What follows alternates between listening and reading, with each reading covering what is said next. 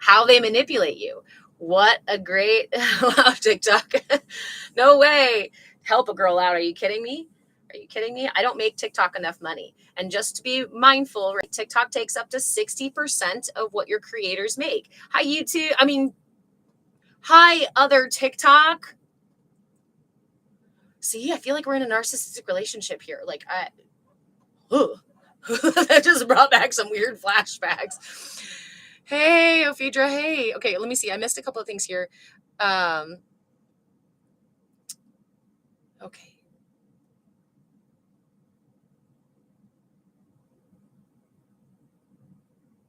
Eagle buds. Wah wah. You are the creator of reality. There is only one. It's a really great micro macro. Love it. Where do you buy? Right here, Kelly. This is the TikTok shop where you can get my book. And actually, I didn't even finish writing this one. Hold on.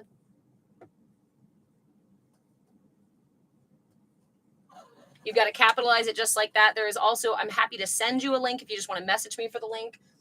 But those are all the links. Those are all the how to get to my TikTok shop links. Switched over to the other TT. Oh, yay, yay. Okay, I'm catching up. Nothing is physical.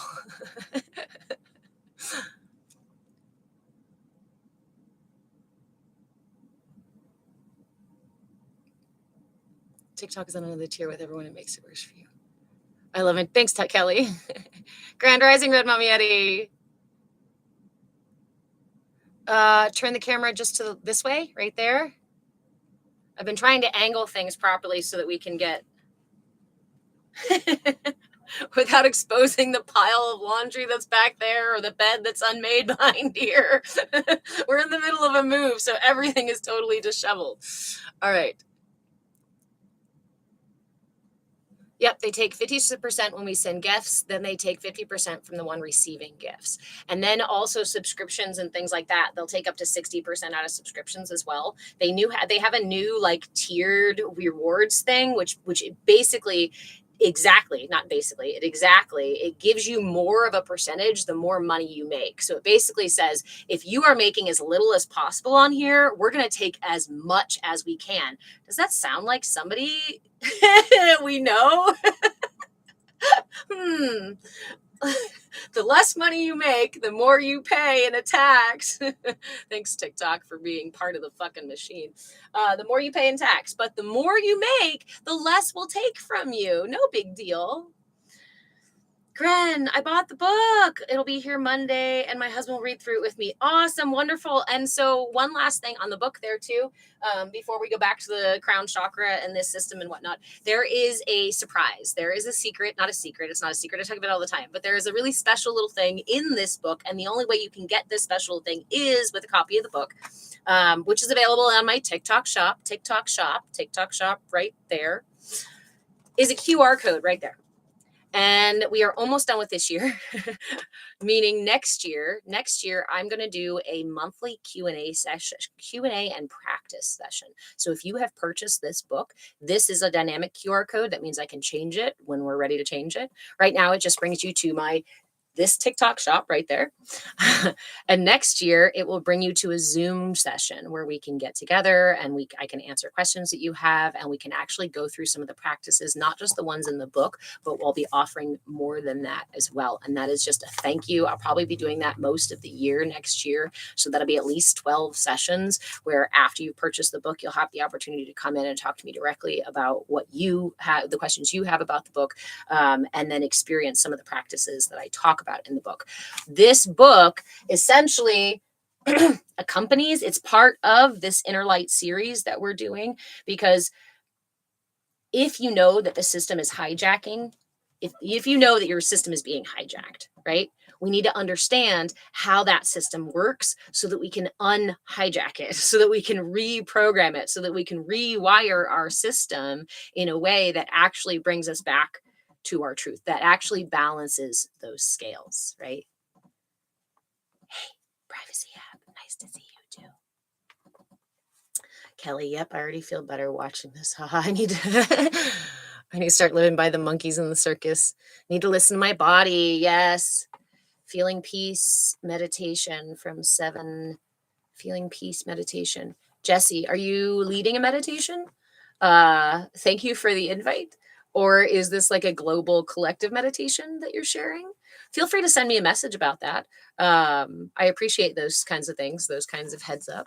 Messages are better usually than lives because I'm so focused on this stuff and this stuff that by the time I'm out of here, I'm probably going to forget those details, which is why I ask you to message me if you have cool or important stuff like that, or if you have books to recommend, or if you have podcasts you want me to listen to. I am always open to having discussions about these things, and I am always eager to get more information and to see the reflections of this information in other places. I've been sent messages from people who are completely opposite of this, right? And send me the YouTube channels who say, oh, it's hijacking your system and those are demons that you're letting in. And it's like, thank you for letting me know what the other side of the prism is doing, right? What the other side of the prism looks like. Okay. So thank you for the follow, Jesse. You haven't seen me in ages. You're just thinking about me. I went from doing like 4 or 5 classes a week last year to trying to continue that this year to 1 class a week. So I have a lot of people who say, oh my gosh, I haven't seen you in forever. It's literally because I'm not on as much. We're in the middle of transition. We're in the middle of a move. We're in the middle of waiting on figuring out what we're doing and blah, blah, blah, blah, blah. So, yeah. Kelly, do I do private lessons? Yes. So just one last thing. I'll mention that here before we go back to the crown chakra. Here on this TikTok shop, there are memberships that you can, or I guess they're now called super fan. I don't know how to do this. I am not one for like changing the way that I say things. I really like to say what I mean and mean what I say and say what I mean when I say it. So TikTok, you're throwing me for a loop here. I need to relearn Pig Latin. This is the TikTok shop where you can find private sessions. I do all of those through membership. And the reason is because if we're going to be working together, I'd really like to work together over time with you. How many times in the past that I used to do a la carte one-off sessions for people, and I'd find like January we'd get together and then March we'd have another session and it was the exact same thing that they were experiencing, right? Oftentimes coaching works better when we can get together and work for a little while together, but there's never any like long-term commitment or anything like that. There's all different ways in which you can approach coaching in terms of how frequency. I have options for weekly sessions. I have options for a monthly session. I have options for our weekly group sessions. And I do also have one, it's called Coaching by Donation, which is literally just donation. Thank you so much for the gifts, friends. It's by donation, but they're only 15-minute sessions. And those are kind of like emergency things, or if you just have a question or you want to inquire further about different services and stuff like that, like we can get together and actually have that 15-minute session. And if you just want like 15 minutes of meditation practice, right? If you're like, I need somebody to guide me through a meditation right now, let's get on that call and we'll do that together. And again, those are by donation. But if you're like doing like weekly or twice a week and calling me on these 15-minute sessions, I'm going to get you onto a coaching membership. And I'm happy to work with you. I'm happy to work with anybody on that $sign so that it's not the lock that keeps you out of that service, right? I don't believe that anybody should be turned away just because they don't have, because just because they're not extremely wealthy. Yeah. So thank you, Kelly, for the rose.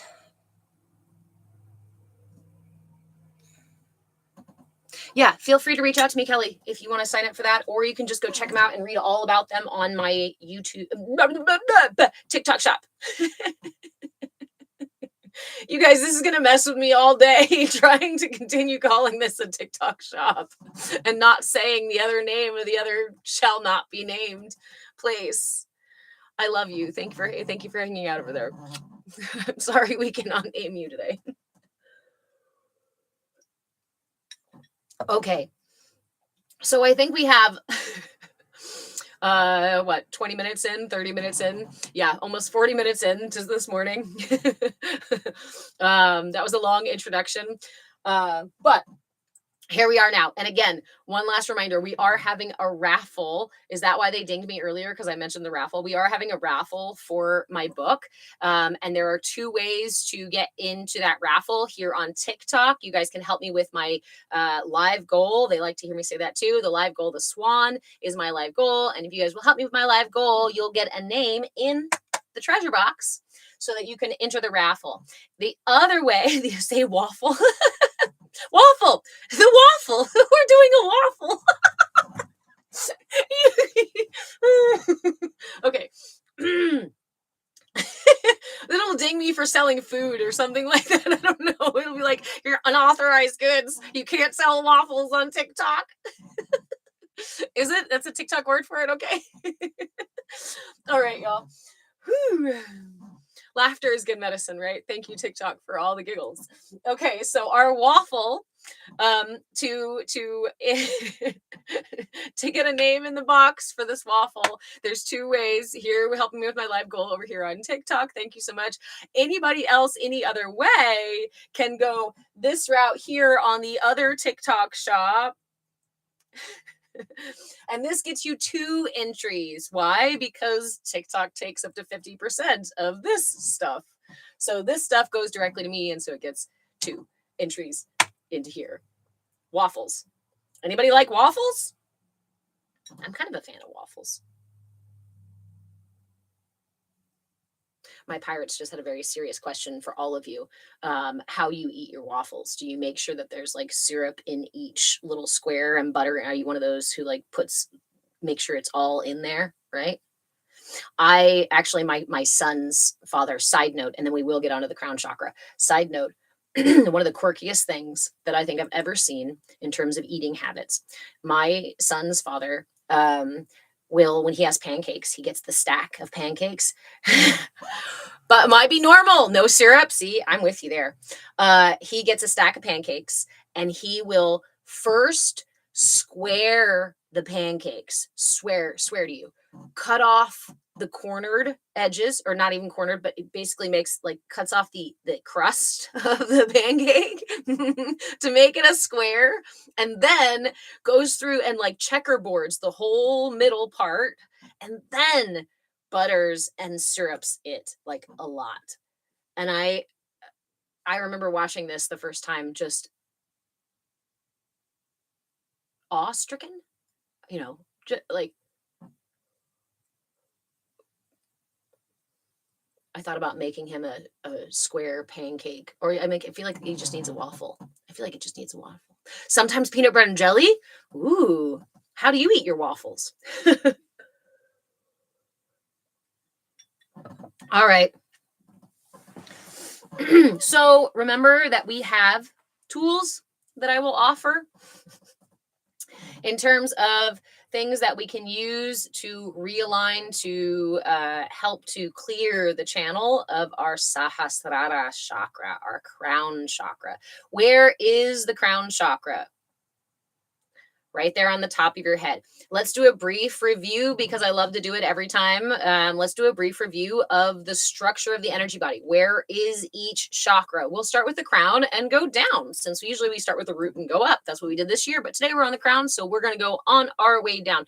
You can follow me if you'd like to, especially if you haven't done this before. I would encourage you to follow along. Go ahead and grab one hand and place it on the very top of your head. You might notice if you wear too much headphones, you've got that dip there in the middle. If you don't, it's just right on the top of your head. That part, that right there, is your crown chakra and radiates from about that the cowlick area. Why you see folks wearing the yarmulke back here, right? So it's the top of the head over the dome, this part. Beep, beep, beep, beep, beep. So you place your hand on the top of the head and you're going to reach the crown chakra a little further back and place it right on your cowlick. And sometimes just placing your hand on that chakra is going to create an effect. Blast my beats. I'm a guy and I can't sit like that. Does that matter to achieve? No. So another manipulation, right, of truth is to say that your self-actualization or your enlightenment is very, very far away from you or very difficult, or you have to be able to do all of the crazy yoga poses for it, or you have to have a sattvic diet. We speak about when we interact with evolution, with our enlightenment process as a unique and individual journey that we all go through. Not every single person is meant to sit in full lotus. I'm sitting in half lotus now. I'm not even in full lotus. Half lotus. It's not available to everybody. Just like brown eyes are not available to everybody, and blonde hair is not available to everybody, right? So here is your crown chakra. So I encourage you, especially if you're somebody who's like, I can't sit like that, or I can't meditate, or I don't know how to breathe, or I've never felt my energy. If you're somebody who has one of those narratives going on in your head that says that this isn't for you or you can't do this, please hang out for a little while. Come give us a chance, give this space a chance, because we simplify everything to make it as accessible as we really can. I'm a storyteller and a visual person, so I usually shift things into those kind of imagery and simplified sort of things so we can talk about them from a perspective that's not inaccessible. Right? We're not trying to make this inaccessible. I'm not sharing with you the most complicated practices. I'm not sharing with you all the most complicated mantras and whatnot, right? That's not where we're starting from. If you want to go down that rabbit hole, we can go down those rabbit holes, but I don't use this space to do that. I use this space so that we can make it accessible, because you can meditate. You have the capacity within yourself. Thank you, Larch. I love you so much. You have that capacity within yourself to meditate and potentially to sit in lotus. But if you're focused on the outcome, you often miss the gifts that are there for you. If I was focused on being a yogi in the Himalayas or a monk in the Himalayas, right, that was my goal, but instead my real purpose was to be here teaching in the West, right?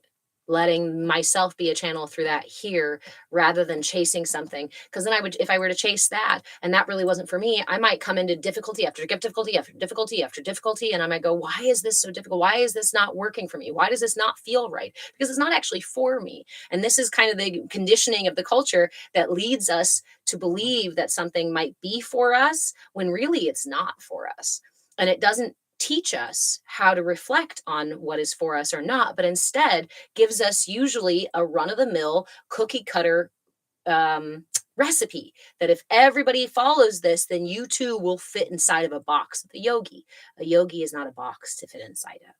And anybody who tells you that you have to be a yogi exactly like this is missing the deeper concepts and the deeper teachings of the Vedic sciences. So, crown chakra. Your brow chakra is exactly where it sounds like it is. Right here. Just above your brows there. Now remember, the crown or each chakra is not just a pinpoint of energy. It is a vortex of energy. So depending on how open or how expansive or how contractive your energy is, those chakras can be much, much, much bigger.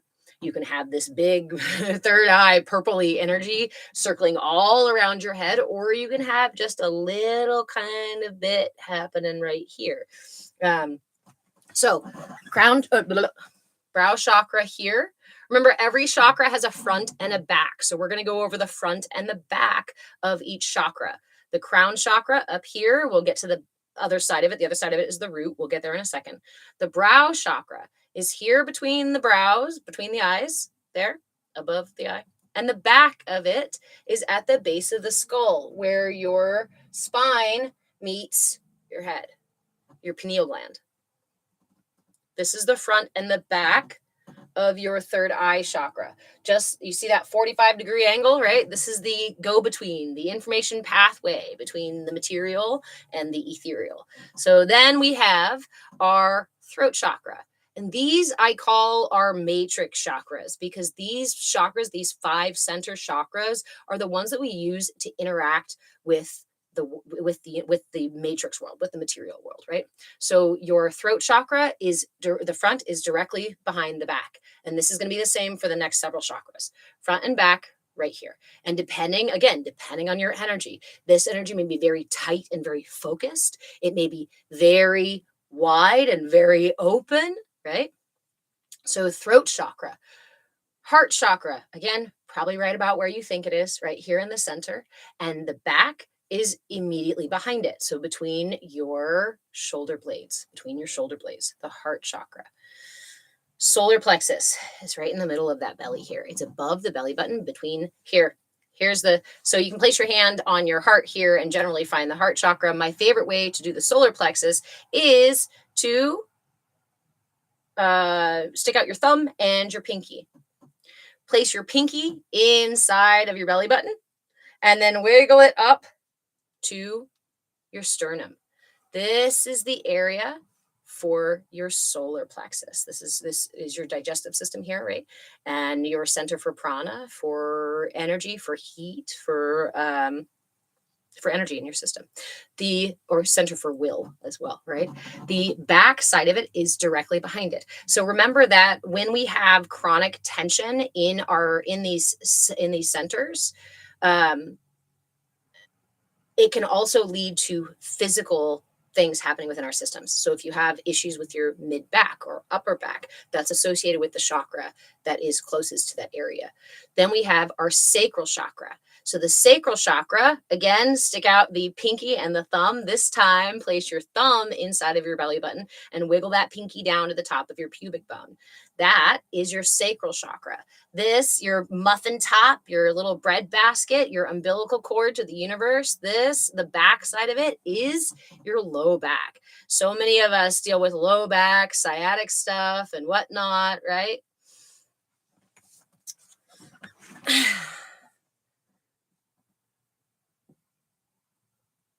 Thank you, friend Hoji. I appreciate your concern. You are more than welcome to send me a message if you have a particular concern with either what I'm teaching or the way that I'm teaching. Again, feel free to chat with me about those things. I'm open to having those discussions, but this is not the place for it. And I'm definitely not inviting anybody in to stop what I'm doing and the way that we're processing here so that you can take over the motion of this space. You're welcome to send me a message, or if you'd like to do your own live about it, feel free to send me an invite. I might come by. So, all right.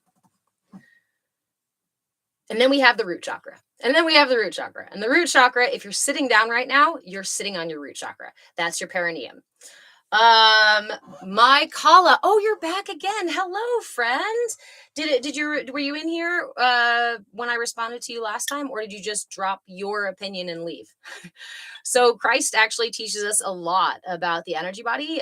Christ actually teaches us about evolving the energy body, about how our connection to source, to God, is through our energy body, and particularly through the heart, which is the center of our energy body. He does a lot to guide us to evolving our systems, enlightening our systems through love.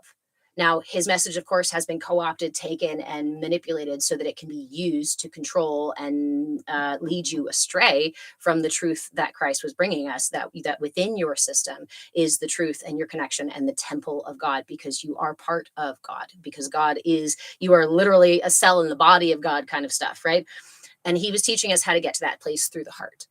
But again, how do we hide the truth? Is we take the truth, we show you the truth, and then we turn it around and we say, oh, actually the other side, right? So he said love, but it actually meant this judgmental love where you're supposed to go around and tell everybody else that unless they do exactly what you think that you should do, then they won't get love, which is not love. If you look at the biblical teachings and if you look at the biblical teachings and you read these things, you can actually see, if you look at them with a logical mind and you read through them and you understand them from a personal exploration rather than from just receiving the dogma of teachings, I think you'll find a deeper truth in there, right? It's there for all to see. I think there's that saying, right? Those who have eyes to see will see because they look. Not because there's something special and they're, oh, wow, I can just see because I'm special, but because we use our eyes to see when we look, and not just through the material eyes, but the eyes of the heart. Hey, Glitterbee, welcome. Okay. Gren, the pooch where you keep your extra cookies. I like to say it. I like that. I always say bread basket because we always talked about them as like dinner rolls. We got some dinner rolls here. Hey, Stacy, thank you so much.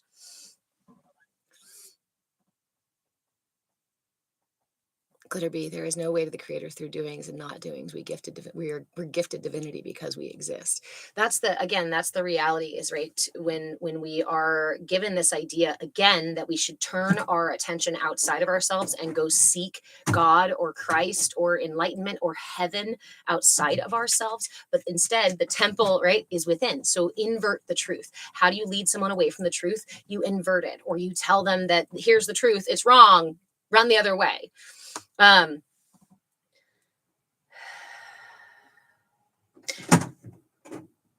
And if you look at all the religious dogmas, in most of them, you're going to find pretty much that's like a very similar message, right? A very similar core message. And it's always kind of rattled my brain as to why we bicker about the details that have been added on top of these core messages. Because when we look at the wisest or most enlightened of us that have come and to deliver these messages, the core message is the same. That it's the heart space that we love, and connection is our human condition. I like to again use the analogy of drops in the water, right? We're all drops in the ocean. So why are we arguing about there's drops in the ocean that are up at the top about to evaporate, right? They're really warm by the sun, then they're about to evaporate and turn into rain. There's other drops that are down deep in the bottom of the ocean, what is it called? The midnight zone. That's dark and dense. Do you know how much weight of water, how much pressure there is down there? So the experience of the drops of water on the bottom of the ocean is very different than the experience of the drops of the ocean at the top. We can all have different unique experiences and perspectives without any of them actually being totally false, right? While they're all valid in their own right, in their own experience. We can all have our own experience. I just never understood going and like trying to force your experience on other people. Having been raised Catholic and then going to seminary school and getting my ordination as a reverend now 11 years ago, it's never been something that I have understood through these teachings is to go and hammer it into people, to go and demand that people follow suit, because it even sounds like an inversion. Sorry. It sounds like an inversion to say you were created perfect in God's image, and here you are to live and explore your life, and you have free will and all these choices. But there's all these colors of the rainbow. Every color of the rainbow exists. God made all these colors, and this whole spectrum of color is all beautiful and glorious. But you should know that only the color yellow is the right one. If you choose to be a purple, or you choose to be red, or you choose to dabble in greens and blues, forget it. You will not find the kingdom of perfection. You will not be allowed in because you're not special. We are each unique and special. I've never understood it. Okay. So, speaking of, there were some of these mudras that we worked with last week. So there were a couple. Let me think of what tools I want to offer today. We talked about mudras last week. Last week was our first Saturday class of the month on the crown chakra. I offered 4 different mudras, 1 nice and easy, 2 a little bit twisty, and 1 extremely twisty. We're all God's children. Love all.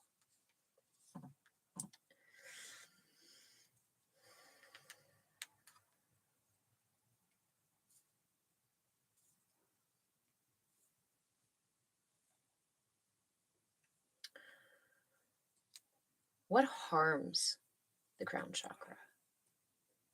What does imbalance in the crown chakra look like? Actually, A really good example is my Kala, right? And the others who like to come in and demand that we follow suit with their narrative. That is an example of a restricted crown chakra. Now, I want to remind you that crown chakras, not crown chakras, all chakras, your chakras are all functioning. I have never met a person who has a completely closed off or severed chakra. I have met people with very, very, very, very tight chakras, but essentially, this is your energy body. You are a cup filled with only so much energy, and that energy has to be expressed through these different portals. So, for example, if the energy in my crown chakra is very, very, very tight and narrowed, means there's not a lot of energy coming and going from my crown chakra, then there has to be an expression of that energy somewhere else. So, a good example of what that looks like is when someone's crown chakra is very restricted, that energy may come out through the solar plexus. This is my center for will, my need to control the situation, my need to be pushy or demanding or be right, right? That can also lead to an imbalance here in the brow chakra, a closed-mindedness, a excessive energy that actually prevents wisdom or other information coming in. Think about this. If I operate around the world, if I go around the world telling everybody what I believe and refusing to take in anybody else's perspective or any other information that's opposite or does not match with what I believe and what my narrative is, you'd have to be closing off your third eye. You'd have to be covering up your ears. So the energy in these chakras is going to be doing something that supports that behavior. This is why it's so important to learn about how we're programmed, to learn about how we get wired by our narrative, by the paradigm, by, thank you, my friend, by our culture. Because when that happens, it can wire us to such a degree that we are way out of balance and we don't even realize it. We're operating through life and in a culture that supports, let's say, for example, the overblown solar plexus. Our country, our culture here in the West really likes overconfidence, loud, right? We celebrate people who are pushy or demanding, who take from others without any qualms. Like we act, how do we, the people who get paid the most, right? Are the people who are just these like Hollywood folks or sports, they entertain us, right? They have a lot of strength or power or what have you. But the people who operate from the heart and maybe care for each other or raise children or care for the elderly, we don't value those in our culture. We might say we do, but we see the way that they're treated, we see the way that they're paid, we see the way that a lot of those people end up really suffering because they're trying to do something that needs to be done, take care of other humans, shepherd and shelter other humans. But we don't value that because we don't actually reward them in our culture. We might do so sort of on the side of like, oh, how cute, they got a cool prize because they are the best teacher of the year. But in the day in and day out, we don't value that as a culture. And so the heart chakra as a culture, our heart chakra is restricted, right? Our heart chakra is restricted, or we use that energy here in the heart if we are disconnected from that higher state of being, from compassion, from our interconnectedness with each other. Our heart chakra may be so out of balance that we end up using our ability to love each other as a manipulation tactic. Cue toxic relationships. And cue the cultural narrative that toxic relationships are totally normal. My pirates are playing Love Hurts, Love Scars. Yeah. Okay, my camera's reversed, so I'm going to do this the whole time. Every time I go to habitually flip my hair, it's going to be in the wrong direction because the camera's backwards. Okay. Oh, Kelly, you're more than welcome for sharing. Honestly, it's something that I have felt is really important to share and really important to talk about. Blindly evolving. I'm coming back to you here. You said, yeah, my crown has been tingling and a little itchy. Is this normal? Or do I have dry scalp? I love you, my friend. So when you are, thank you guys for the follows as well. When you are becoming aware of your energy body, one of the first things that you're going to notice is sensation. Just in and of itself, right? Sensation. And that's going to be probably the first most noticeable thing that you experience.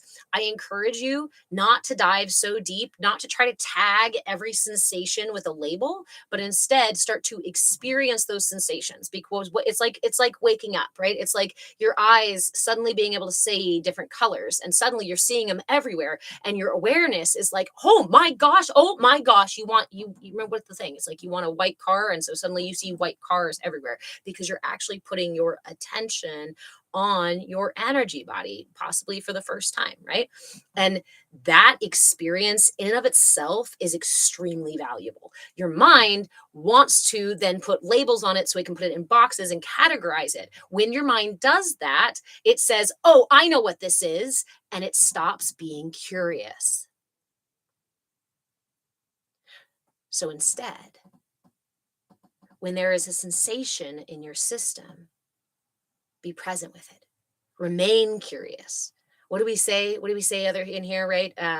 Meet everything that you experience with curiosity and willingness, because only curiosity and willingness give you this opportunity. Yes, I mean, love and acceptance and all these things can also give us the opportunity to receive, but we might not always love the weird feeling of tingly up in our crown. We might not always love this sudden expression of big energy in our throat that we don't know what to do with yet.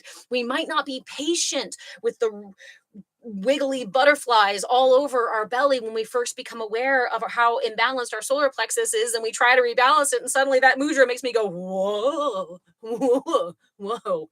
What was that? Energy. Let's start there. Okay. Again, the mind really wants to be right.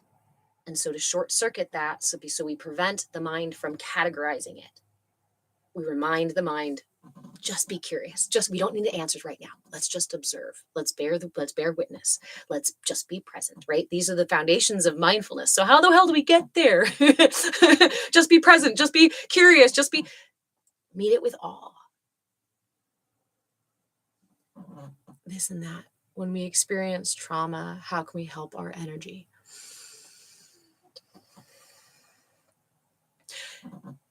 Do you mean when you've previously experienced trauma and you want to heal your energy, or are you asking, in a moment of trauma, something is actively happening right this second, how do you interact with okay, so coming down from a traumatic experience, or realigning yourself, right? Balancing yourself in the middle, right after a traumatic experience, right?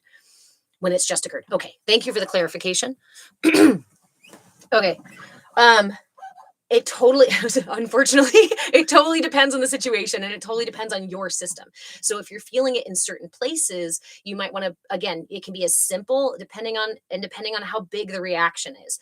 If it's as simple as, I'm trying to come up with an example, a personal example of a mild traumatic experience, right? I'm driving on the road and someone cuts me off. Someone cuts me off and I'm gonna get in an accident. I gotta slam on my brakes and I swerve. Like it's really close to scary, right? It's really close to, or even drive off the road kind of deal, right? Raw nerves. Okay, raw nerves and stomach upset. Fear. Thank you so much. That's kind of what I was looking for. Let's fear. Being present with the experience is the first and foremost way that we release the experience. If we immediately treat the experience like something that should be put away or shoved or stopped, then we often end up harboring that inside of our systems, right? We put it back in our system and for it to be re-expressed later. So first and foremost, again, like I was just saying, meet it with curiosity and willingness. I know that sounds really simple, or it sounds really like, if you're experiencing fear, meet it with curiosity and willingness. Meet it as if it's someone who's coming to you to talk to you. Meet it as if it's little trolls inside of your belly pulling wires and messing with things. Treat it as if it's, little pirates banging a drum in your heart. Meet it with curiosity and willingness. Notice where it is in your system. Notice what it feels like. Notice what it sounds like. Notice what it looks like. Treat it with awe. If you treat it with awe, your brain is not going to immediately go, I know what this is, and here's what we do. The conditioning that you've experienced gives your brain the, I know what this is, and here's what we do. And this is usually the trigger point. Oh God, it's fear, run. Oh God, it's fear, freeze, right? Oh God, it's fear, fawn, right? That's a trigger response. We want to get outside of that, trigger response and into our responsibility, our ability to respond. So the only way to do that, again, is to be in the present moment. Where is it happening? Here in the present moment, in my body, in my mind, in my breath, in my heart. Then I often, depending on the intensity of it, I will touch the parts of my body where I'm experiencing it as a way to connect and also as a way to offer energy. Whether you're an energy worker or not, whether you believe in Reiki or not, your hands are emitters of energy. You can use that energy to create a circuit back into your system and care for your system. These things might sound really, really simple, but if you meet whatever you're experiencing first with curiosity and willingness to just be present with it, if you meet yourself with a little bit of compassion, being able to lay hands on yourself and being able to at least listen to what's going on inside of your system, instead of having that trigger response and retaining the tension, a degree of that tension is going to start to relax. When a degree of that tension starts to relax, your brain comes back online. When you're in a place of fear, when you're in a place of anxiety, when you're in a place of heightened emotion, the energy in your brain goes from higher thinking capacity to lower simplistic thinking, subconscious capacity. That's why we get triggered and operate from that trigger and then go, oh shit, how did I even do that? Right? I don't even realize I did that, or I have to apologize for that. So we want to short circuit that. That's your programming. That's the programming that you received when you were younger. That's the programming you've been operating on most of your life. And if you're trying to rewire your system, you want to rewire your triggers. Your triggers are old trauma that lives inside your body still, that is still informing your brain on how to behave. If you want to truly be making choices for yourself and have the capacity to make the choice that is actually right for you, you have to be in the present moment. And if we're operating in the triggered space, the reactivity, then I'm going to just keep repeating the old pattern of trauma. I'm curious, and if we were coaching, I would ask you, what are your normal reactions to fear, right?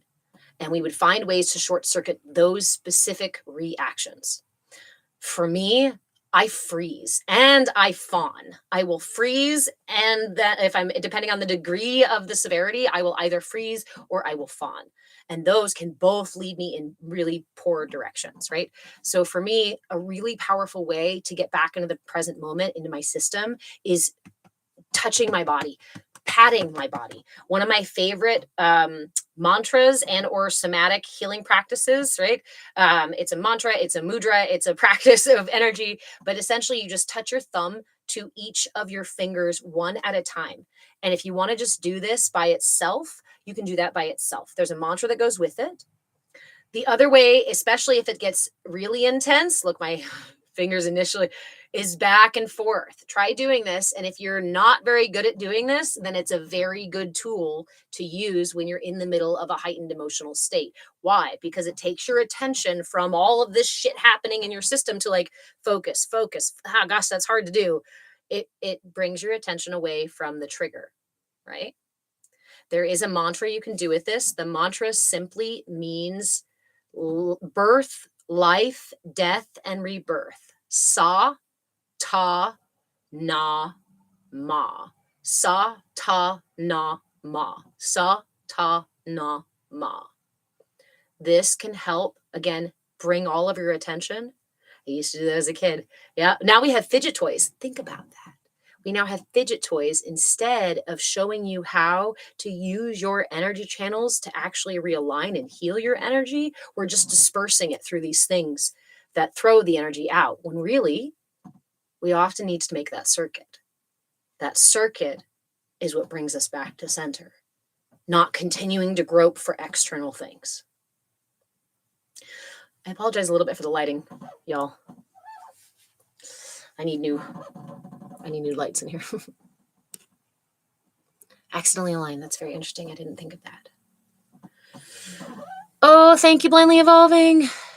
And that's the thing. This is why, again, I'm going to pin you there, Blindly Evolving. The waffle for a signed coffee. Okay. So, my friend that asked the question, let me see if I can thank you all for all the follows.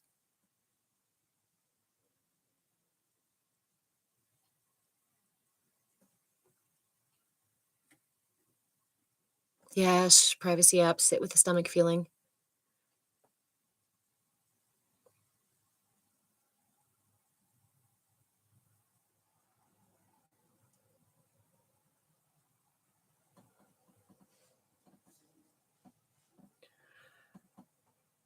Further proof ND is evolution. Stemming is a natural mudra. Yes. So stemming is also a way that we discharge our energy. When we can end up with excess energy, especially if it kind of cycles. I don't want to get too deep into neurodivergence and what it means for our evolution and our collective evolution, because I am not fully researched yet. I have some ideas, I have some theories, and I have some things that I believe are probably true, but I am not in the business of I don't feel like it's responsible for me to dive into that when I don't have a clear idea and I need to make those connections with the actual information I already have. So, but things like this can discharge excess energy. Jumping up and down can discharge excess energy. If your energy is too grounded, you can lift your energy by walking around on your toes, right? One thing I will say is I do find that with neurodivergence, we tend to have a heightened sense of what is occurring in our systems, from textures to energy movement to emotions to digestion to breath, right? To being able to hear all of this information and discussion and not just voices, right? But a lot of mental activity, right? Or very focused mental activity. Did not know that about walking on your toes. And in fact, there is a practice where it's a full body practice that can wake up if you want to energize your entire chakra system. One of my favorite practices is this full body. Essentially, it's like you stand up, feet grounded, right? Feet flat, bent over completely into a forward fold as far as you can get. And then you inhale. And as you inhale rolling up. And as you get instead of just stopping when you're standing upright, you continue inhaling your arms all the way up. When your arms reach all the way up, then you go up on your toes, inhaling all the way to the tippy top of your breath until everything you have is reaching up to the sky as high as possible. And then as you exhale, bring those heels back down, bring the arms back down, tuck the chin, and slowly roll the body back down. This is a way that you can energize the entire system, the entire chakra system, with movement and with breath. And by energize, I also mean clear, right? Like fresh air. Anytime we breathe, we're offering fresh air, a fresh breeze to our chakra systems. So think about it when we sit there and go, I breathe from right here, right? That my belly isn't even moving. How many of us breathe in our bellies? Especially in a culture that tells us all to suck in our bellies, right?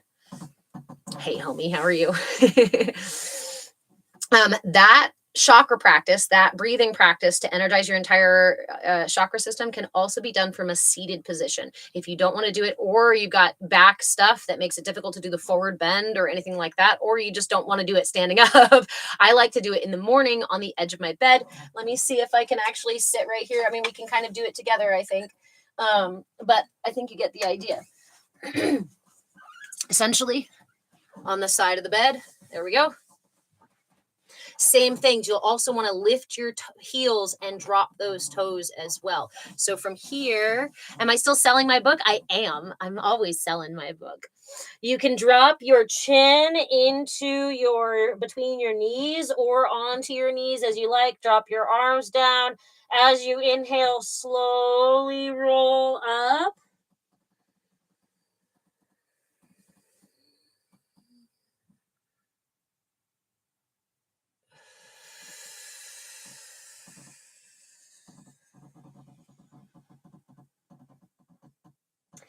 And I would encourage you to arch your back as well. When you go all the way up, arms out, toes, heels up, right? Toes pointed, arch your back backwards. I don't have a lot of room to do this here, but that's a really good way to wake up your energy in the morning as well. Get your energy centers spiraling. Yes, I am still selling my book. It's called Energy for Sale. If you do not know about it, it's the energetic blueprint for consumer conditioning. And we talk a lot about the energy body in here. And so the perspective of this book goes through the energy body to talk about how the current paradigm, current narrative, how your culture hijacks your system and wires it so that it actually makes the choices for you. Do we really have free will? Question. How do I frame that? If you were told that your only choice in life is to walk the yellow road of the, you know what I mean, is to walk the yellow road. The only choice that you have in life, every human has to walk the yellow road. You've got to do it. All your neighbors, all your friends, all your family, all that came before you, and all that are going to come after you, they've all walked the yellow road. So you are walking the yellow road too. And you might make some choices about whether you want to be in the middle of the yellow road or maybe on the side of the yellow road, or maybe you'll go away sometimes, come back to the yellow road. But ultimately, you know that your place is on the yellow road. Is that really free will? Are you really making a choice to be on that yellow road if you have been subconsciously manipulated to believe that that's the only place that you can be? Not really, huh? It sure doesn't feel like choice. If I've been lied to and manipulated to believe that it's my only choice, that I only have a limited amount of options, right? We talk about that in here. We talk about it, we call it white nosing in here. White nosing is the idea that the culture sets up a brick wall. It's got a big white brick wall that you got to stick your nose to. And we're all told that your job as a human is to wake up every day and put your nose to that wall. And that wall, now they've cut out a brick for you. And every time you move, whether you get taller or maybe you get a bucket because you learned, I did something special, they gave you a bucket so you could see from a higher brick hole, right? There's a little hole. And inside of that wall, there is Eden, there is vacation, there is retirement, there is security, there is clean food and clean water and community. There are all these things inside of that little hole. And as long as you do your diligence and keep your nose to the wall your entire life long, or as long as we say, at some point you can go ahead and retire and you too will get to go inside of the wall. Okay. But the reality of a situation is that this wall is just a circle around a small space, right? A very limited space, and only certain people really do get inside of that. It creates this sort of special otherness as well in this space. But if you ever turn your nose away from that white wall and start looking out this way, you might notice that the rest of the universe is actually out that way, that we're spending all of our times with our nose holding up this wall because we've been told to do it, and we've been goaded with or bribed with this perfect reality inside of that wall. And so we all diligently press our noses to the wall. Thank you so much, Sebastian. And when somebody next to us turns away, right, like we have the folks who come in here and tell us, oh no, don't turn away from the wall. You're supposed to put your nose to the wall. You're supposed to hold up the narrative of the system. And if you don't, well, then I might have to question why I've spent my entire life putting my nose to the wall, and I don't want to do that. So you should just put your nose back to the wall. Crabs in a bucket, right? That same sort of thing. Thank you so much, my friend.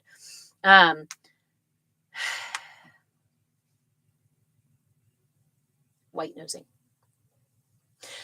The reality is they need all of those noses on the wall to keep up the facade of what's inside. if we collectively turn away from that wall and say, yeah, I'm not doing this anymore. I'm going to go explore the mountains and valleys and caves and cosmos. See ya. Thanks so much for the invite. But no, I don't want to join that club cult. I mean, what, school, religion. Wait, shit. I'd rather be on the island of misfit toys. Thanks, though. That's it. That's our collective evolution right now. That's what we're experiencing right now. That enough of us are turning away from this white wall, from white nosing, and going, wait a minute, you guys have been lying to us. This is not all that exists. There's a whole lot more out there. And I might even be not that smart to stay for the rest of my life with this my nose on the wall. Because what do I get? We talk about Gen Zers not wanting to work. Okay, but Gen Zers have watched their parents and grandparents hold up that wall and nobody's getting in anymore. And they're like, forget it. I am not getting that white shit on on this beautiful face. Sorry. Apparently Gen Zers,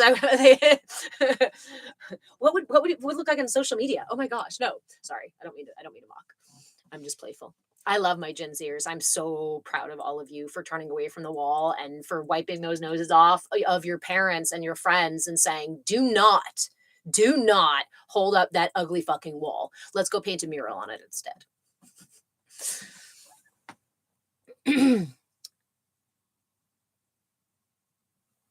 Jesse, if your culture doesn't believe in chakras, you won't fine-tune third eye and see hooks from the astral.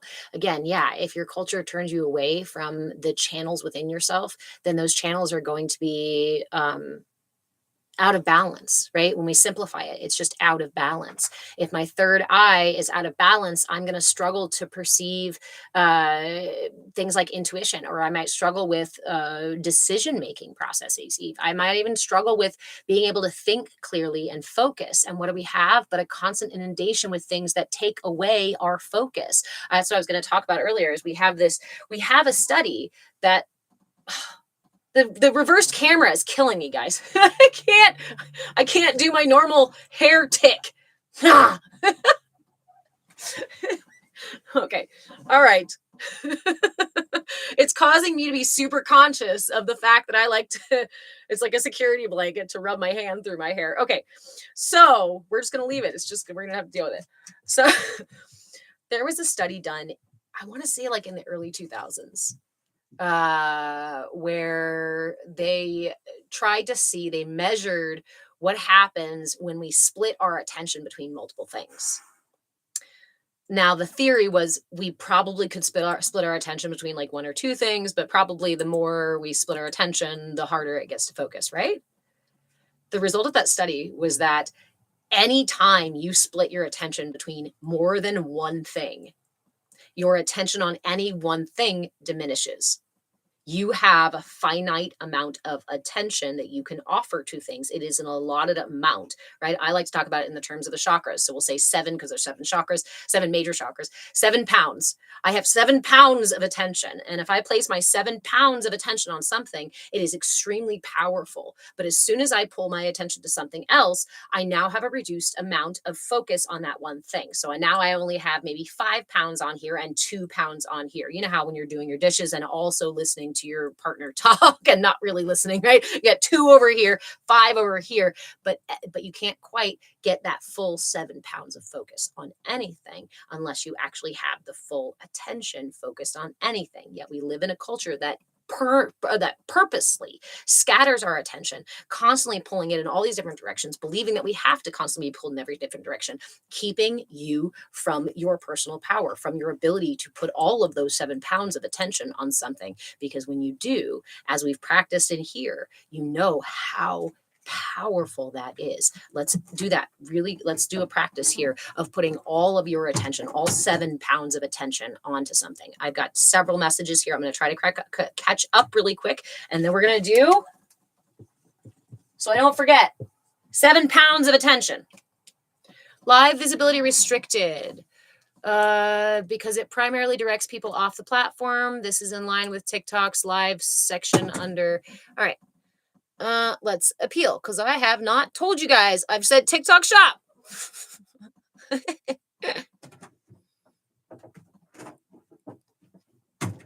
Oh, it won't let me even appeal it right now. You guys see me clicking? It won't let me click the buttons. Wow. Awesome, TikTok. Sorry, guys. I guess I can only pick the notices unclear. TikTok says, scatter your attention.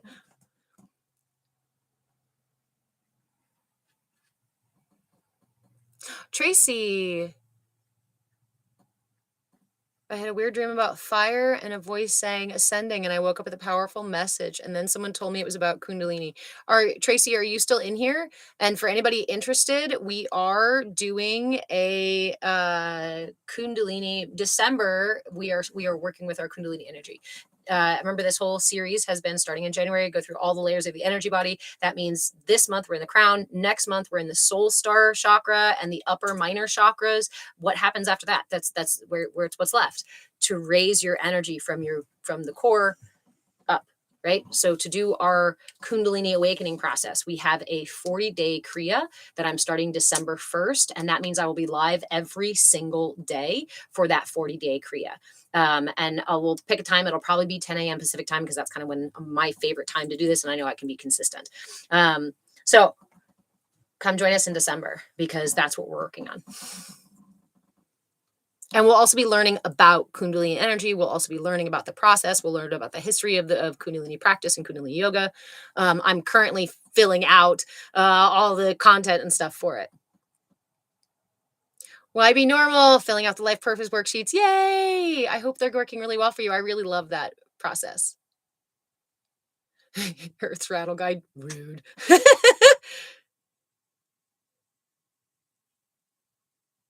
Awesome, Tracy. And then again, for anybody else who is interested in doing that Kundalini work, the practice that we're doing in December is a beginner practice. This is one of the most foundational kriyas of Kundalini yoga. It's called the Sat Kriya. And if you want to, you can look it up beforehand and go look into it. But I will guide the practice. And I'm going to also post a timer every single day. So I'll be live every single day for 40 days for this practice, so we can practice together. And then I will also be creating a timer and posting that timer with instructions and the mantras and whatnot to go through it. So that's already done. I'm really excited. It looks really cool. So that'll be posted every day. I'm probably going to add an affirmation on front of it so that we can add a little piece to it and, build it out. So this video will probably be like 5-6 minutes long. The practice itself is only 3 minutes, but it's nice to take 1 to 2 minutes at the end of it to integrate the practice. So anyway, what's the correlation between Kundalini and fire? Your Kundalini energy essentially is represented by a fire snake, right? It's a snake fire is our energy. Our digestive fire is considered where our prana comes from. Prana is represented by fire, right? The thumb is our channel for fire in our system. And what's interesting is that it has this sort of, it's not connected to any other planet. And so it has this sort of like essence of life kind of energy, right? This is the spark kind of deal. What happens with our Kundalini when we rise that Kundalini, it's the same thing as it's the same thing as being, there it is. It's the same thing as being able to breathe all the way down to your root, inhaling all the way down and exhaling all the way down. My energy remains the essence, the core of who I am, right? Is a non-dual being with dual pieces in here. So self-actualize, I need to learn to raise my energy from my root all the way up. And then I also need to learn to distill that energy down all the way back down. So part of the process of Kundalini awakening is bringing our energy up and connecting it and then bringing it back down. So it's about balancing that fire. Not just having a massive, huge, raging fire occurring within you, but also balancing that fire with that aponic energy. Oh my God, the message I got. This is so crazy. Oh, yay! Some people have dragon Kundalini. I encourage you to play with whatever imagery, right? These are ancient. This snake itself is imagery, right? The snake itself is imagery, and it represents certain things and it means certain things. And the reason they use that imagery is if you go look into like ancient symbology and that kind of stuff, because there's some really deep, that's not like the whole symbology piece is not where my bulk of information is. So I'm not the best to answer it, but I know that if you go and study that kind of stuff, there's a ton of information about symbology and why certain images are used, and like the snake used in healthcare and certain things like that, and the snake in the Bible, and how the snake is actually not the evil one, but in fact the snake is bringing information and enlightenment to humans, which is why the god of that story got mad, right? You can't educate them. I want to control them. Oh. That's my version of Enlil. Let me catch up here really quick. It's almost like I looked into a vortex in the dream. Nice. Took me 45 seconds to realize. Hi, Thor. How are you?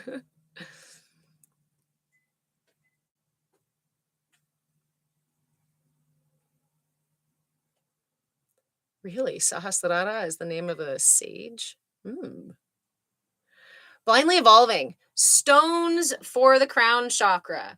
Anything that's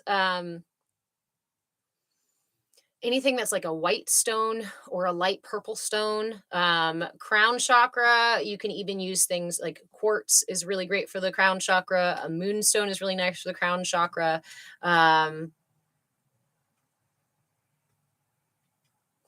Let me check my notes here because I have all those cheat codes on PDFs. Let's see. Sorry, give me just a moment. Oops. All right, so the ones I picked this month for stones: clear quartz, selenite, amethyst, which is great for the brow and for the crown.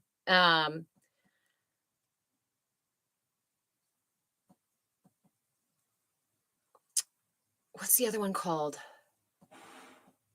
Labradorite.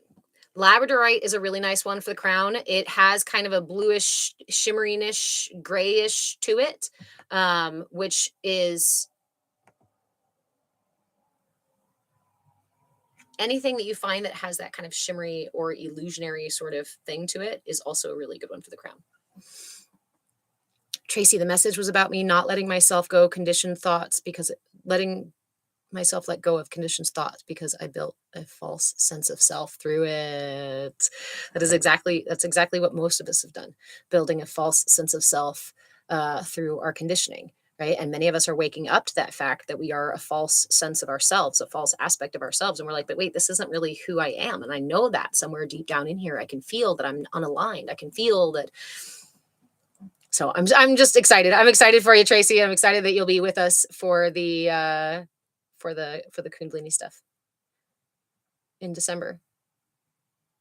Privacy app, super great to see you. My feed is breaking up. I was thinking of you last night. Oh, yay, welcome. Brandenburg quartz is a good one. Ooh, Jesse, thank you. Sapphire, usually blues. We want to keep the blues down here. Blue, green are going to be associated with the lower chakras.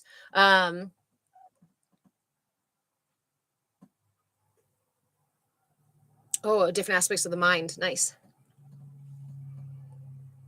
I love labradorite. Me too. Psychic activation, focus, memory, and balance, if you remember it correctly. So those are really good for the brow chakra. If we're talking about psychic activation, focus, memory, those are going to be more so with the brow chakra. This is where a lot of our thinking stuff happens with that chakra. That said, our crown chakra is about our overall narrative, right? It's about the larger place in which we exist in reality, the way that we perceive ourselves from a metaphorical kind of zoomed out looking down perspective. It's a higher understanding, not just basic memory function or focus, but it's our ability to raise ourselves through that functioning of memory and focus, right? And to be able to connect with something higher. This is our place for ascension, right? This is our place for that wisdom and that connection. But again, all of those stones are really good for all this stuff up here. And for our crown chakra to be working in its full capacity, we want a balanced brow chakra. We want balanced all chakras, because when all chakras are balanced, then all chakras are balanced. If my heart is out of balance, some other chakra is going to also be out of balance, because again, I only have 7 pounds of energy in my system, because this is just an arbitrary number. Remember, it's not, it's yeah, not pounds, but this my, yeah. Anyway, Heisenberg, hey. Sure, Heisenberg. Yeah, absolutely. Questions about book publishing? Absolutely. Go ahead and send me a message about it. I'm happy to connect you to my publisher. She's really amazing. Her name is Cynthia of Wand Publishing. She's out of Canada, but I can send you direct links to the website and that kind of stuff. Yeah, I'd be happy to. Yay, thank you. Aw. Tracy, is the meditation state we go into while doing mundane, non-thinking tasks, is it just as good? That's an interesting question when we do the mundane tasks, because if we are fully present with that task and our attention is on that task, there's different sorts of states, right? So like the meditative state, that if you're doing you're painting something and you end up in a flow state, we like to call those flow states, again, where you have all 7 pounds of focus on something. What happens when that occurs is you actually get to experience, yes, that meditative focused state. Now, not always is that the thing, right? If I'm doing dishes and I am in what feels like a meditative state, but my mind is actually ruminating on something somewhere else and I'm not fully present, then I'm not going to get the full experience, full benefit of putting all 7 pounds of my attention on something, right? Sometimes we can mistake the meditative state for just being kind of spaced out. Nutrition for the crown. Goji berries. Goji berries are one of my favorite ones for the crown. Lavender for the crown, holy basil for the crown, water. Our crown has a lot to do with getting up and beyond our physical body. So are there foods to the crown? Yeah. Things like pineapple can also help with your clearing your energy field and raising your energy system, energy body, decalcifying your pineal gland. So anything that decalcifies your pineal gland can also be really supportive. That again, pineapple is one of those things. Coconut oil is another one of those things. Water. There was one I was going to say, hey, sir, that's now is not the place for that. Dog. One of the common things that I hear a lot of people talk about online is using charcoal powder to, mango too. Thank you, friend. One of the things for using, people use charcoal powder to decalcify the pineal gland. I'd like everybody to listen really quickly, because if you are using it, or just note, if you're thinking about using it, it will interact with certain prescription drugs. It pulls toxins out of your system from your pineal gland and from your organs and from your digestion and whatnot. If you eat something that's really awful, take a little bit of that charcoal, right, powder mixed with water or something else like that. That can help clear out your digestive system. But note that if you are taking medications, it can also have a poor interaction with those medications. So please be careful. Kirk. Dope knowledge being dropped right now. Thank you for spreading the message. You're very welcome, friend. Great for nausea. Yeah. Just not too much. Usually I would say, hummingbird. A hummingbird is playing with my wind chimes. He just went and oh, that was really cute. Okay. What's good? Charcoal. Activated charcoal powder can be good for nausea, and it's good for pulling toxins out of your system, and it's also good for decalcifying the pineal gland. It's also good for helping with your digestion. But remember that it can have poor interactions with medications. So just please check with those medications, and dig a little deeper into that before you use activated charcoal. And I would only recommend, honestly, like anything from maybe a teaspoon to a tablespoon at most of it. Plus, it's going to be really hard to get it down. It's powder. It's charcoal powder. If you mix that with water or something like that, and you take a sip of it, and there's too much in there, you are just you're coughing powder.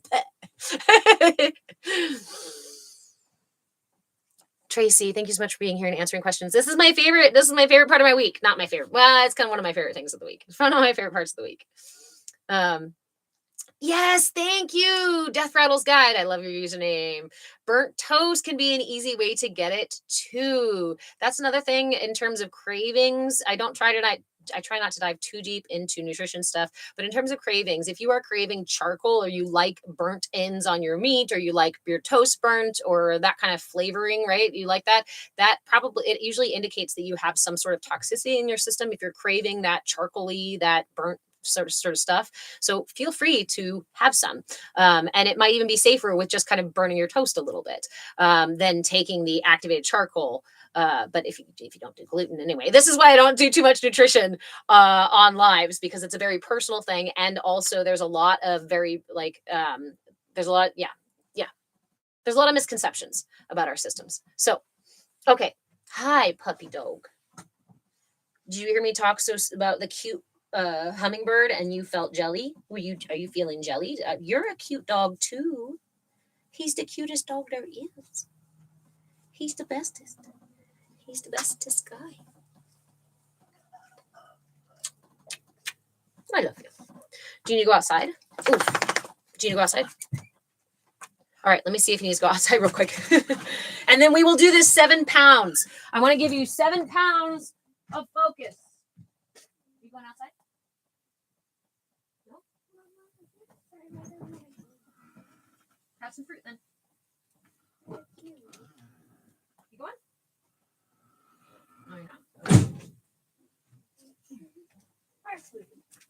That's not breakfast, son. Have a little bit of fruit or something to start. Oh, okay. All right. Oh, okay. All right. Well, then go ahead, I guess. Okay. Please give Doggo extra loves. Yes.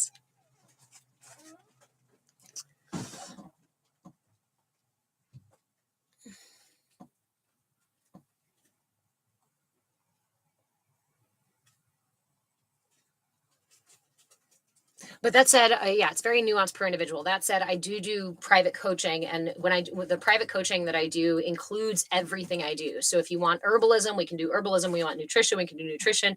You want energy work, mantras, asanas. You want to just, if we're in coaching together and you decide you want weekly coaching for every week we meet together. 1 week you want me to plan a yoga flow for you based on what your needs are. Another week we work on nutrition, or maybe for 10 minutes each session we dedicate that time to meditations or certain practices or breath work.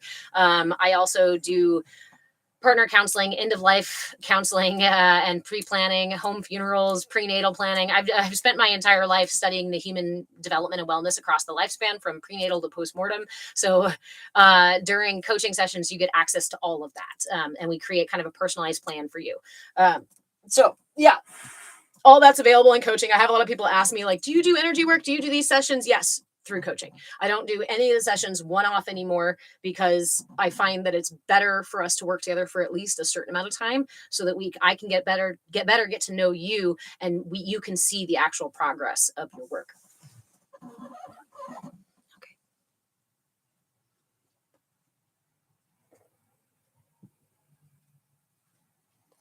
Kirk, if you all are experiencing negative thoughts or negative self-talk, try to flip it to something good. I find it, there's a balance there, right, Kirk? Where I think it's really important that we don't just immediately flip things from negative to positive, because again, what are we doing? It's like your friend comes to you and says, I'm having a really bad day. And you're like, well, just focus on gratitude. it's dismissive, right? And we don't want to do that to our friends. And we know that we won't do that to our friends, but we do that to ourselves. And it's a kind of gaslighting where we're like, "Ah, your emotions don't matter, but your emotions are actually really important for you to be able to bear witness to allow them to process, to allow them to let go of, right? We don't want to shove them back down. To shove it back down is to say, no, this is what's true. And then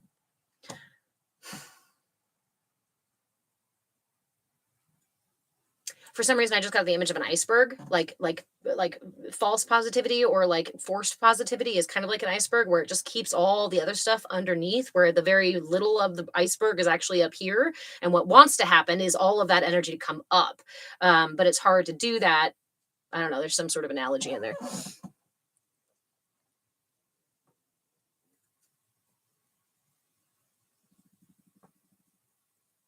So, Tyler, how are you doing? So, what's the dealie with the Sahasrara? This is your crown chakra. We are in the month of October. So, we're working on the crown chakra this month, and we work through all the other layers of the energy body, and we're continuing to progress through our energy system. So, we are getting to this 7 pounds of attention practice. So, let me catch up on the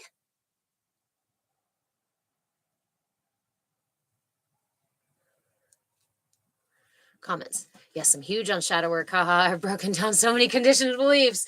That's what we do. That's how you rewire your system, right? Um,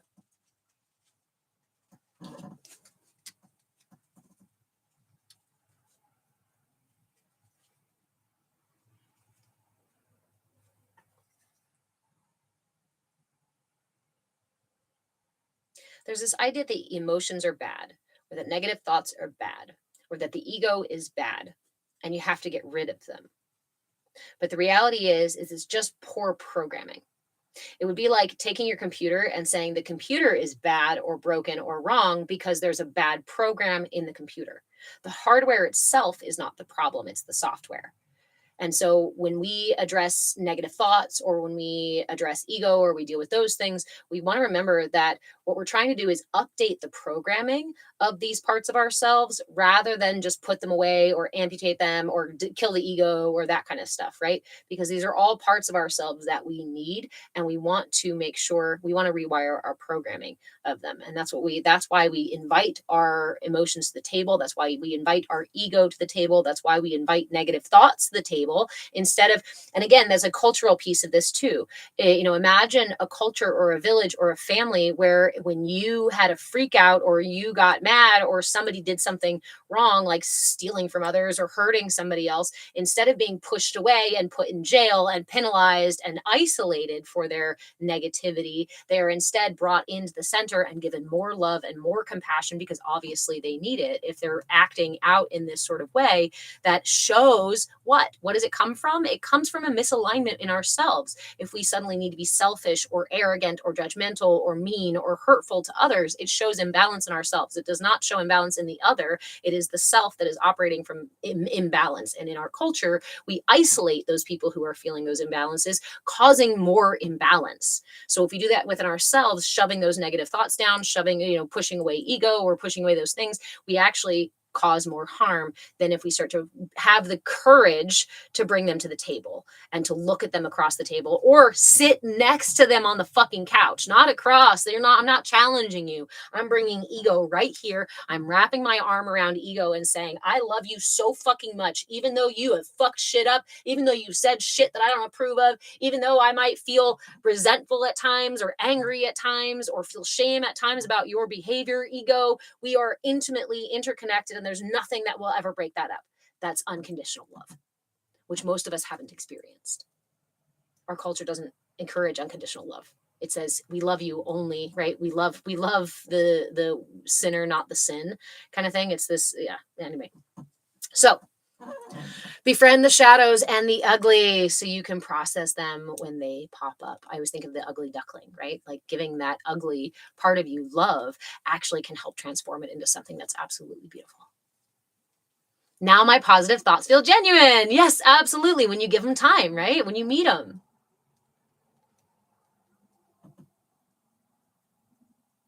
Are we supposed to feel that way about the ego? I always assumed the ego was problematic mostly.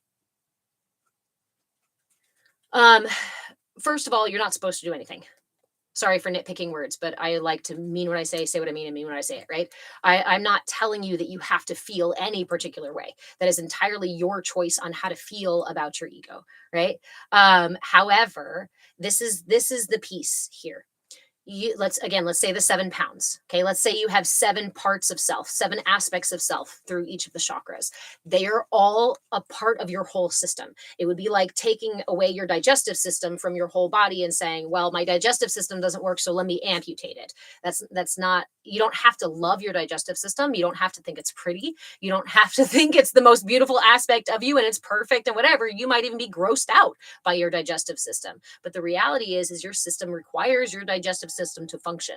So then instead, we have to look at how we address that part of our system. Okay, it's necessary that I have an asshole and that I have shit and I have, I got to chew my food and there's got to be spit and there's got to, my digestion's got to do all this acidic stuff in there. Like it's not always the prettiest, right? Sometimes my body sweats to release toxins. It's not pretty. Sometimes it fucking stinks, right? When I'm eating things that are out of balance, like I might not love it. But if I spend my life hating it, knowing I have to live with it, I'm creating a self-perpetuating issue, right? One of my favorite ways, what my mom always said, if you create an enemy of yourself, that is a battle you will fight every day. And that is the war that will wage on your entire life long. Do you want to live like that? That was just basically, I mean, I was probably in my 20s when she gave me that one and it hit me like a freight train and I didn't like it. But essentially, I wanted to amputate ego. I wanted to get rid of it. And I wanted to say, you're bad, you're wrong, it's all your fault. What was I doing? I was pointing the personal responsibility away from the essence of me and putting it on my ego and kind of gaslighting myself into believing that if I could amputate this part of my energy that I would be better. But it's not quite like that. It's like, again, that'd be like taking the leaf off of a tree that's rotting at the root. If your roots are out of balance, if your energy is out of balance, then the symptom of an out of alignment ego or an arrogant ego or a selfish ego, right? These things we might not like about ourselves, but it's a symptom of how our systems operate. So in that regard, you might not like your ego, but you can at least turn to your ego and say, thank you for being a mirror for me. Thank you for being a channel through which I can see my imbalances. You don't have to love it, but thank you for showing me where I'm out of alignment, where work needs to be done. You're very welcome, friend. It's one of those big things that I think is really important. And again, kind of a manipulation of the truth, right? The truth is that you need all 7 pounds of your energy for your body to function, just like you need all of your systems within your system for your body to function. It would be terrible. Can you imagine the medical field being like, well, you should just get rid of your digestive system and then you won't feel shitty anymore. They do that with the uterus. They do that with the reproductive system. They do that with certain things, even though they don't know. Okay, never mind. Shh. There was a whole like soapbox about the medical field. We don't need to go down there. So, would you like to join me for the 7 pounds of attention practice? They do that all the time to women because they don't understand it. Right? If we don't understand it, well, let's just take it out. The appendix, we don't know why it's there. Let's just take it out. The tonsils, we don't know why they're there. Let's just go ahead and take them out any chance we get. Okay. So if you've never experienced 7 pounds of energy, 7 pounds of attention then let's do it together. It's a really easy thing to experience. And actually, you don't even have to wait for an art project. You don't have to wait to like slip into that juicy space of meditation during your day that sometimes you're like, oh my gosh, I got there. That was cool. Hey, thanks, Nikki. Instead, you can actually cultivate it for yourself. And you can cultivate it in the here and now without any fancy tools, without any fancy practices, when entirely being a beginner. Are you ready? Let's do it. First, take a big deep breath. Listen to the sound of your breath. Feel the way that your heart rises. And as you exhale, your heart falls. 1 pound of attention right here in your chest. Take another breath. Notice the way your rib cage expands and contracts on the exhale. Now, with your attention here, continuing to breathe nice and deep, notice that you can feel your heartbeat. 2 pounds of attention. Continuing to breathe, feeling your heartbeat in your chest.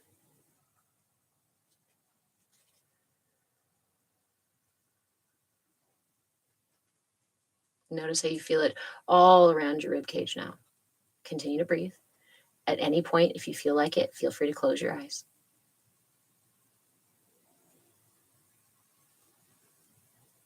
Notice the heartbeat in your armpits.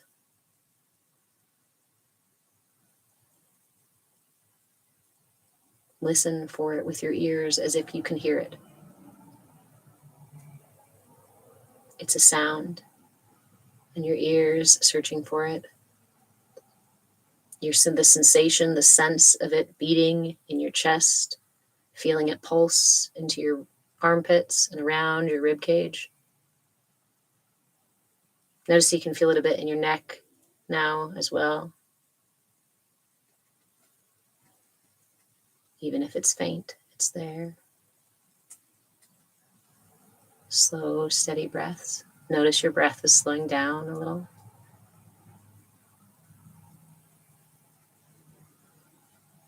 Notice the sensation of your heartbeat in your ears.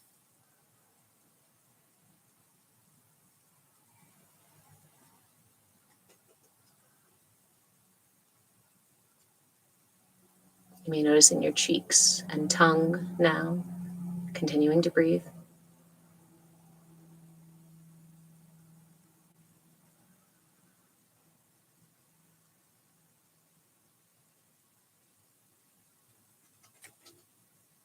Stay with it and notice now, drop your attention down to your hands because you can already feel your heart beating in your hands.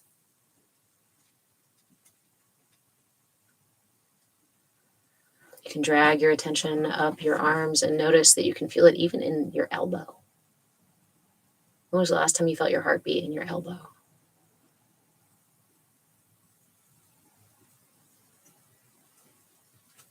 Swing that attention over to your belly.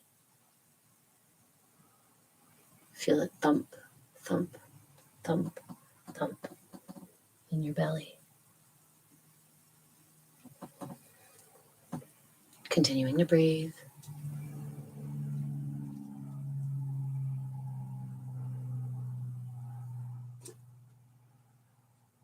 At this point, if you haven't closed your eyes already, go ahead and drop them closed.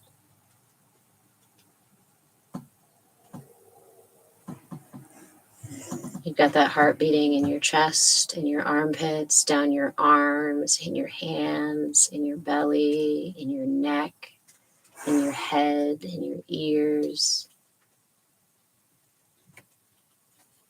With your eyes closed now, you can feel it behind your eyes.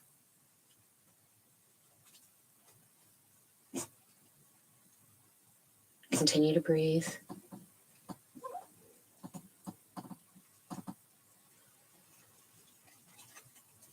As that heartbeat fills up your entire upper body.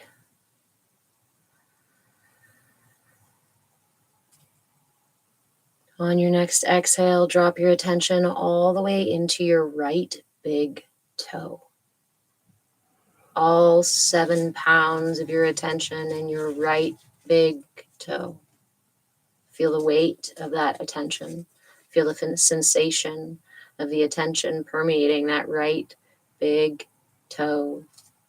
Feel for that heartbeat.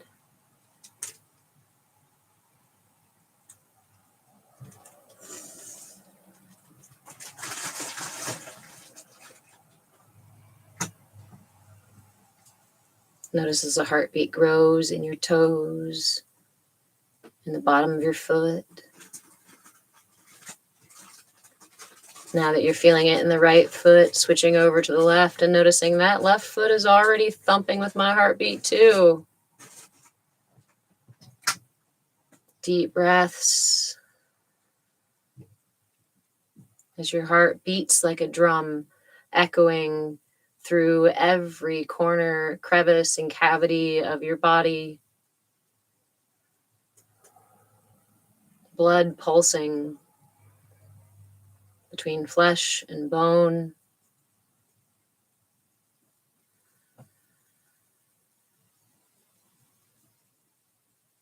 Notice how you can almost hear it in your ears now if you can't already. That boom, boom, boom, boom of blood rushing.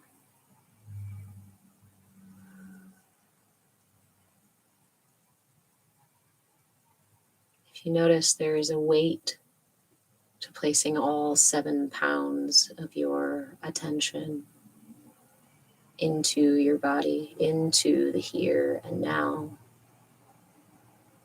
But that weight is not heavy, like carrying a boulder, but instead heavy like relaxation. Heavy like when the body falls into a deep sleep, a resting state. And yet we are upright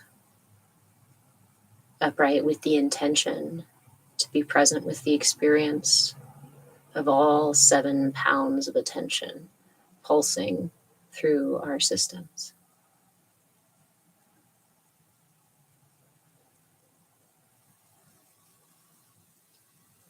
I encourage you to bring your pointer finger and your thumb to connect with each other very gently and feel for your pulse between those two fingers.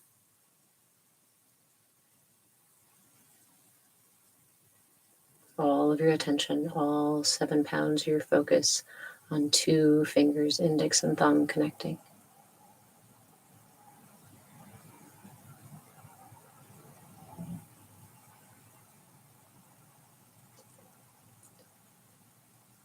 A light connection.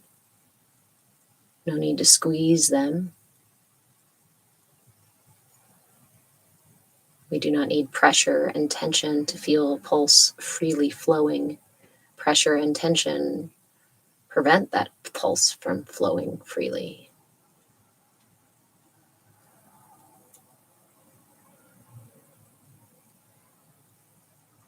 Feel free to try this in any other part of your body, bringing all of your attention to the tip of your nose or inside of your belly button.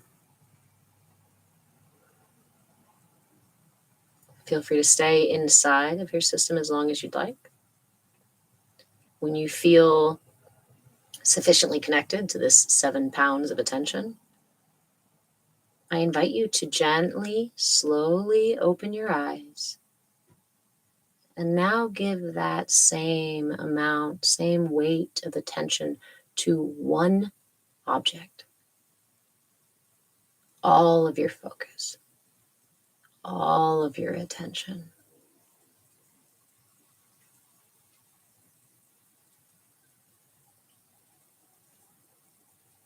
Notice how different that object seems, feels, sounds, looks, maybe even smells and tastes, with all 7 pounds of your energy on it.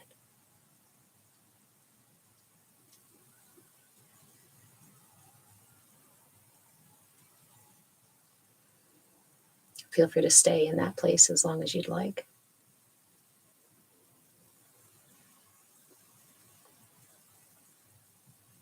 This is one of those practices, concepts that I think I first heard Thich Nhat Hanh talking about in his famous quote of, "I see clouds in my tea." Because when you give all 7 pounds of your attention, the full capacity of your attention and presence to something, you change the quality of your experience.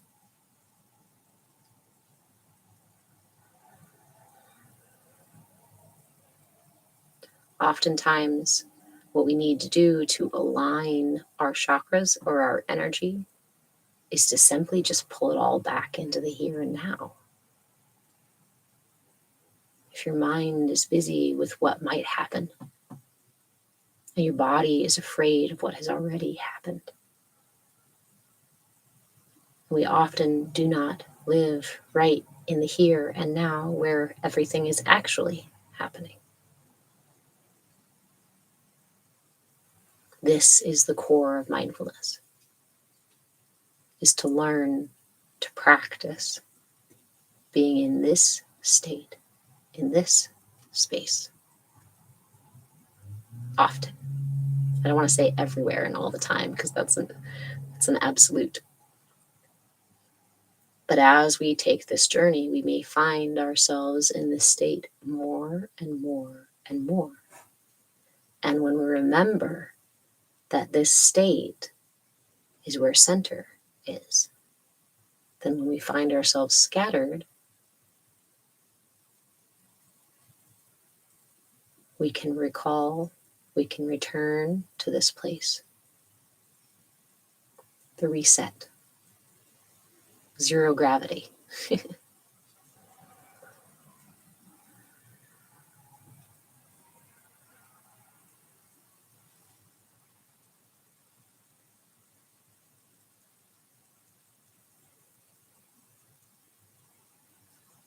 The thoughts in the mind quiet.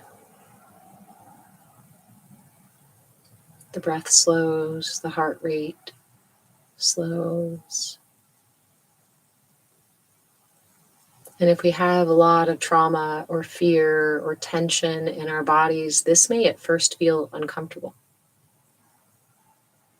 to be here in this space with yourself. Because to get in my body may be to realize how anxious my stomach is feeling, or how much discomfort is in my knee. If my attention is elsewhere, then I may not even notice these things.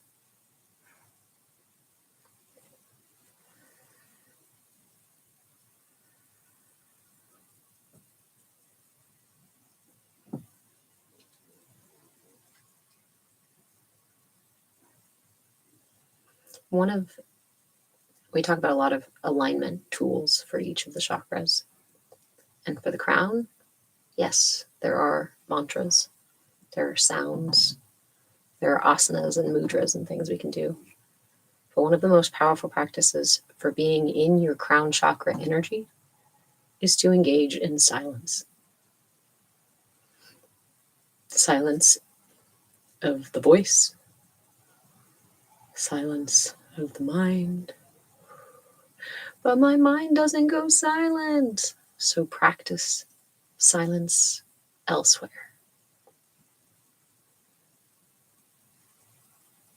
See if you can take big, quiet breaths without making a sound.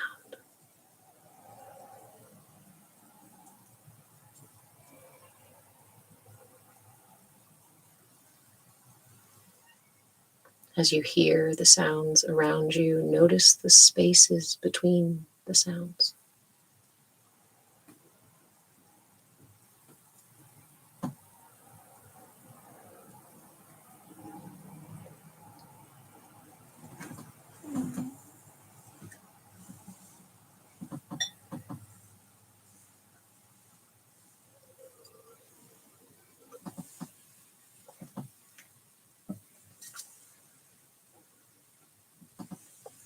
When we are connected to this place, it's much easier to find that curiosity and willingness, because we're already in awe. One of the magical things that I use all the time is awe. If you find yourself scattered, if you find yourself anxious, if you find yourself angry, if you find yourself confused, if you find yourself scared, if you find yourself in whatever other state, meet it with awe. Pause and pretend like it's the first time you've ever experienced this thing. What is this? Anger.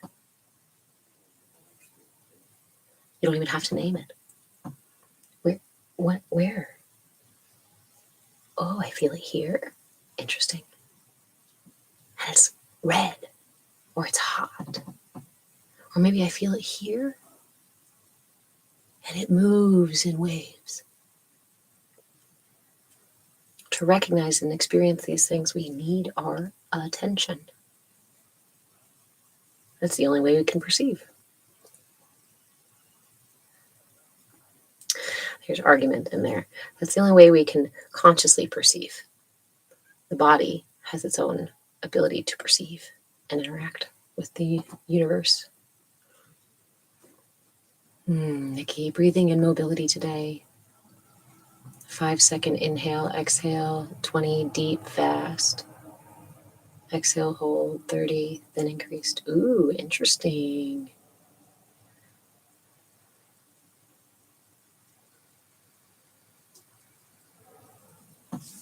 I think one of the breath practices that feels so good. That's all 7 pounds of your attention. And you can access that state anytime. Imagine being in the middle of doing dishes and your brain starts to really get into like this place of like,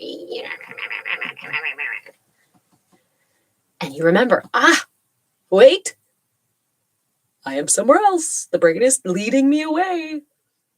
So let me refocus. All of my attention sinking deeper and deeper. I like to start with the breath because we're always breathing, mostly, unless we're holding our breath. And then we realize we were holding our breath. I like the heartbeat because the heart is always beating. And we so rarely really listen and hear the heart. And yet that is the center of our system. If the heart stops operating, the system ceases to function. There's a really sweet little kitty cat outside. Let me let her. And then I want to offer a breathing practice, one of my favorite breathing practices for the crown chakra.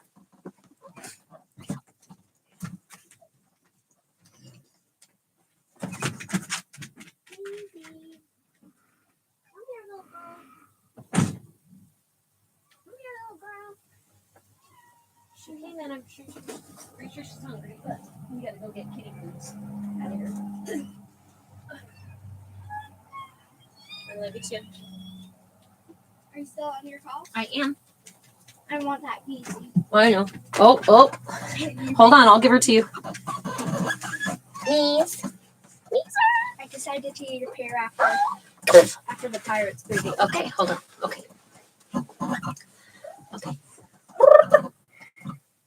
Come here. There she go. Her name's Mimi. She has the most like purr I've ever heard in my life. Little coo.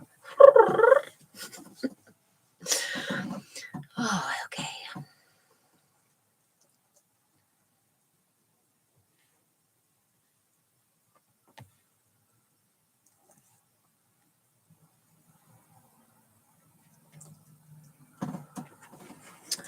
Oh no, interesting.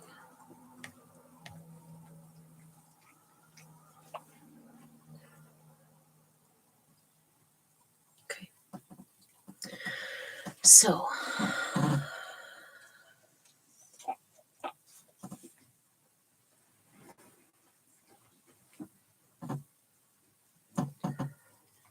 let me see. I don't know, maybe you've heard of square breath, square breathing. It's where you equally inhale for 4, pause for 4, exhale for 4, pause for 4, hold for 4. This is called box breathing, yes, or square breathing, or 4 breathing. We can use it in direction. So that one is a really good one for bringing your breath back to like a center. It's kind of like a calibrating breath, 4 by 4 by 4 by 4. You can also do 5 by 5 by 5 by 5.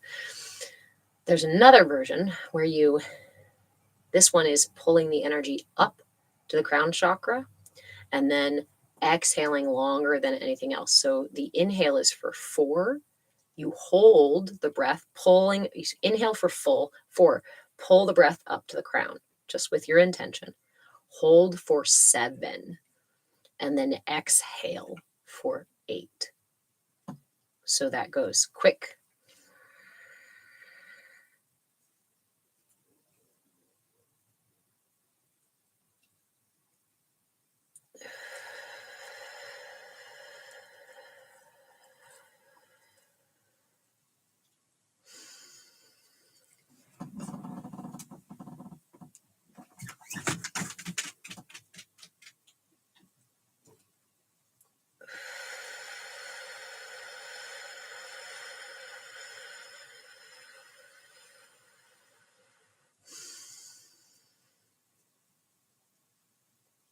Oh, losing my counting here with my fingers. Counting in sign language, I was losing my thing. Okay.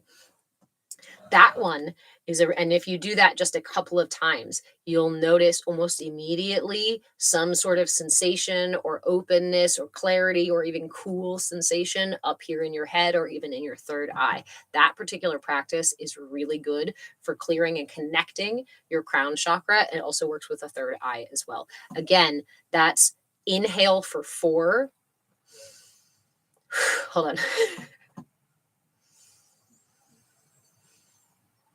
Hold for 7.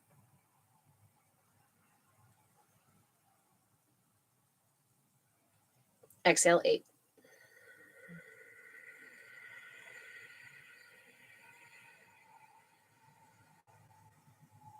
Ooh, death rattles guide.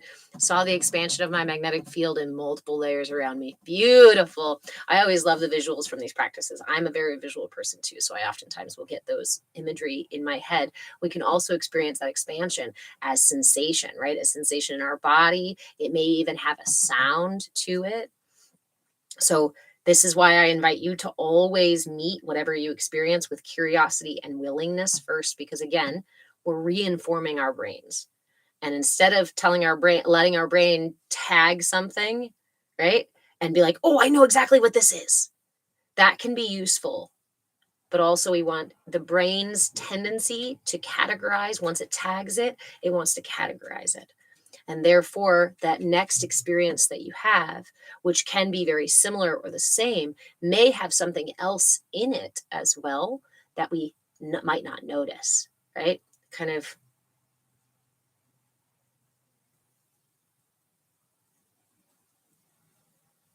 the analogy, I think, was like learning to drive a car, and then once you decide that a car is driven this way, then you try to drive every car that way. But if the car needs something else, or each car is actually unique, and so you want to hear the car and feel the car to be able to properly operate the car, or to notice if something's wrong with the car, kind of thing.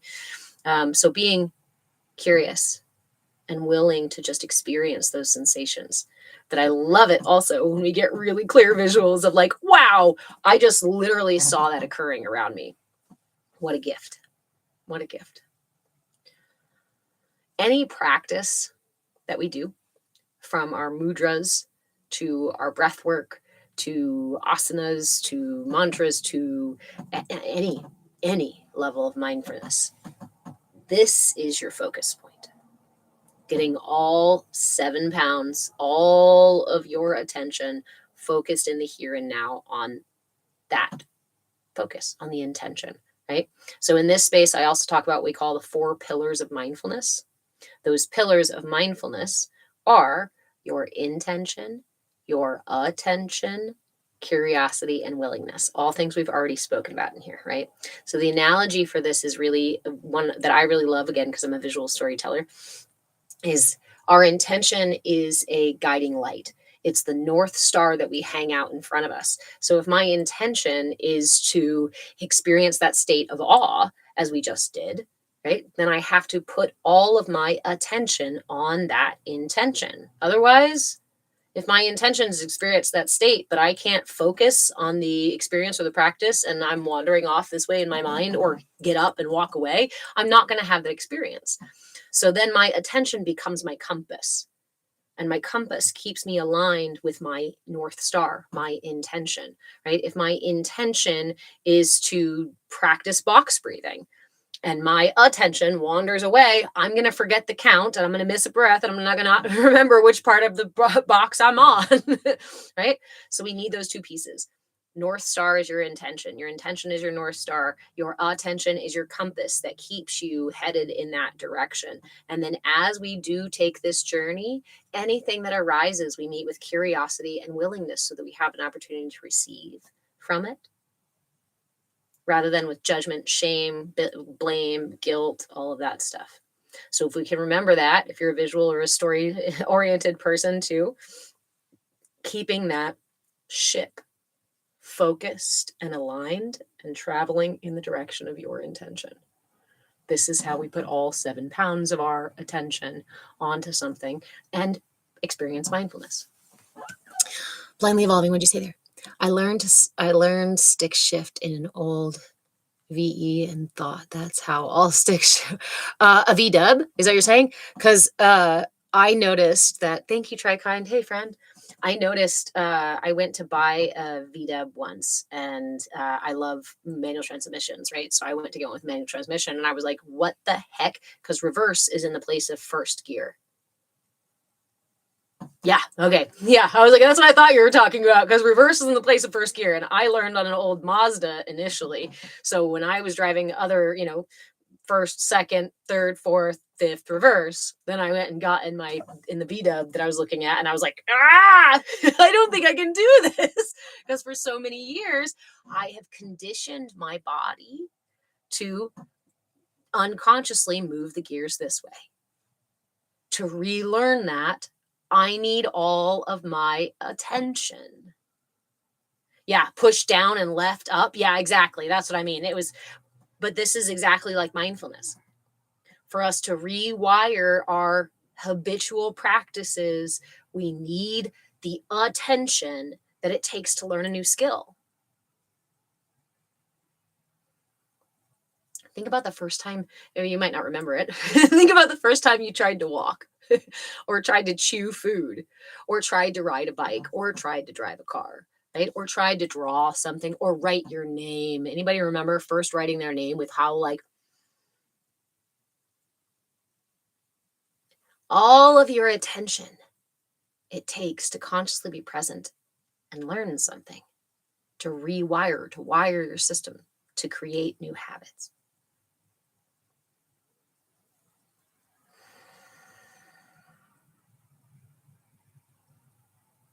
This is why we learn this practice. The devil's rattle. I thought my girlfriend's car was broken because of this. I had no idea. Thank you, Blindly Evolving, for bringing that up, because I had no idea that so many people also had this experience with VWs that was like, what are you guys doing? Try driving over in Europe. That one got me. Trying to drive on the right side of the left. Yeah, I was trying to drive on the right side of the car, and then the other side of the road. The only saving grace for me in driving in a place where you had to drive on the left side of the road and you're in the right side of the car was remembering that as the driver, I have to be close to the middle of the road.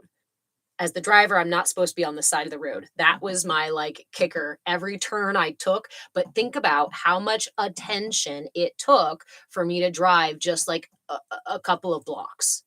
Right? Because it's very, very different. And I'm trying to operate on a system, on something, or do something that my system already has an operating system for. So it's not like I'm learning something completely new. I've never ridden a bike, right? It's as if I know how to ride a bike. I know how to drive a car on the left side with the pedal here and the stick here. And then do this. I have to stop my system from doing the automatic stuff that it does. Same thing works for your breath, for your thoughts, for your habits. The way you carry your body itself, holding in your gut or tightening your perineum, right? Or tucking your chin in or holding your shoulders up. These are unconscious things that your body does on purpose and for a reason, and has learned to do them. So to unwire those, I have to face this first. Oh, okay.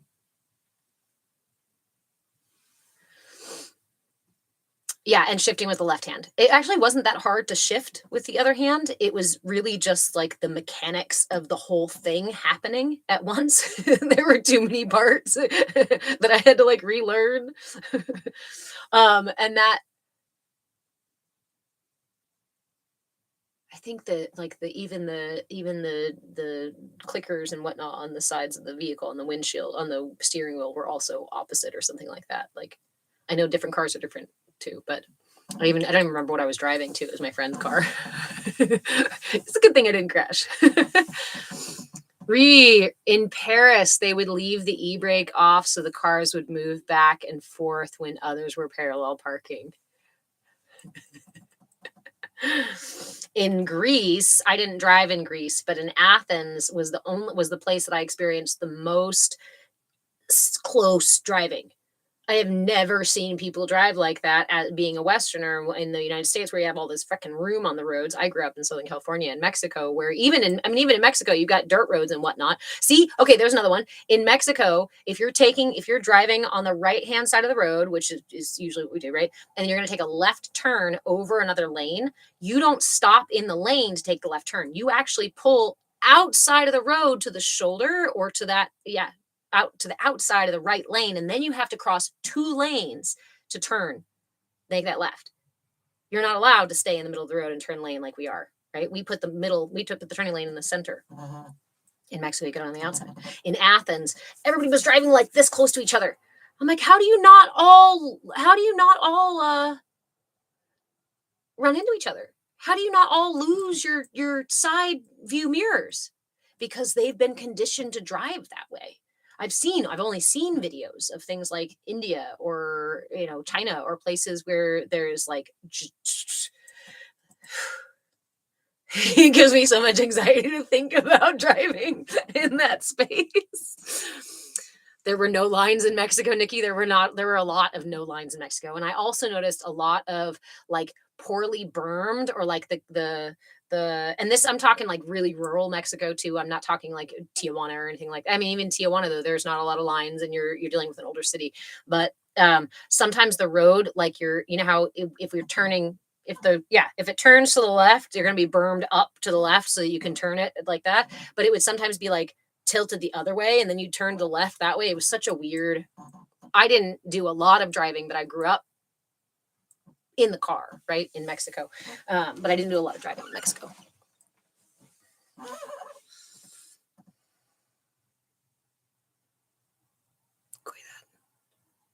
Your grandfather lived there?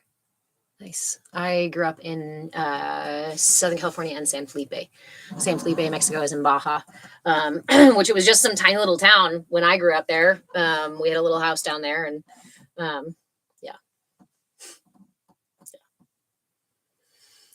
I heard Mexico City lines and signs and signals were tested as suggestions.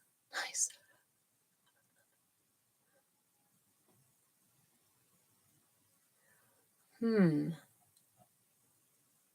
What do you mean blindly evolving? Do you think it's because these cultures' energies are not aligned with one another?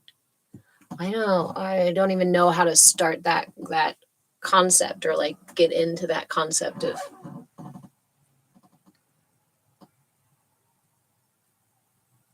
Because we can also think of like a micro macro practice that we do in mindfulness is to see like the 7 continents as the 7 chakras, right? And we can look at the world as a body itself and see the cultures as different parts or functions of the body. And so that's a really interesting exploration. I encourage you to dive into that idea. A different alignment. Yeah. I think we can also look at this number 7 if we want to get into like numerology and whatnot. We can look at the number 7, how many times it appears in our reality and in different ways and whatnot. And 7 colors of the rainbow, right? And so taking these 7 distinct differences and recognizing that there's also spaces in between where the orange and the yellow blend together in the rainbow, right? It's a spectrum. The typos are serious today.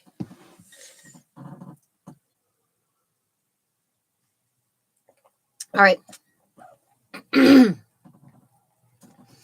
So we also, we talked last week a little bit about astrology in terms of the chakras, and acknowledged that Pisces and Aquarius typically rule are the major signs that rule the crown chakra, aka the energies that are most closely aligned in the zodiac with that particular chakra, with the crown chakra.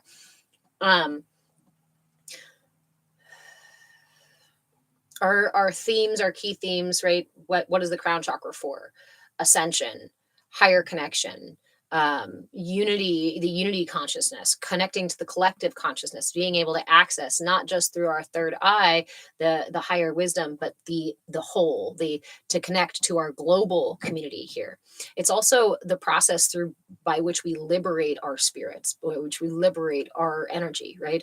Manifesting from the material down in the earth and growing in our root, growing up through the chakras and up, essentially ascending or enlightening to that next stage that we've been through. As we've talked about the structure of the energy body, we talked a lot in the previous classes about the nadis, NADIS.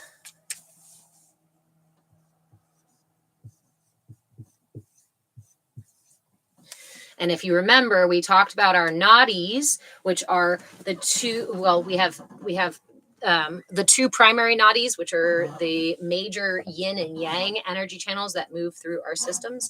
I keep trying to move so the cameras, both cameras properly. Someday I'll figure out this background board. Okay. So remember when we're talking about the structure of the energy body and how the energy centers actually turn, right?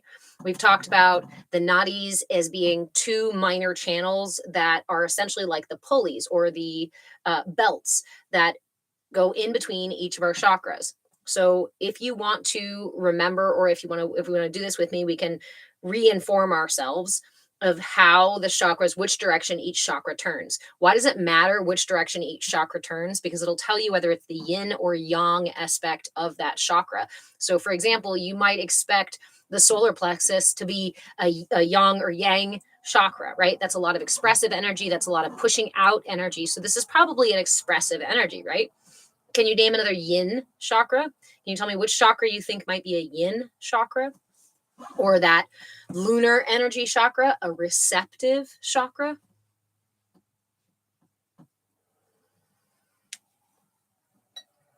And then we'll talk about how we can see the function of that system. And Glitter Bee, I went and I gave it away, didn't I? I literally did the gesture right here in front of my heart. Sacral too, yes. The sacral chakra. In fact, I'm glad you mentioned the sacral chakra blindly evolving, because we have this experience. I've got to get into the structure of the energy body again. I just love talking about the structure of the energy body. So if this is new to you, please stay put, or please hang out. If this is not new to you and you've heard it a million times, still stay with us. There might be something in there that is even more enlightening, right? We might get more information. So we've talked about the top and the bottom, the crown and the root. These are the open and top and bottom of your system, the central channel, which is called your Sushumna channel. The crown chakra and the root chakra are connecting this channel by which that energy, the Kundalini energy and the ethereal energy, or the Christ oil, right, will come back down in through your system. So through that Sushumna channel. And then, as we talked about before, the third eye, the brow chakra, is actually a 45-degree angle chakra. It's the only one that's like this. Essentially, pretend you're a flute, right? Here's the mouthpiece. Here's the other piece. We've got two pieces of the opening of each end of your flute. And then we have all of the holes in the flute, right, where we actually play the music, interact with playing the music. That's your sacral, that's your solar, that's your heart, that's your throat, because they are parallel to the earth. The front is in the front, the back is right behind it.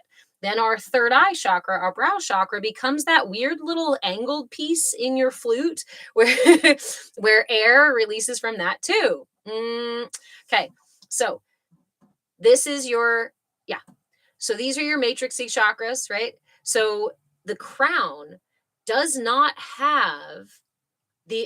connected to these nadis, to the Ida and Pingala, the solar and lunar. You can't make music without it, my friend. I know, but I don't know exactly what it's for.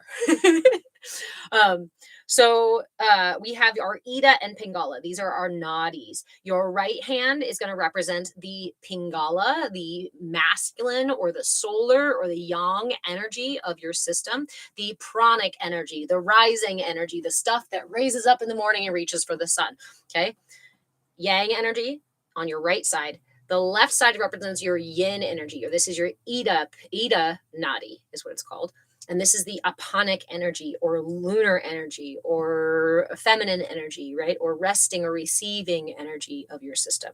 So we'll take both hands, index fingers extended, please.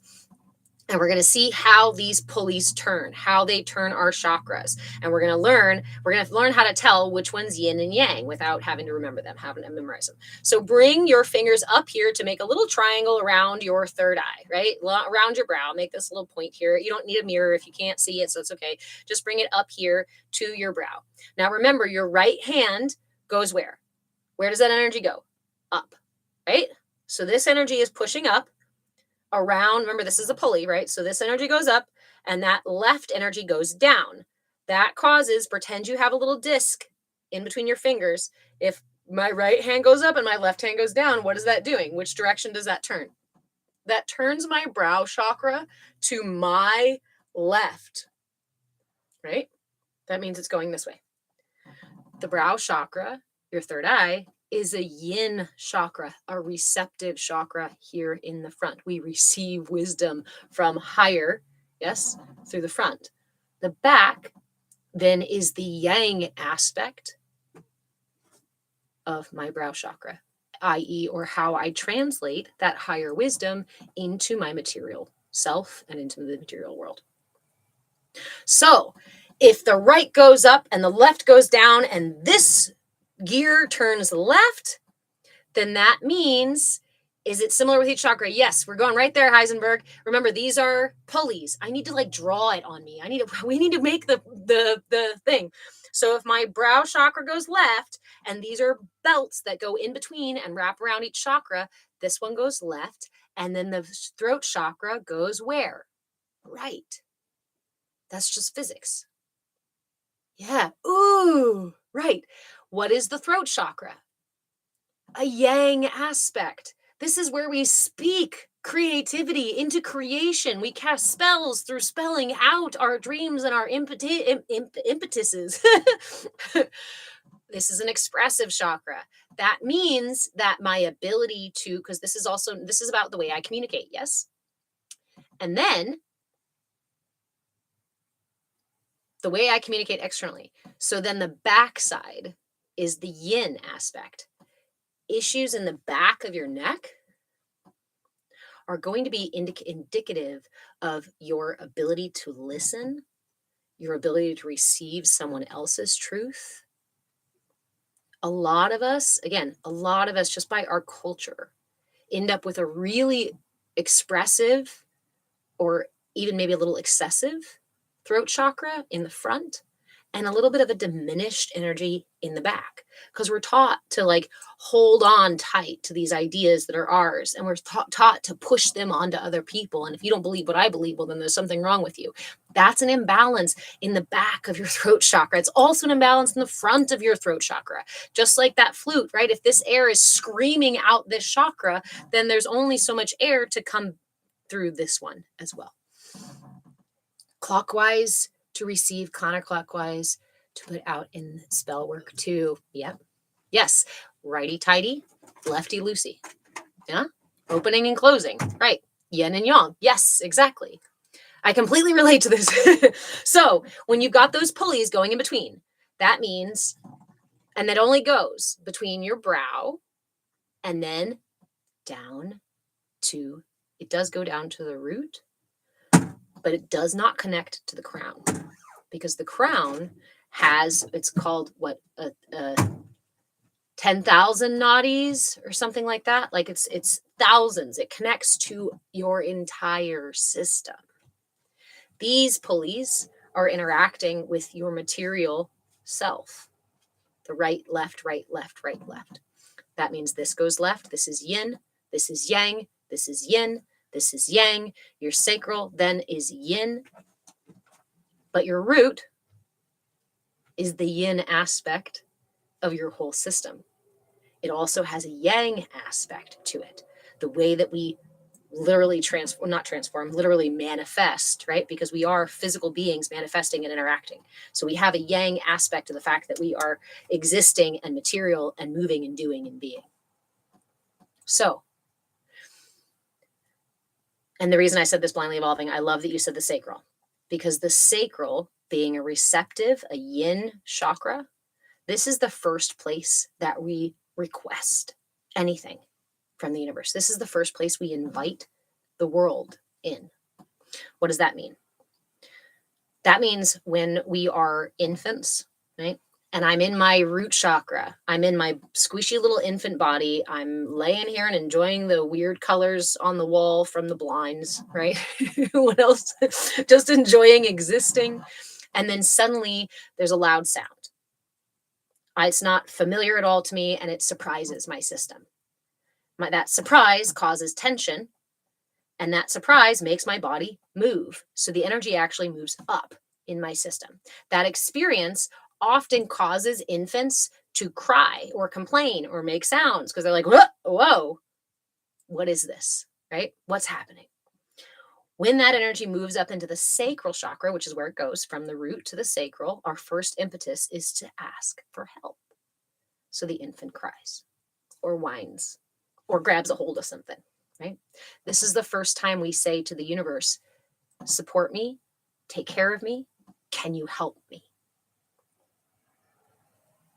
Depending on how the response of the environment is for that infant is going to indicate where that energy goes next. If the response is positive, right, and I get the support I need and I get the soothing stuff I need, oftentimes the energy will relax back down to the root chakra. This experience when we're infants, between the ages of 6 months to a year, is when this is conditioning. Hey, Missy Joe, how are you? When we're conditioning these first two chakras, if when I reach up into the sacral chakra and ask for help, the universe comforts me, soothes me, satisfies me, then my energy can settle back down into my root in peace. If that call is not answered, I pull my energy up into the place of doing. That's my solar plexus. And depending on how this response system works, if I repeatedly ask for help and I am repeatedly denied that help or that nourishment or that care, then I'm going to pull my energy up from my root entirely. It's not safe for me to rest back down in my body in this place because I'm constantly experiencing these impetuses of fear pulling me back up. So what happens then? I've got to do something about it. I become the child who walks really early or runs really early or crawls out of the crib or climbs out of the room or goes and gets things that they need because the universe is not actually responding. So, Missy Joe, am I on another platform? Yes, but I can't say it because TikTok, the one and only TikTok, then there's no others than TikTok, has already restricted me for saying the sheer name of other platforms. So yes, I am on the place that shall not be named, and on any place that shall not be named besides TikTok. This is my name right here. So if you're curious if I am on that place, go look up my name. And if you see me, I'm there. But we have recordings over on the YT version of this. Oh, mighty Lord TikTok. Hi, Tiziana. Tyler, can I speak more on the mystical aspects of the chakras? What do you mean?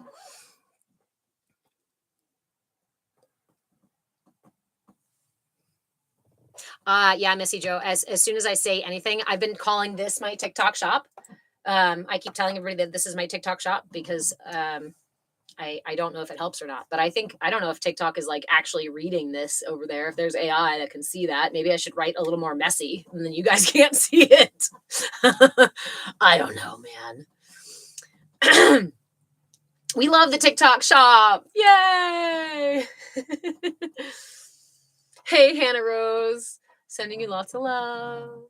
So Tyler, what do you mean like the mystical aspect or the mystical of the chakras? What I really love to talk about is actually because, you can go kind of into the Google spaces and you can find on the internet and probably a lot of people talking about the mystical aspects of the chakras in terms of like the maybe numerology or sacred geometry or talking about it from the perspective of the energy body and vibrations and frequencies. And we talk about that too. But I really like to bridge the gap between the mystical, which there's a lot of that, and the material. Because there's a lot of people out there, and there's especially now a push to tell you that the chakras are completely nonsense. And in fact, we have research and studies and things that have been done on the energy body since 1500 BC. And I don't mean just way back then in 1500 BC, they found this out and nobody ever looked at it again.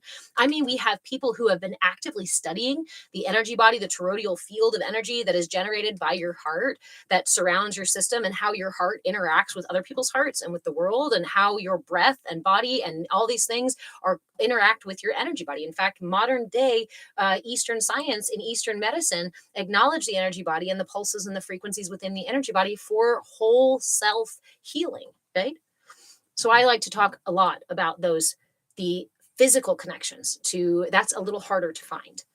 And it's what I've spent my years of study in, 12 years in college, and then several certifications, and probably a good 15 years of study, and I'm still studying. Of course, that's not me. The coolest parts I found were the connections between the mystical and the practical or material.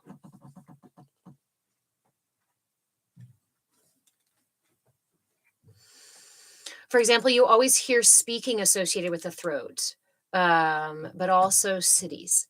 So the throat chakra, you're talking about the aspects of what the throat chakra is for, or what's the important piece of the throat chakra. The throat chakra is also about your truth, right? It's about your ability to perceive truth, to project truth. And as we were just talking about the chakras, I was actually getting to the throat chakra. I like that you mentioned this, because maybe a more mystical aspect of the throat chakra is that depending on how your sacral chakra receives the universe, it's going to it's going to influence the way the other chakras build on top of it. Your throat chakra is a yang aspect, but it's the space for our creation, for material creation. It's for again, creating spells, right? Speaking our truth, being able to create through sound and frequency in a universe and in a body that's ruled by sound and frequency, and learning to align those words with our actual meaning versus, not so much. So this is considered the internal, like the gate. This is the first gate where we receive the universe. And then this is our second gate where we express that which has been influenced by the universe, so to speak, right? So depending on my earliest conditioning, the way that interaction between my root and my sacral is going to then influence whether or not I pull a lot of energy up to here to demand my needs be met, or to go get my needs met myself. And then if I try to demand or try to get my needs met myself, if that doesn't work for me and I choose to fawn instead, and then suddenly now I feel safe and loved and cared for and accepted, well, now I'm going to spend a lot of energy here. And the speech that I'm going to have, the way that my throat chakra is going to communicate, is going to be heavily heart-centered, but maybe not so much from a place of self-esteem and will, or not from a place of abundance or feeling safe or nurtured. Right? The influence of what I say and how I create in this world, and how what truth I believe and what truth I believe about others, and what I project onto the world, is directly correlated to how of these things, how the foundation stacks up, to speak here. Leif, I recently began to omit certain swear words from my vocabulary because I became aware of how deeply rooted in anger they are. Yes. And, there's this whole kind of realm of creativity, like cuss words, and is a thing of creativity, being able to be creative with your words. And there's this whole this discussion on how, I don't want to put it simply, it's only you're actually more intelligent if you cuss, or kind of things like that, right?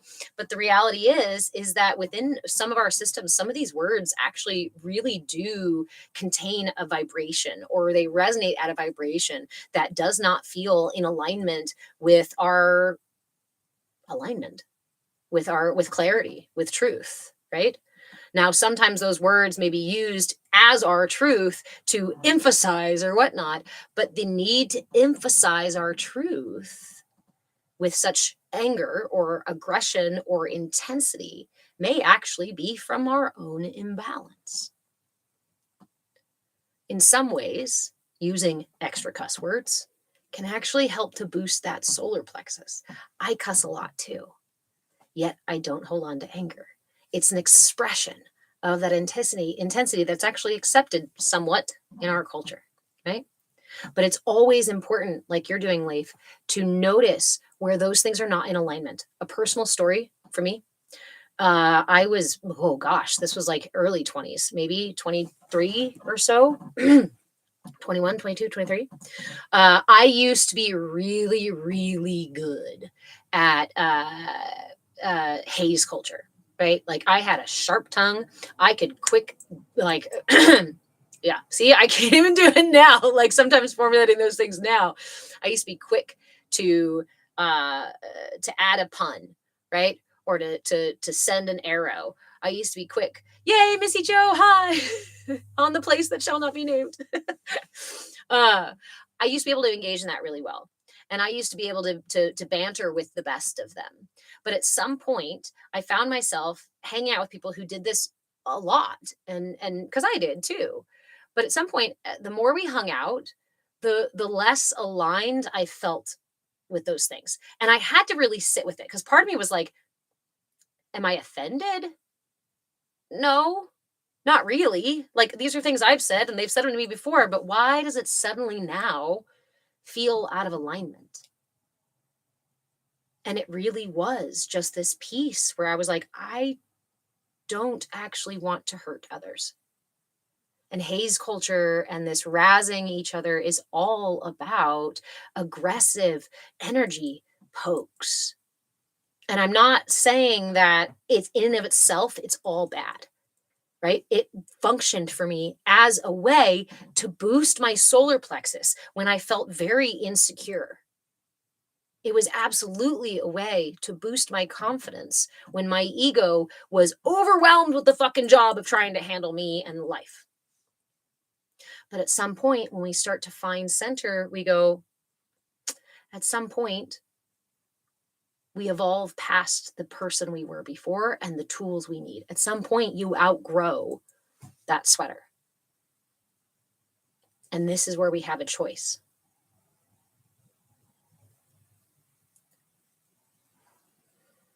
That choice can be, I see that this doesn't align with me anymore, but I don't know where else to go. And I don't know who else to hang out with. So I'm just going to keep doing this. I'm just going to stay here in this environment, in this frequency, in this energy that already doesn't feel good.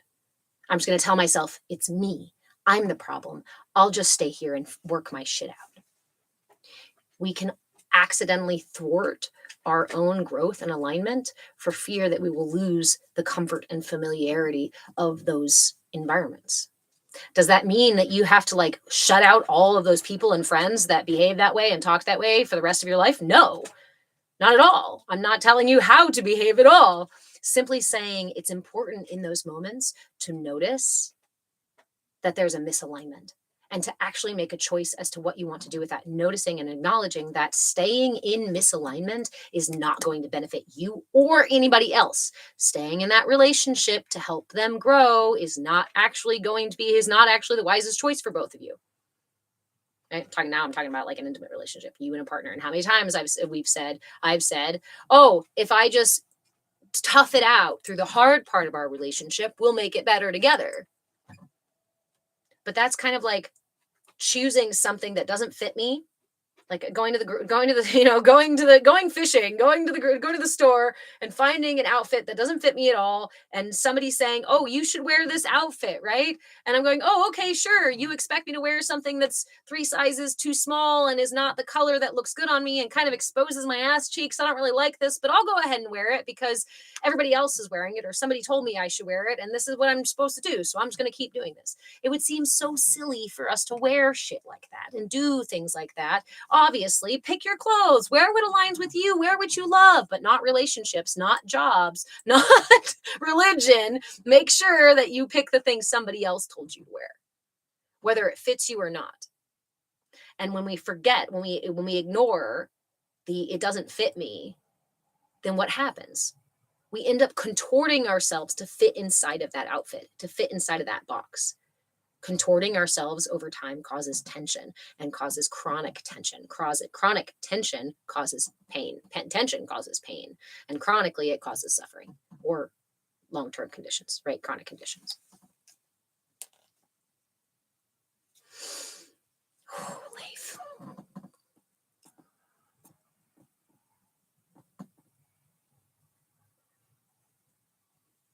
Leif, you said, this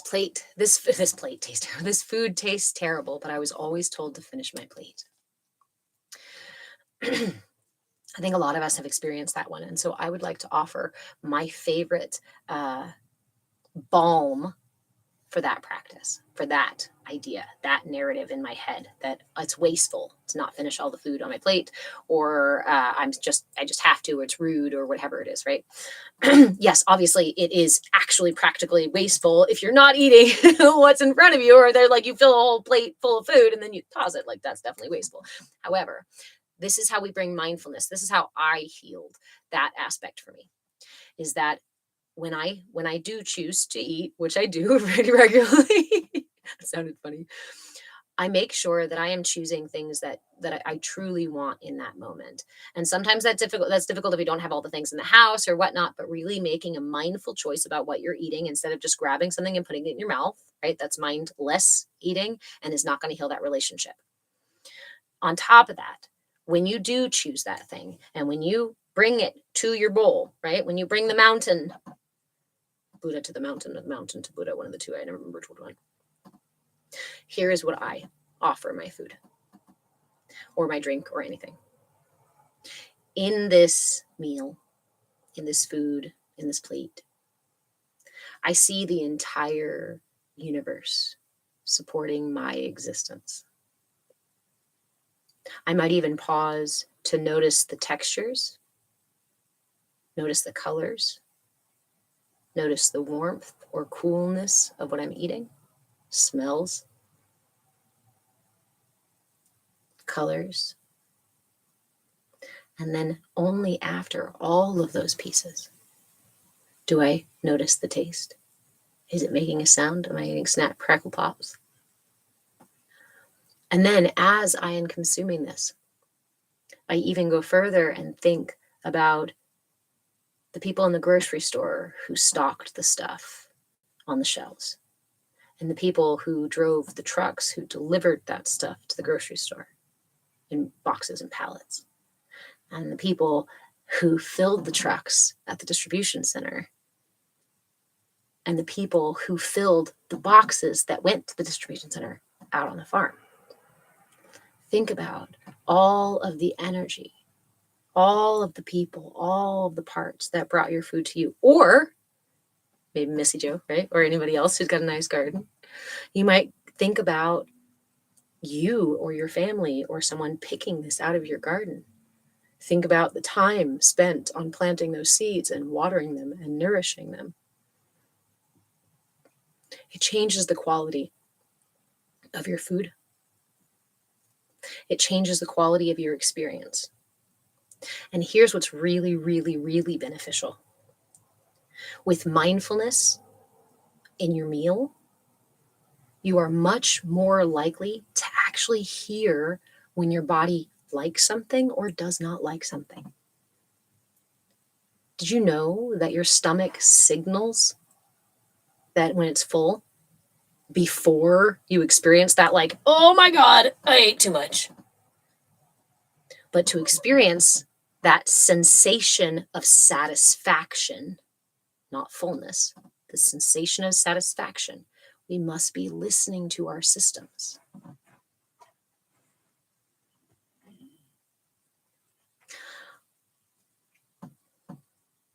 One of the most insidious pieces of what this culture has done here in the West is to disconnect us from our natural rhythms. Also heard to be careful what you eat with. I highly, highly, highly, highly, highly recommend that everyone start to, at least every once in a while, have a meal that you eat with your hands. How balancing, not only to your energy, but it supports your digestion. And this is how humans have almost always ate, right? Eaten until silverware was invented. There's actually benefit to eating with your hands and to experiencing even more of your food, right?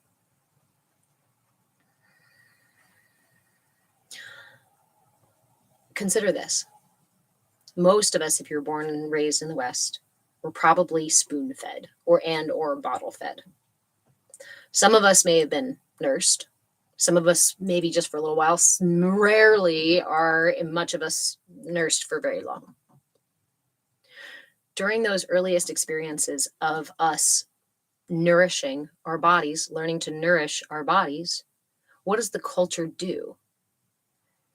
Do we typically wait for a child to tell us what they want to eat? No, there's even the idea that if we let children do that, that they're just going to totally focus on all the junk and crap.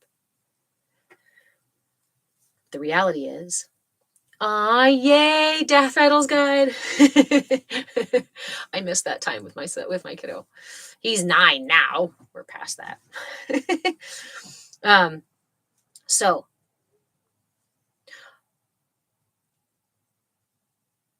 Nikki, did I tell the story about cutting the Thanksgiving ham in half? No, I have not, but I'd love to hear that story. Let me see.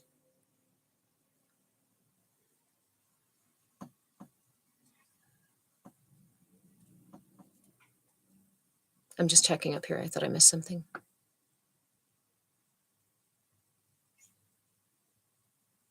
Scarcity mindset. That's what you guys are talking about. Yeah, absolutely. That's ingrained by the culture. That's put in by the culture, right? That's fed to us by the culture. So one of the things that we do to our infants, especially in terms of nutrition and food, is we cut them off very early. Culturally, tend to cut them off very early from the source, the best source of food for our systems. If you look at the difference, and this is not, remember when we're talking about nutrition that I'm not, and these child rearing things, I'm not saying these things for you to feel shame or guilt or blame. This is so we can all be aware and we can heal these things and move forward so that we can evolve together, right? So the absolute best thing for a developing digestive system, which is what the infant is doing, an infant's digestive system is not done developing it for up until the first year of life. Breast milk gives the most and the best information to your digestive system, because not only is it what your body needs, but it's also informing you of how the mother's body is interacting with viruses and different foods. It offers the actual gut flora that you need to properly digest things.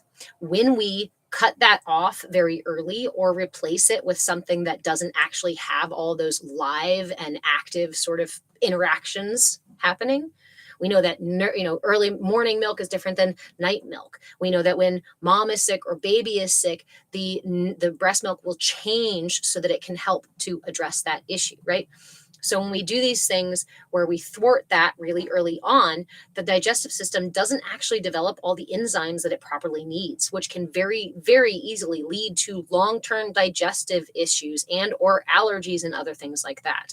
On top of that, it is common and almost recommended, right, by 6 months, it's like 4 to 6 months or something, to start spoon feeding whole solid foods, right, rices or purees and things to your infants. Again, we do not have all the enzymes to process that food, and if that becomes the primary diet by 6 months or so, you are definitely going to end up with long-term imbalances in your system because it actually did not get the thing that it needs and is not done developing.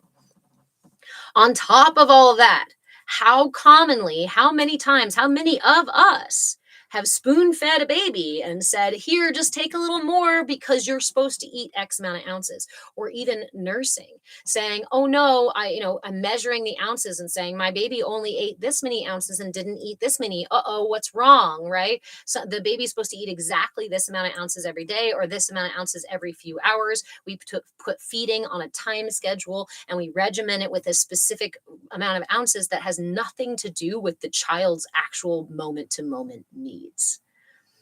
The West, we severely fuck up our digestive systems, and our relationship to our bodies and to food, which is our first form of medicine and nourishment, and the way that we heal and care for our bodies as a regular ongoing process, right? Maintenance for our bodies.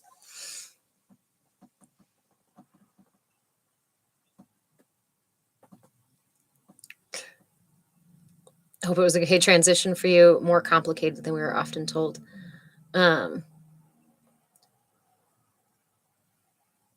Nikki, I can only breastfeed for a few months. And here's the truth. I was a nursing consultant, a breastfeeding consultant for quite a while. I don't do it anymore for other reasons, but so few of us have the actual support to maintain a breastfeeding relationship with our child, because that's what it is, right? It's an exchange, and it's a relationship we have to actually build, and we have to actually maintain, and we have to actually work on and work toward. So first and foremost, please, please, please, please, please drop any amount of shame or guilt for nursing or not nursing or whatever it is, or formula or anything. Please drop the guilt. Most of us are not given the tools or prepared to properly to give our children all that they actually need. And when we weren't given that, and we're told that this is the way that we take care of our children, again, it's not your fault. It's not worth guilt or shame when your culture conditioned you away from the truth. And in this moment, if you're feeling guilt or feeling shame or worried that you fucked up your kid too much or whatever, please place your right hand on your heart and place your left hand down on your lower belly beneath your belly button.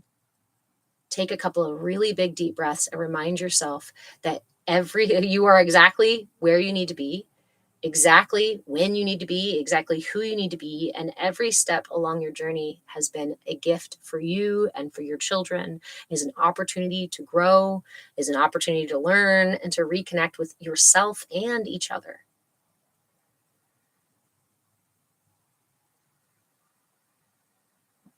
Your culture would rather you feel shame than to use the information to empower you and your children. Yeah, Leif, similarly, I don't blame my mother at all. She did the best she could with the tools she had. Good.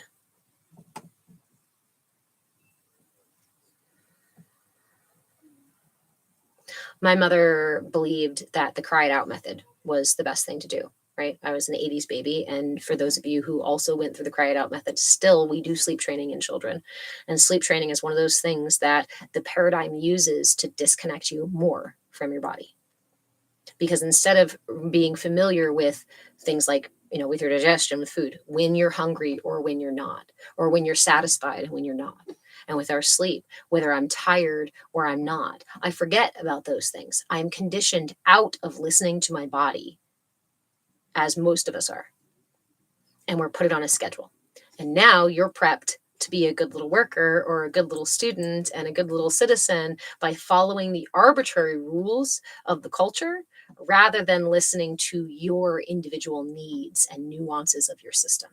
The system systematically disconnects us from our natural rhythms, and that keeps us feeling confused and disconnected and lost and unwell.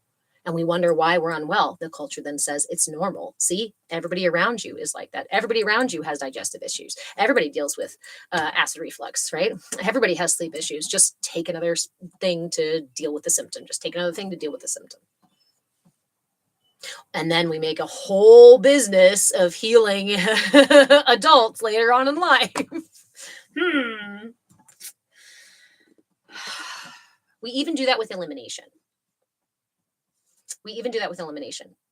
Slapping a diaper on the baby when they're young. Now, again, I want to remind you, most of us are not trained, or we don't know how. Yeah, most of us are not given the knowledge to how to potty train our children when they're very, very young, from infancy. I had to take a freaking training for it because our culture does not do that. The culture does the opposite. It's totally normal to just put a diaper on and basically condition your child to ignore their need to go to eliminate.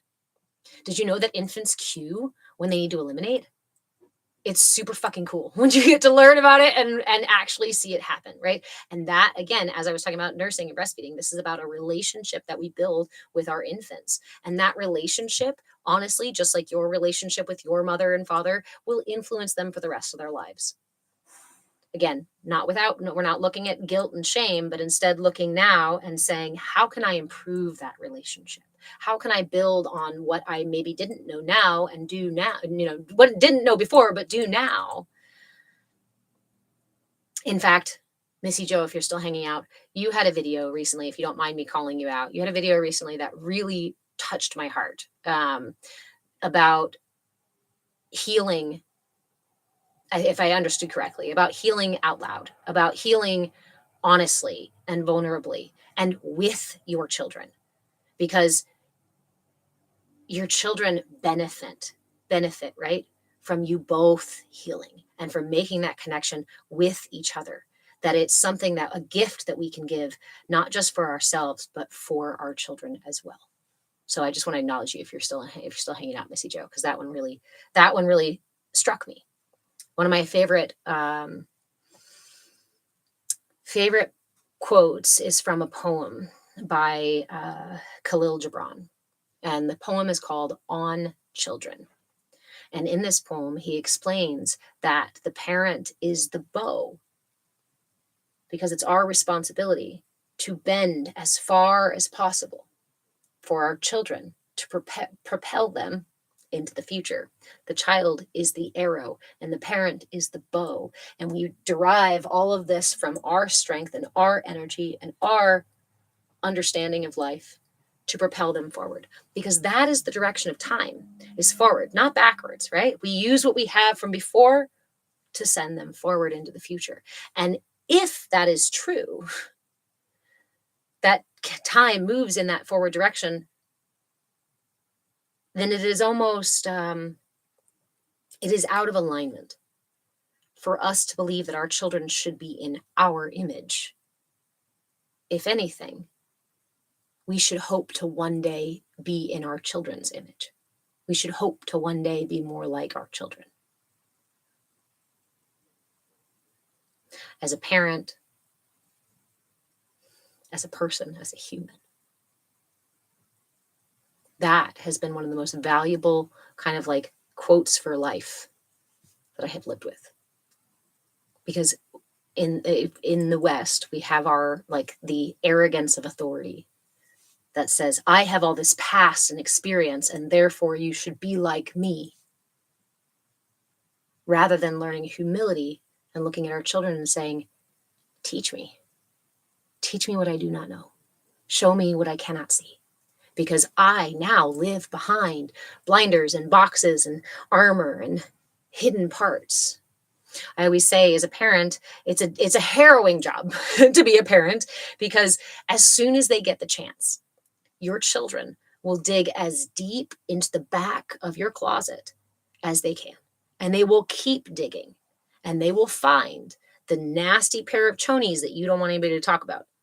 They will find every skeleton in your closet, and they will bring it out and put it in your face and say, what's this, Mom?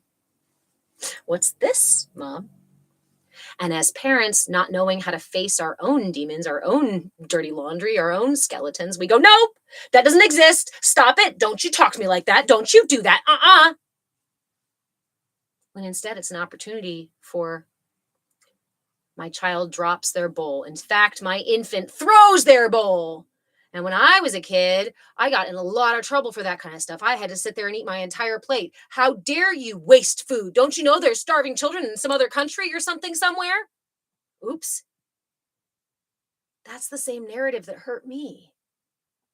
Do I want to impose that on my child? Or can I use mindfulness right here, right now? My infant just threw that bowl on purpose. They're smiling. They're laughing. I'm triggered. Wow. Interesting. Well, what are we going to do about that? I don't know. Do we want to yell at the child? Well, that's not going to make much of a difference. I mean, is it really? Did it yelling at me help? No, not really. All right. Well, from this place, we have the ability to make a decision. From our place of learning how to respond. We're going to meet it with curiosity and willingness. And I really love laughter. If you can pull some laughter in there, laugh. Oftentimes, my favorite response to anger is laughter, not because I'm denying anger, but because anger is such a huge expression that sometimes laughter actually helps get that stuff out. Yeah, sometimes grunting and yelling and whatnot, but laughter often comes pretty shortly thereafter.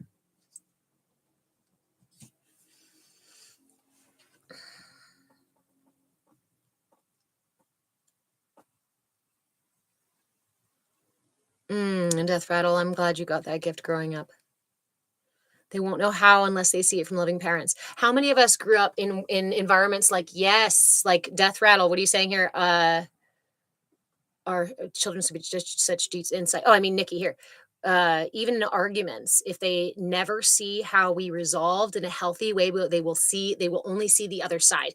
This was a huge part of what actually sent me into the work that I'm doing. When I was growing up, it was a very tumultuous, very lots of arguing in my house, lots of loud arguing, lots of physical arguing and that sorts of things. Let's just say it like that. I never saw resolution. We would be sent to our rooms if the adults were arguing. And if we were the ones in trouble, we just got yelled at and punished in whatever way we felt. And then the door was shut. And then after that, there was no apology. There was no discussing it. There was no conversation about how you feel or how we should move forward. There was no cooperative discipline.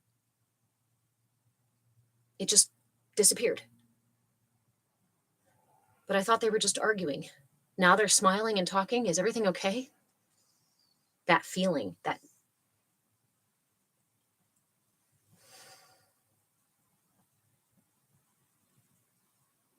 that's what sent me to school. That's actually what sent me to the church. And then I left the church for college. And then I came back to the church in college.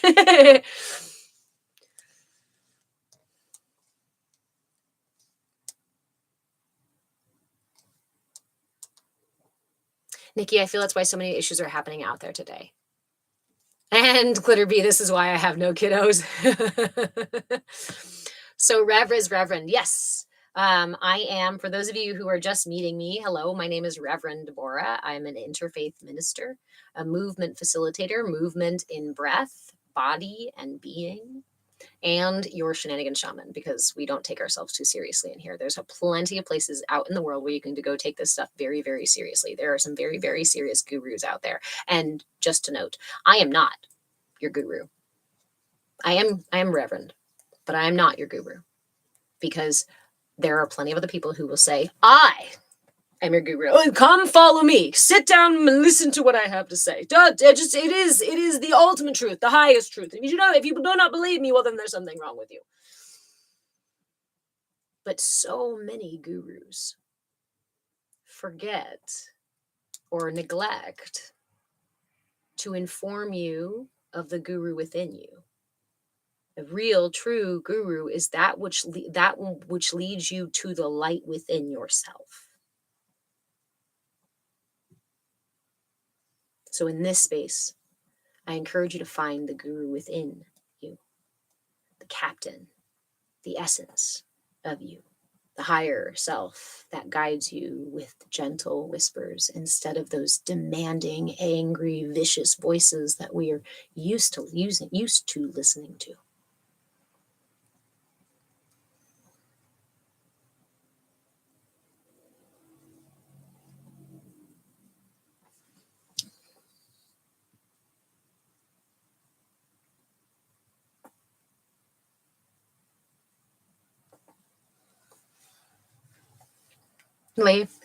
My inner guru looks a lot like Loki. He means well. Well, Loki and Coyote and other similar energies, right, are all about our balance between being the fool and the wise one. And in our own folly, we can actually receive wisdom. Again, this idea that, failing is not falling, it is we fail forward kind of thing, right? Making a mistake is not a bad thing. It's actually an opportunity to learn and go, oh, wow, that didn't work.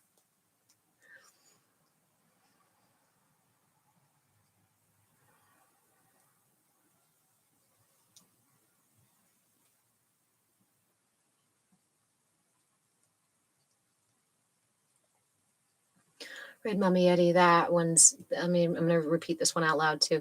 Living in a house with no touch or words of love made me question existence a lot. That's our sacral again. That's the first place where we ask for comfort, because comfort and nourishment are actual needs of your system. The statement of the sacral chakra is, I feel. Our emotions are considered to be rooted in our sacral chakra. The sacral chakra is ruled by the element of water. And so our ability to navigate the waters of life, the emotions, the rises and falls, the tide, the ebb and flow of our energy and our feelings and our systems and our life, is rooted in that earliest request from the universe. Hold me.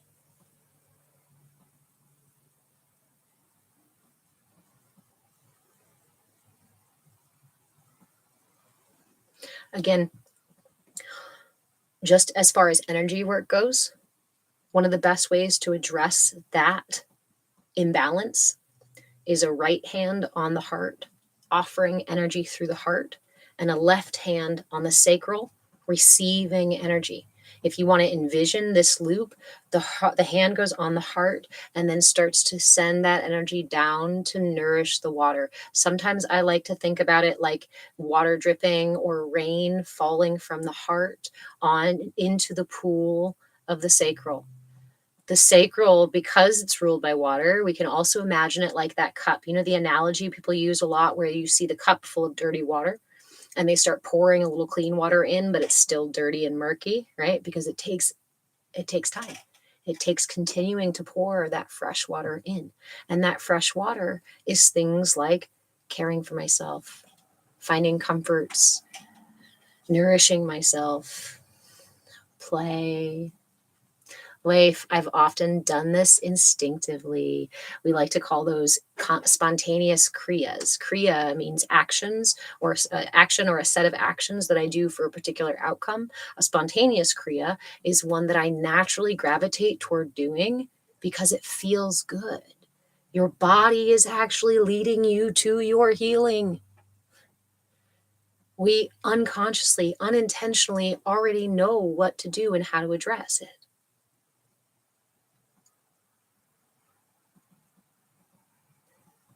This one is also really good, adding rocking to this one as well. The sensation of rocking while holding your sacral and your hand on your heart soothes the parasympathetic nervous system, lowers the heart rate. And even if you weren't rocked, your body still knows that this is a comfort. Thank you, body, for carrying me through this existence. Life. Thank you, my emotions, for protecting me. Thank you, my ego, for standing up for me.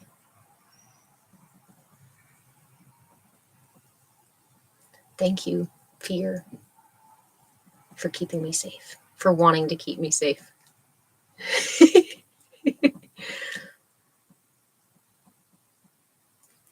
Thank you, pain, for telling me where there's too much tension in my system. Thank you, discomfort, for telling me where something is amiss in my system.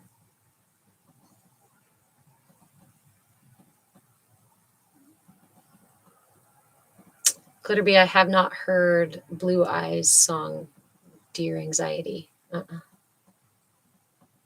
I'd love if you sent it to me.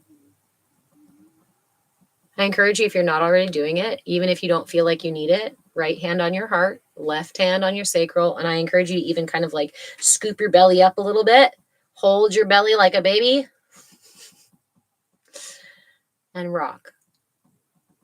Gently. It doesn't have to be some big forced thing, right? We're not on a roller coaster, but just gentle swaying. And allow your body to move however it needs to move.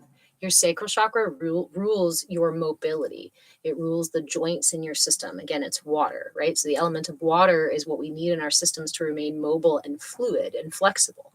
We need that water in our systems. So offering your body this gentle rocking, swaying, even circular motion can help to balance the sacral chakra. And almost everybody I know needs some sacral chakra work, because again, we live in a culture that is intentionally, watch the words. What words do you mean? What do you want to keep? What do you keep wanting to say? That they damaged it, they hurt it. And where is that from? That comes from wanting to blame somebody for it. That comes from wanting to point the finger at someone who did it. But in reality, it's the condition of the culture, and it's not about my parents who did it. It's not about the psychologist, Dr. Sears and Dr. Spock, who were paid to put out and studied these things from a perspective of outdated psychology and from control tactics, and informed by the ancient control tactics, not ancient, but a long time standing control tactics of religion.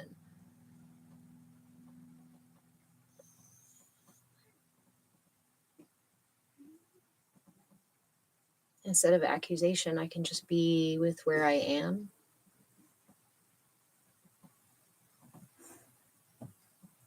When a child is hurt or upset, it does not help a child for you to explain why and how and who and where and these details. Your emotions care less about the details and much more about the experience. Yes, Nikki. Oh my God, Dr. Spock was how my mom raised me. Yep, me too. Thank you, Clitter B. That reminds me too, if anybody wants to join us in our Discord server, we do have a Discord server. I haven't been very active lately because we've been doing a bunch of house transition stuff. We do have a Discord server. Oh, God forbid I said another name, TikTok. I apologize. I didn't mean, I meant my TikTok server. You're welcome to come join us there. Send me a message if you need directions to anywhere. I'll send you the map. Or the links to my TikTok shop? I don't know.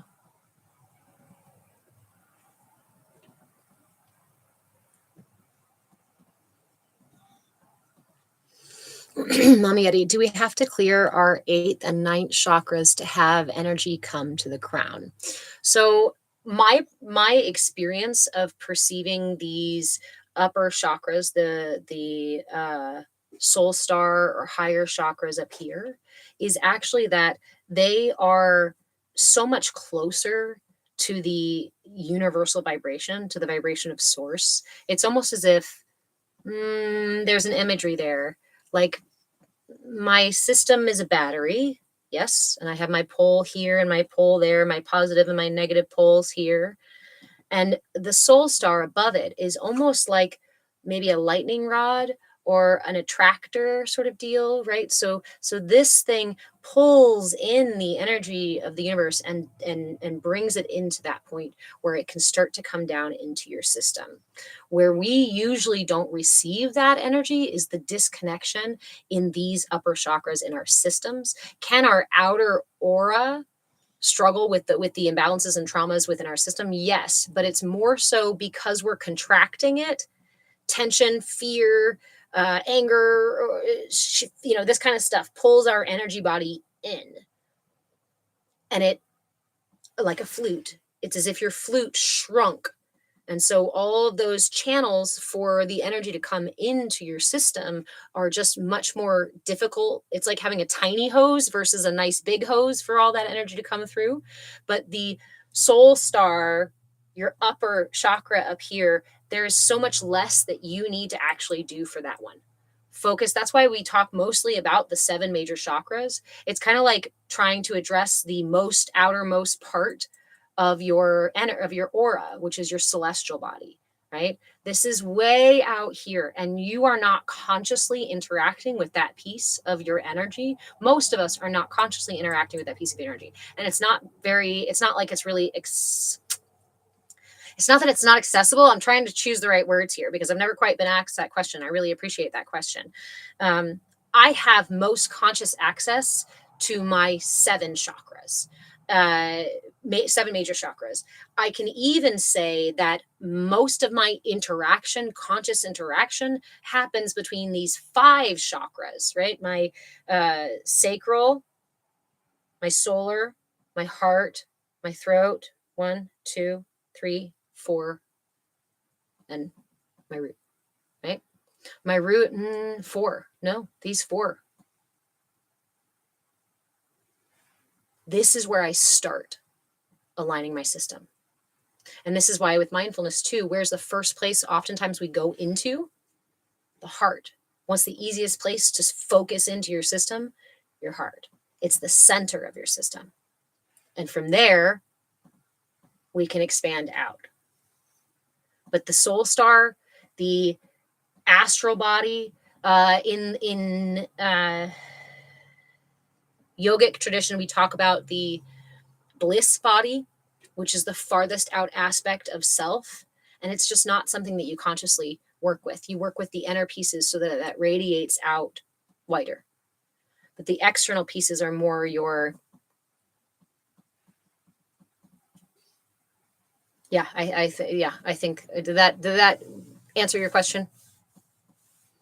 So when we study the soul star next, and again, we're going to go into the soul star next month, right? We're going to go into these upper chakras next month and these minor chakras next month, mostly to learn about them. And I will also offer tools and things that you can use for working with them. But a lot of the tools I'm going to offer are going to be to interact with these other chakras so that we can clarify where that channel comes in.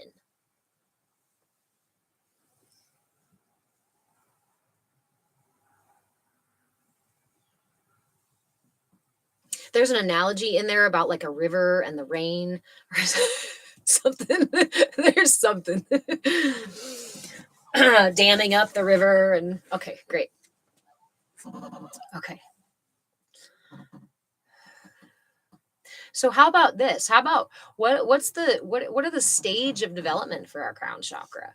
Where we talked about the lower chakras and the stages of development, about the first year or so of life, the first maybe 2 years, 3 years, 4, 5, 6 years, 6, 7, 8, 9, 9, 10, 11, 12, 12, 13. So your crown chakra is actually developing into your late teens and into your 20s. This is where in human development we talk about the higher operations, formal operations stage. Cognitive development reaches a place where your prefrontal cortex finally comes online. Your prefrontal cortex is the last part of your brain that actually develops. So your ability to reflect on and perceive things from this more abstract way of thinking is not available when you are younger.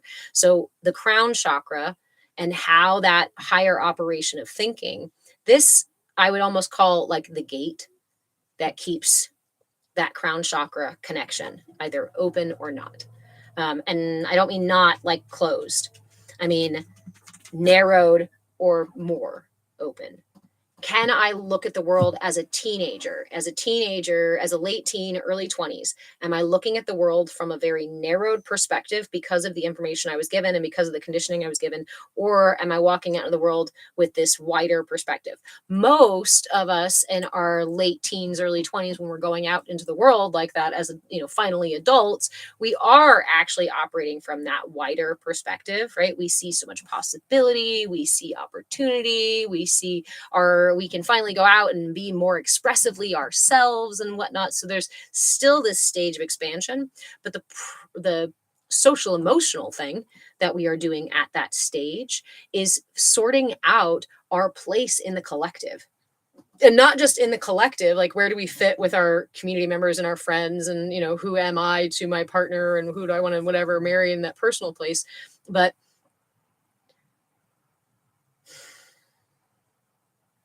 my connection to all, my connection to the collective, my connection to source. And this is the place where judgment of others can really block us off from that higher development, from opening that other stuff. Judgment of others and judgment of self.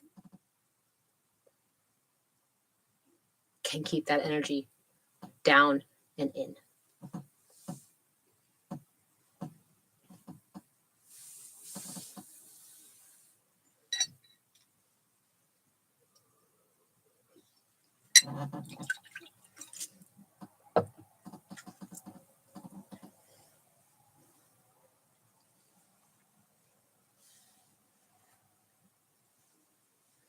That said, okay, we've talked a lot about like narrowing of the energy, right? Lack of energy in the crown chakra, but not so much about excess. What does excess look like? What would excess in the crown chakra look like? Maybe some qualities, right? You just list some qualities of what an excess in the crown chakra.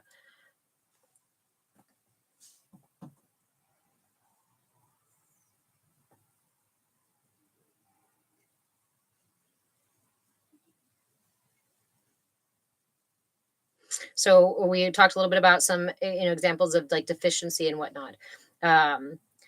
Rigid belief systems, right? Rigid belief systems, a narrowing of thinking, kind of a narrow-mindedness or a judgment about other people's way of thinking, or a belief that your way is the only way, kind of thing.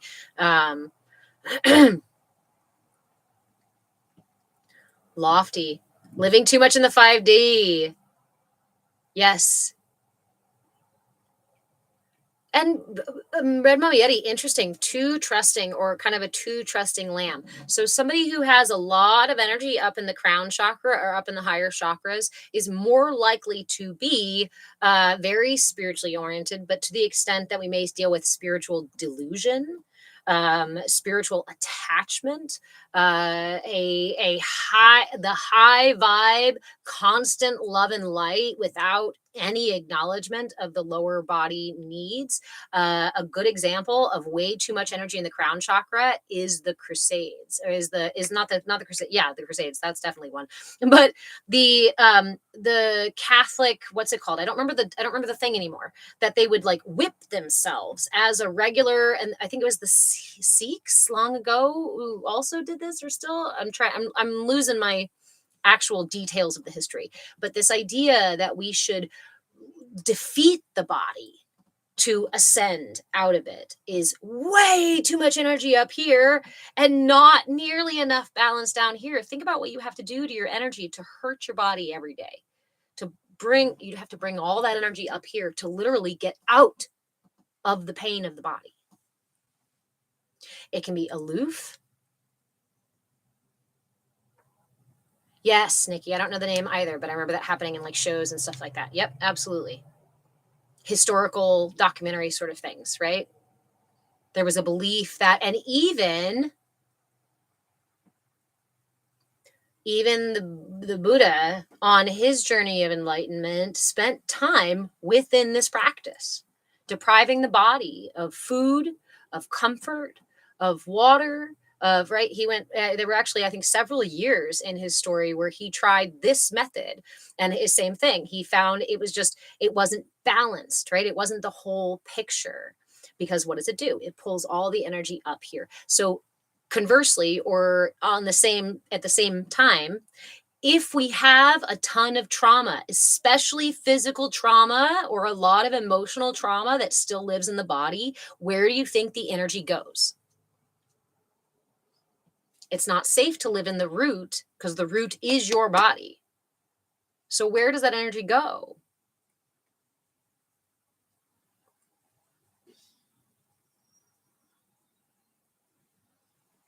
Nikki, it's almost like they were doing it as them taking on the strips of Jesus. It's the enlightenment process of us experimenting with these things and wandering through these things and going, okay, well, if I fast for, 10 days every month, is that the way to do it? And for some people, that is a path that brings them the clarity that they need to get to enlightenment. And for the Buddha and for Christ, who did different practices as well, sometimes we might go, okay, that's part of it. I see what you're doing there, but that's not maybe the whole of the truth that I am here to experience. So if there's a bunch of physical trauma in the body, if we live with the emotional patterns that cause fear and anxiety and tension in the body, then the energy moves up and up and up and up. Remember how at the very beginning we were talking, not the very beginning, earlier we were talking about the root chakra being our place of resting. And as an infant, when I need something, what happens? But my energy moves up to my sacral chakra to ask for help, right? And if I don't get that help, it'll go up, and I will go demand or take to get my needs met. If that doesn't work, then I will fawn and submit to get my needs met. If that doesn't even work, then I've got to, and not even if that doesn't work, right? If that's working, already I've got a bunch of energy up here. And if it's deficient in these lower chakras, like I feel afraid and unsafe in my body. So the energy is tight and pulling up from my root. I ask for help, but the universe doesn't respond. So I believe the universe is not abundant and it's not safe and it's not going to take care of me. So again, I pull it up into my place of will. I got to go fucking do something about it. I was the 9-month-old who was running and climbing out of the crib because I wasn't getting my needs met. So I pull it up to here, but that was no good. I got hit for it. I got punished for it. I got yelled at for it. I got shamed for it. I got physical pain for it. So fuck. Okay, fine. I pull it up here. Now fawning and caring for others and doing things for others and being nice and sweet and, this kind of stuff. Now suddenly I'm safe. I'm a good little girl. I can be rewarded for all this energy in my heart. But now 7 pounds, remember 7 pounds of energy, 1 pound for each chakra. That's 1, 2, 3 pounds of energy that I just pulled up into my heart. 4 pounds of energy. 4 pounds of energy bleeding from my heart out onto the world. Maybe I still got 1 here, 2 here. Maybe I pull more up and put it here. Maybe sometimes the energy drops back down, right? We talk about a wounded chakra. We talk about excessive or deficient chakras a lot. My open heart excessiveness, right? Or closed heart deficiency. But there's also something that I like to call the wounded chakra, which is one that has a habit of fluctuating back and forth. And this may be something you experience, especially if you are somebody who fawns, especially if you're somebody who subjugates yourself so that other people's needs can get met and so you can take care of everybody else. And at the end of the day, you realize your needs have not been met.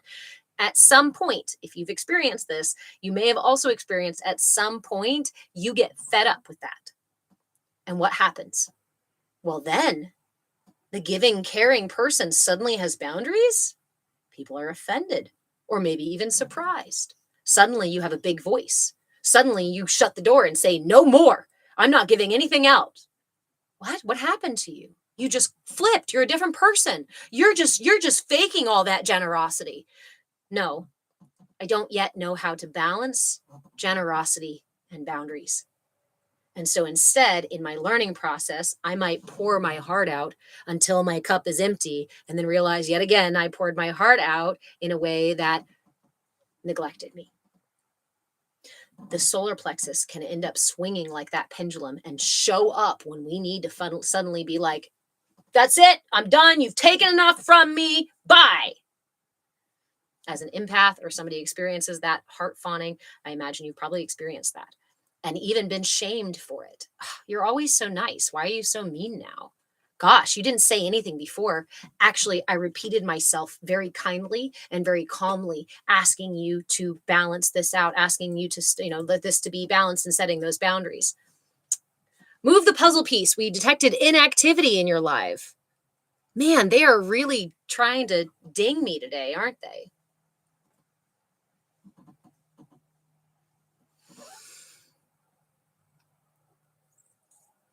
I tend to lash out when that happens. Exactly, Heisenberg. So that lashing out is an indication that wherever that giving place is, if that's what you're lashing out from, if you can relate to this, it means that there's an imbalance between your heart and your solar plexus. It means that some of the energy that's pouring out of your heart is actually deserves to be down here in your solar plexus. This is a balanced solar plexus says, you need care, right? But so do I. A balanced heart says, You need compassion and empathy, but so do I. A balanced solar plexus says, here is how much I am available to give to you today, and here is how much is available for me today. Thank you. But when we don't know how to stand in that truth of acknowledging that I do have needs and it's okay to meet my needs, and I'm not selfish for filling my own cup. It's been very glitchy today on top of that. Yeah, I know. I don't know, just as a side note, I don't know what's happening long term with the one and only God Almighty of TikTok. It is my favorite platform to interact with everybody on because I like the style and I like the way that we can interact through videos and whatnot. But if it keeps continuing to create violations with my content, eventually they will take down my account, or they'll shut down my account, or they'll take away my ability to go live. So I encourage you to find the TikTok shop. I encourage you to, I don't know, write me a letter at this address. I don't know what else to say. Nikki, you heard it's not going anywhere. It's not going anywhere, but the servers are not only here in the United States now, but it's also owned and run by systems that don't want you to know that the systems and how the systems run. Right? Systems that would rather harvest your energy, your time, your resources, your attention, and your opinion.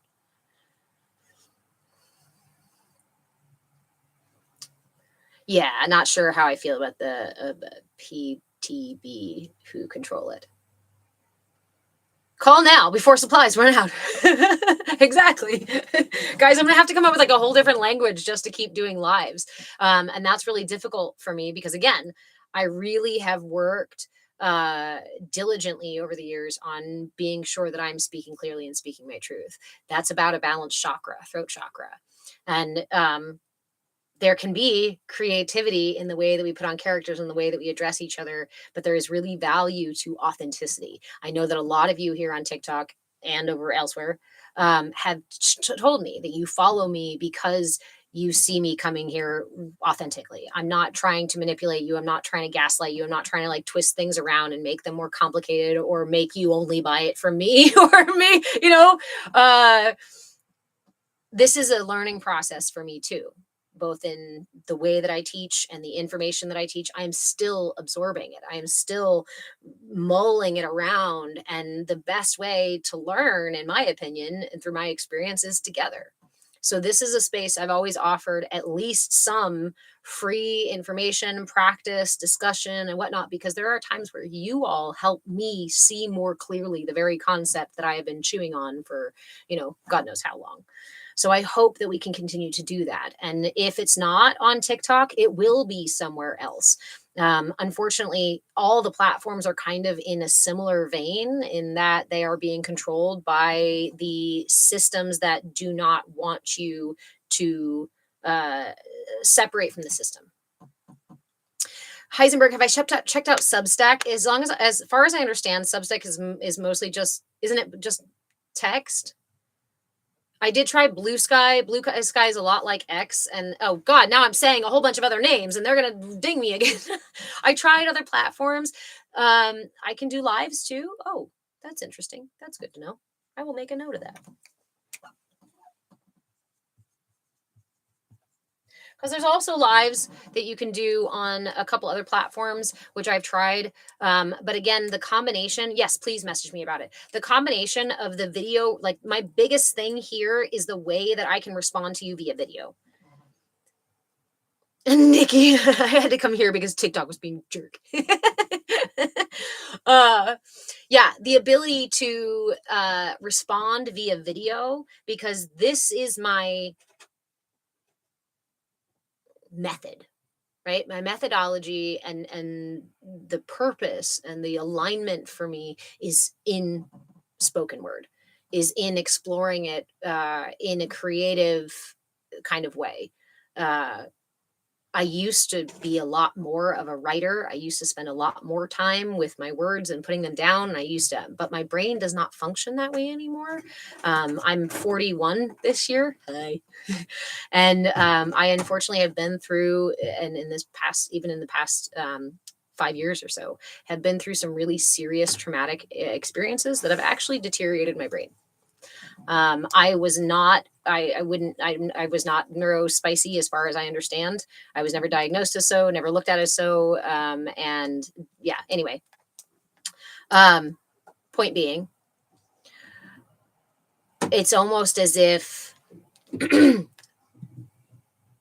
not the other tools are being taken away. It's almost as if my process and purpose are being refined for me. When this first happened several years ago, I had a few seizures. I started losing my eyesight. I was in a really terrible situation and I was denying the truth of the situation that I was in. I was afraid to leave the situation. It was also a constant daily mental abuse, being manipulated and lied to and gaslit around things and whatnot. And it essentially broke my brain. Again, I wasn't able to, like, physically, my eyes started deteriorating. I couldn't hear very clearly anymore. My whole system started to, like, kind of pull in on me. And I ended up having 2 seizures.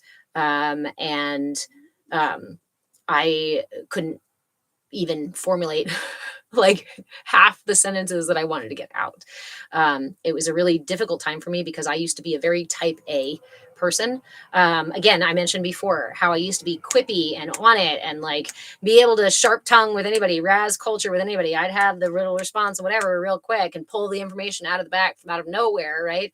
But that capacity to do that slowly deteriorated during that after.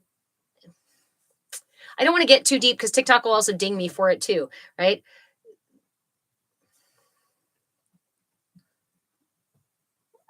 But it would be nice to be on a platform where I can be candid, where I can more directly and honestly share about the experiences I had and share why those experiences led me here. I have been studying this stuff from energy and all that kind of stuff. Hey, Care Bear. Since I was young, I have studied marketing manipulation since since the 90s. I like.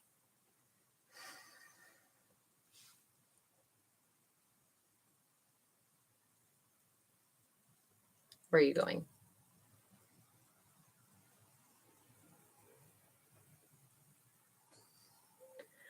It took me years to step out from behind ego because ego was the safest place to be.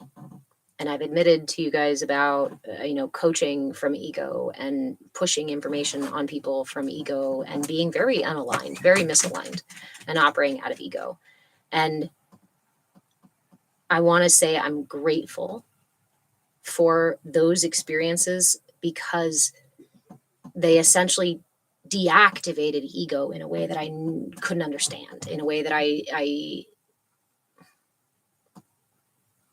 don't know if I want to say needed. There's some paradigm. That's probably some abusive paradigm that's in there that I like needed that to be able to clear away. But I was so unwilling to let go of ego out of fear that it was almost as if I kind of needed ego to be pushed aside.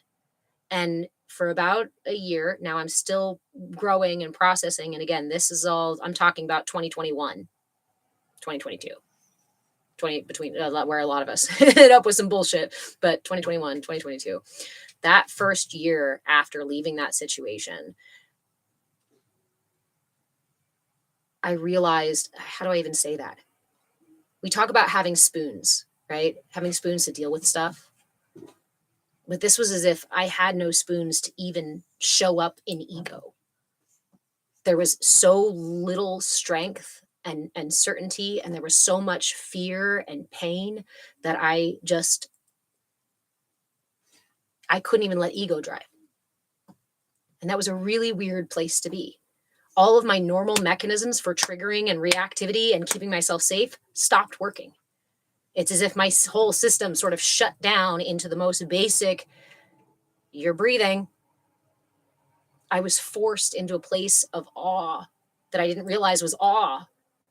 It was just constant. It was disassociation at first, until I was willingly in that disassociation and said, okay. Some days I sat, literally just sat for hours watching the world move around me, interacting with my son as much as I needed to, interacting with whatever else I needed to as much as I needed to, but just really sitting in that space and allowing it to be. And it was only for me through sitting in that space, this kind of forced mindfulness, that I suddenly discovered the me that was behind ego. I had never met her before. I had never sat with her before. And she was fucking pissed. If it wasn't for those experiences during those years, I would not be here right now. I'd probably still be hiding behind my cardboard cutout of ego and suffering behind there. So I hope that we can find a platform, that we can find a place where I can be more candid even than I already am, where we can continue to engage and continue to interact with this stuff, because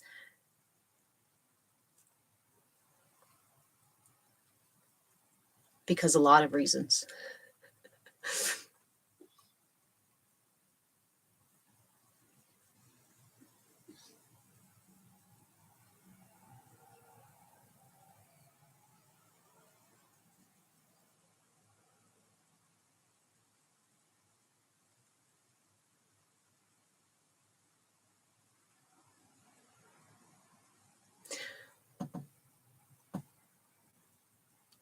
Because I hope that maybe someday you too can sit with the essence of you, truly sit and see yourself as God sees you. You can truly see yourself through a heart of unconditional love.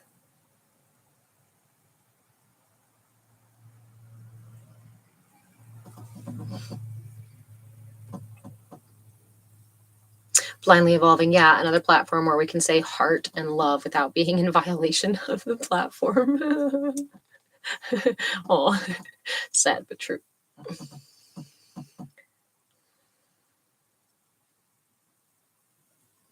Care Bear, why don't we all just pitch in and get land and build our own homes and have nightly meetings? I am all down.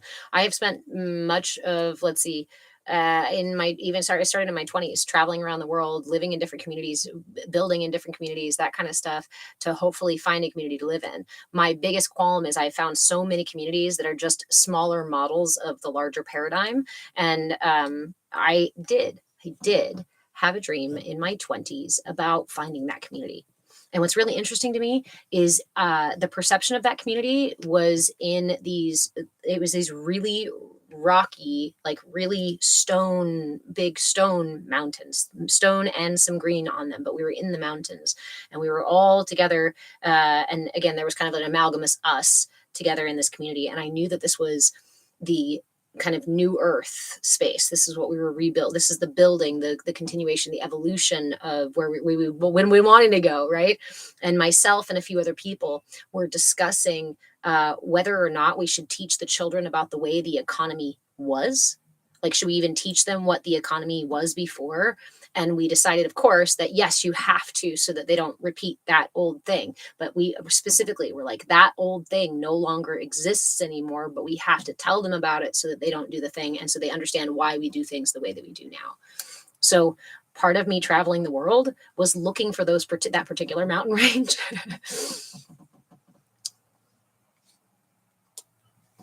There's one in Italy.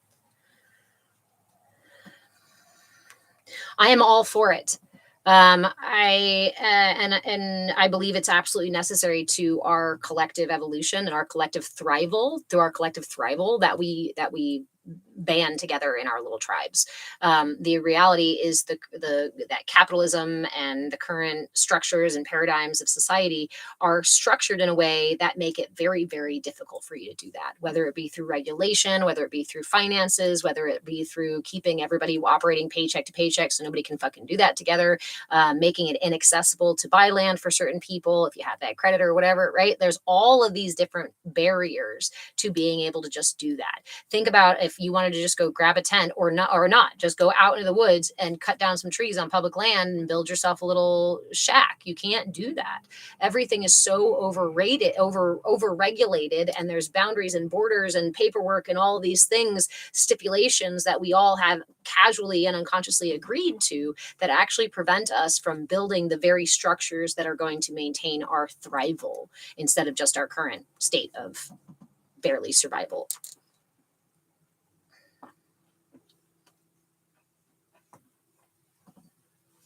Are you attacking my pillow? Did you hear him? Was your kitty?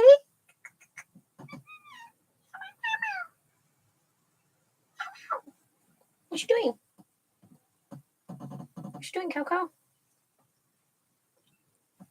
So yes, I'm all for it. The question though, is whether or not, the question is, are you willing to show up in that community with curiosity and willingness? Because how do we find something that we don't know what it looks like? How do we build the new earth space, right? How do we find a life that's full of abundance and unconditional love, and there's not scarcity mindset everywhere, right? Abundance mindset instead. How do we build that thing if we don't know how to actually build the thing? If all we've been taught is how to build this thing over here, how do we do the opposite?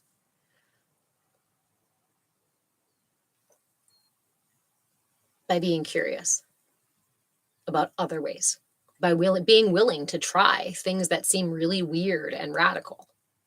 An example of that, right? One of my favorite examples about it is a skill that I learned actually in Outward Bound as a teen.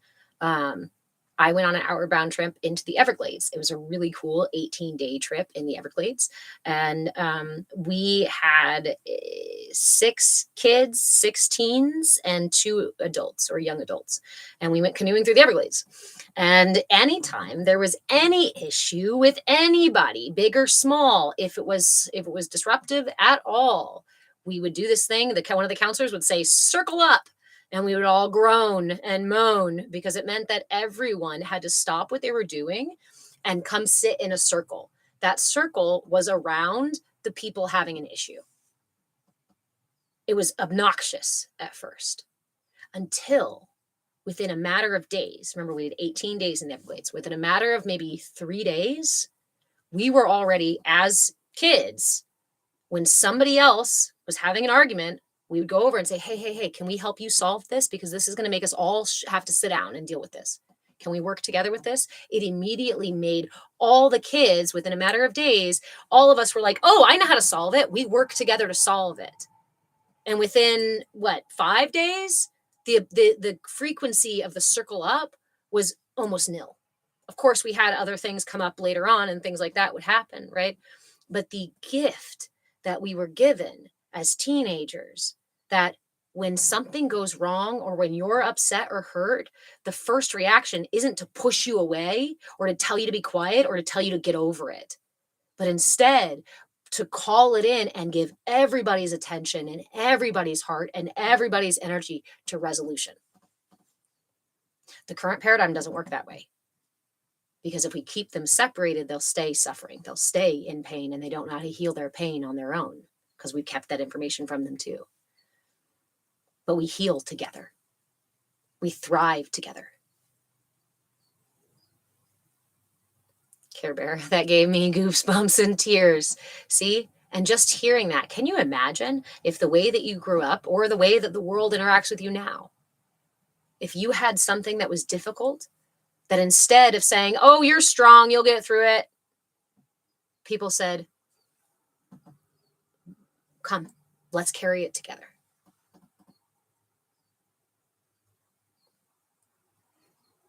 Blindly evolving. We're doing it. We're starting to talk about it. We've been talking about it ages about a commune, right, Nikki? I know. So the question is when? Yes, Nikki, I was told I was a drama queen and told to stop being so dramatic. The conditioning of our culture that teaches us to ignore and to shove down our natural impetus, our natural experience, and then to judge and belittle others for having those experiences. Again, how do we crabs in a bucket, white nose to the system, but perpetuate these ideas of the system by then pushing them on each other? Why be normal? You had a friend ask you yesterday to do a commune. If anybody is really interested in diving into this topic and discussing it further, please come into our Discord or send me a message for a link so that we can get together and talk. I am very, very serious about it. And again, it's not about people having like, oh, you don't have to be a carpenter to do it, or oh, you don't have to just have a ton of money to do it, or oh, I should have like the best communication skills or whatever. No, I think again, the narrative of the culture that keeps you away from your right to be in a community and to thrive in that community says you're not ready for community. Oh, you're not good enough for it yet. Oh, you haven't suffered long enough. You haven't learned the right things. You haven't gotten the right certifications. You don't have the right amount of money. All ways to keep you away from thrival. Awesome, Heisenberg. Yeah, Nikki.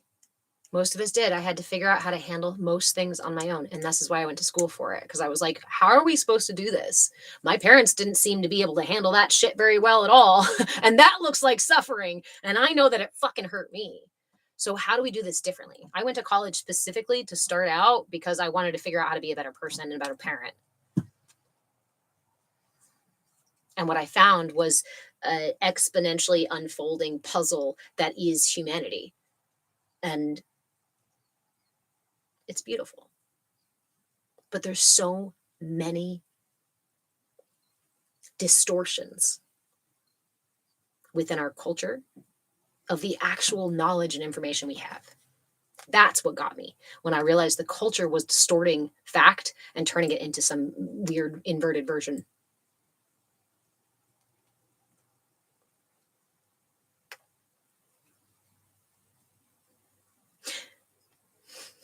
I would almost say the more you feel like you don't need community, the more you probably need community.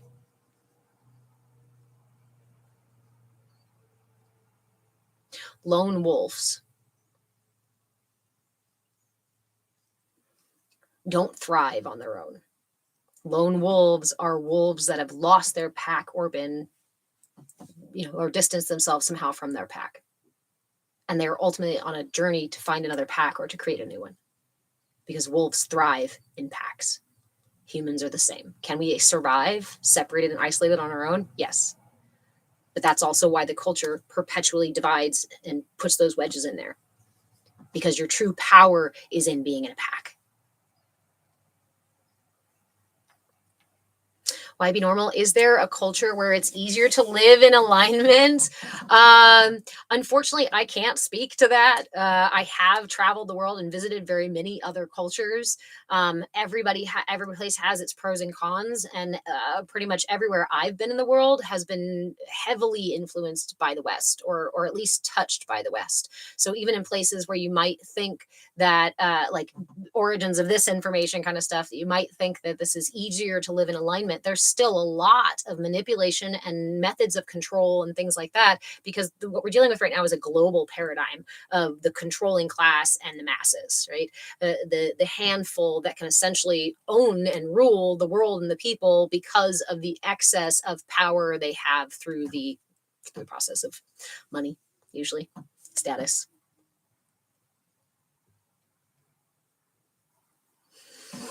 Nikki, the hard part is allowing others to help, which has been super tough, work in progress. Great way to experience that is to get in community, or even, go do a volunteer project with somebody, right?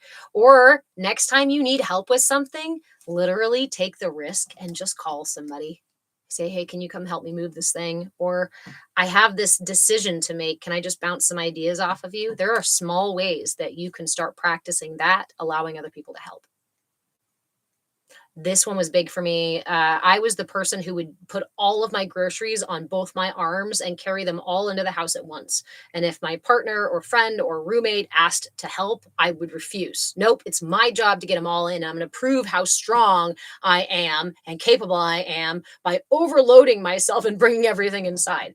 One of the first big steps I took on my journey of development was actually to let somebody else carry my groceries. It seems so simple, but it was blindly evolving. You too, Care Bear, you too. Yes.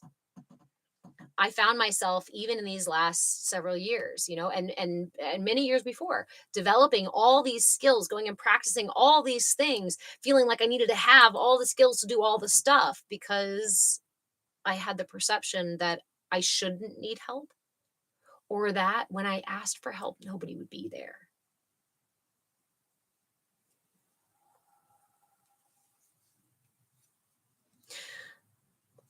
The kicker was, in these last 3-4 years, I had to show up for myself when I needed help.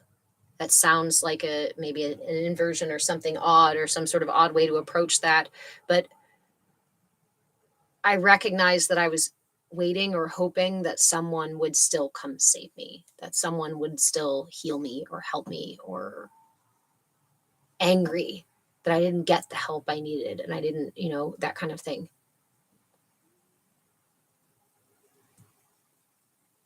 So I started meeting my emotions as if they were the child self that was asking for help. Anxiety was little me who was afraid. So I'd turn to her and I'd offer her the most basic help possible, just to witness, to hold her, and to speak gently to her. Through these meeting myself, and at those times when emotions run high, something really magical happened. I started to trust myself in this new, interesting way.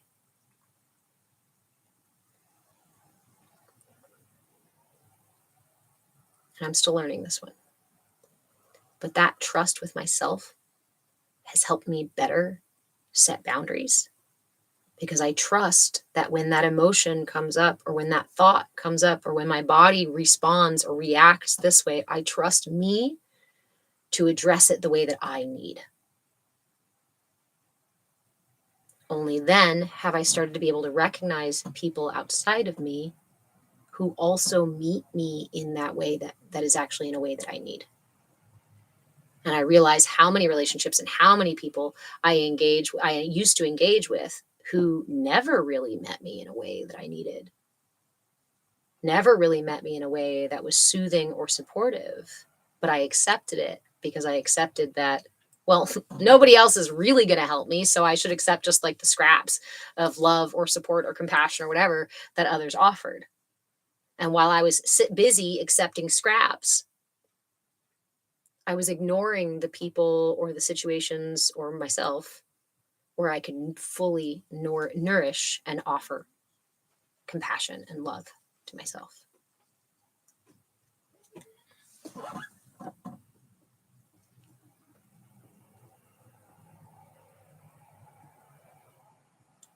Oh, the condition of a single mother. I can do it all. I know we have to be. Old narrative playing in there. Ooh, or when I asked for help and they never followed through.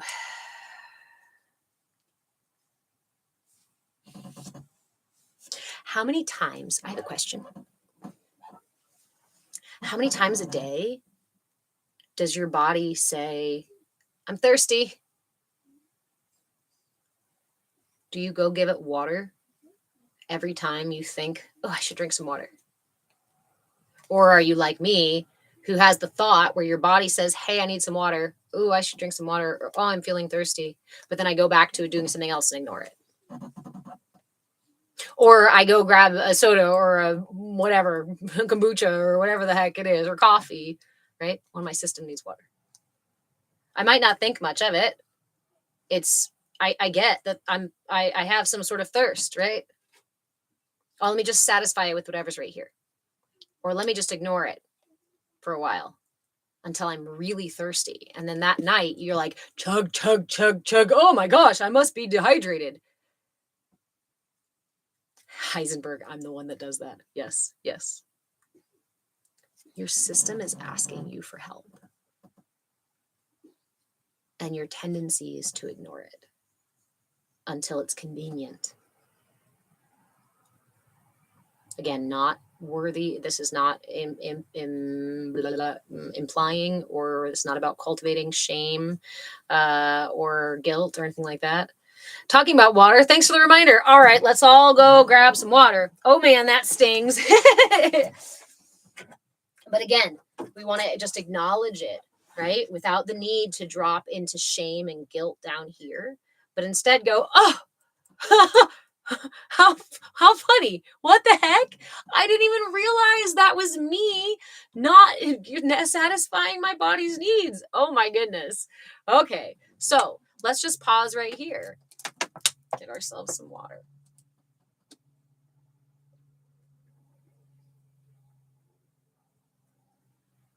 That was good. And the reason I use that one, because I am currently dealing with that one, and I use that one all the time. Oh, just wait a second. Just wait 1 second. Let me finish what I'm doing, and I'll go get some water. Wait 1 second. I know I'm hungry, but let me do this. I did this yesterday morning. I did not eat breakfast until like 2 o'clock in the afternoon, but I did a ton of projects before breakfast. I was hungry the whole time. I had to get that shit done first. Organizing the kitchen, organizing the bedroom, doing some laundry, going over and cleaning some dishes, whatever the heck it was. I had a million things to do except for feed myself. That is just the continuation of the habit of putting yourself last. Yeah, Care Bear in the AM, you put a little sea salt in your water. Nice. Yo, my food is legendary looking. That is something I've only done in the last several years. I used to feel ashamed of the way that I would cook a little bit. I mean, I had this career for a while as a professional, as a cook. And I really enjoyed doing that. It was the first time that I really leaned into the way that I cook. Previously, it had been very much I would cook for other people and other people's needs and other people's things. So now when I feed myself, I make it a celebration. I want the colors. I want the plating. I took what I learned from chef, from working in kitchens, and apply it now each time that I cook, because I am worth a beautiful bowl of food, even if it's just small, even if it's just this, or even if it's just that.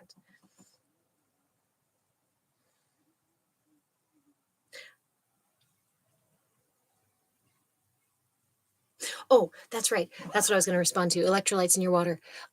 So there's a way. Hey, Tony. A natural electrolyte drink recipe for a natural electrolyte drink. Take that salt water, add some lemon juice, and preferably strawberries, because there's something in strawberries, but lemon juice and a berry.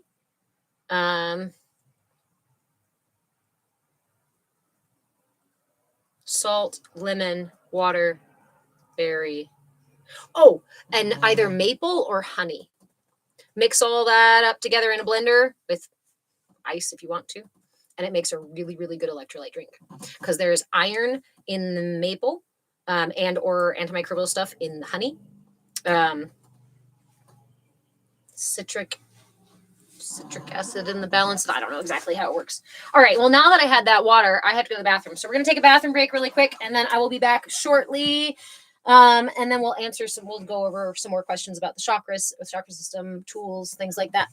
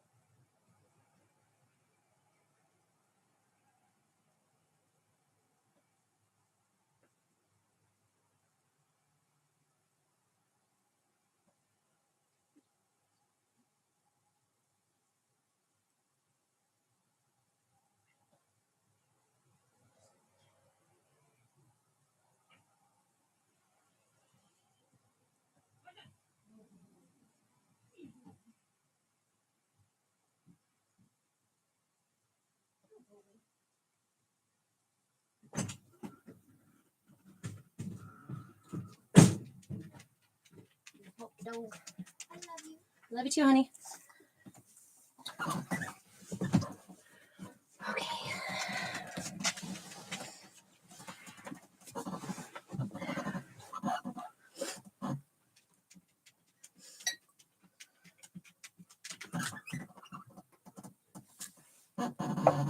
Isn't cucumber a good one to add? Cucumber and cilantro, celery. A lot of these are really good because there's certain properties that help clean things out of your system. You are so cute.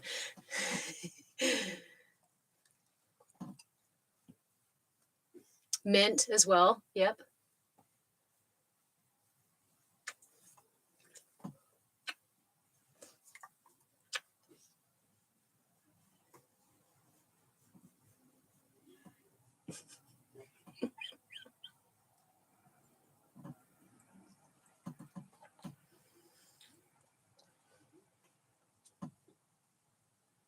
Ginger, raw ginger and honey water. That's really good. It can also be ginger can be a little bit much for some people. And also if you are things like nursing or if you're with child, ginger can also be a little bit too much for the babe. Later on in pregnancy, ginger is really good. It could also be good, or no, it's not later on, sorry. Early on in pregnancy, it can be really good for nausea, but you want to do it in smaller amounts. Sir,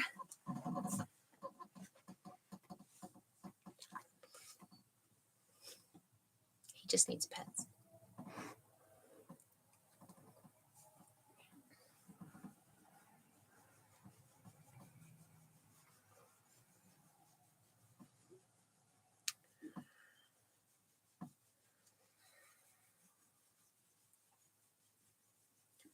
I'm just thinking of tools. Tools, crown chakra tools. Leif, your dog is basically me in our relationships. Pet me. Aww. Physical, love language of physical touch. Love language of physical touch. Mommy Yeti, are you leaving? I love you.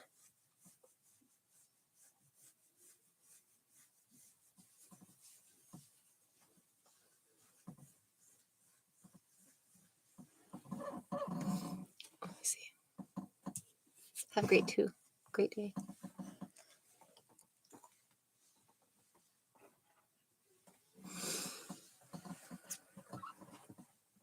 All right, let me see.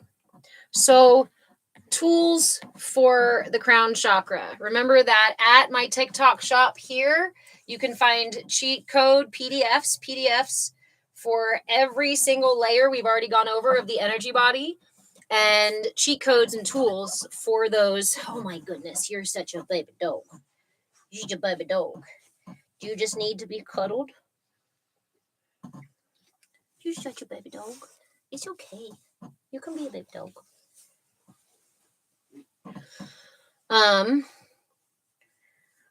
Let's see. Crown chakra tools. Oh, PDFs at that TikTok shop.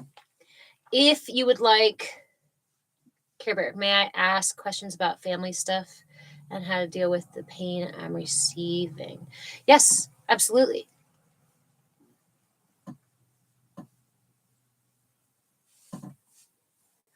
Oh, that's what my 60-pound Aussie Shepherd used to do. I miss her bunches. This guy they say he's a mini healer. He's full healer. But they breed, like, from what I understand, they breed the runt with the runt with the runt with the runt. And you end up with these little, no more than like 40 pound little things. I think he might be 42 pounds or something like that. He's a little guy. Pocket size puppy. Yeah, always feel free to ask whatever questions come up, whatever realm those questions are from or in, feel free to ask those things. If I can't answer it just via text on the live, I will let you know. Or if it's something that it's something that like we need to dive a little deeper or talk more personally about, I will also direct it that way. Or maybe, you know, some things are just better for the Discord and stuff like that. But you're always allowed to always, the reason I come onto these lives on Saturdays, in case you're curious, 10 a.m. PST, Pacific time, is to do this sort of like share this information, but respond, offer tools, do the style of like intuitive coaching that I usually do, which is, it ends up being a unique thing for each person that I work with.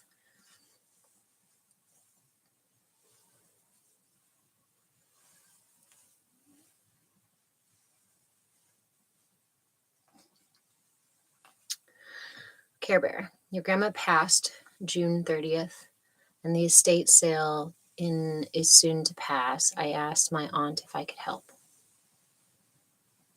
Thank you for sharing about your loss. I'm sorry.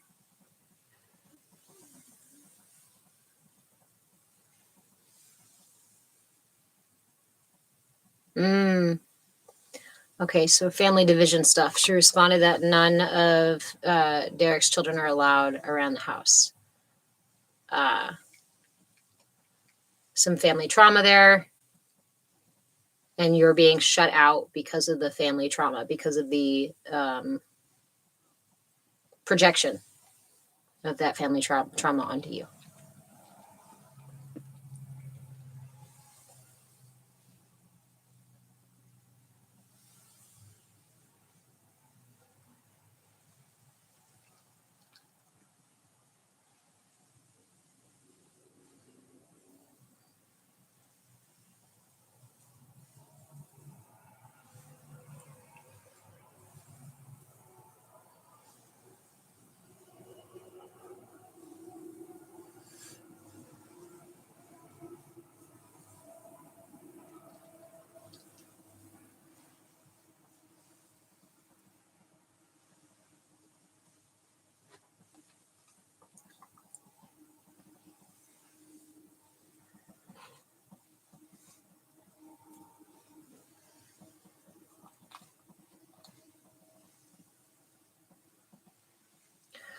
So Care Bear,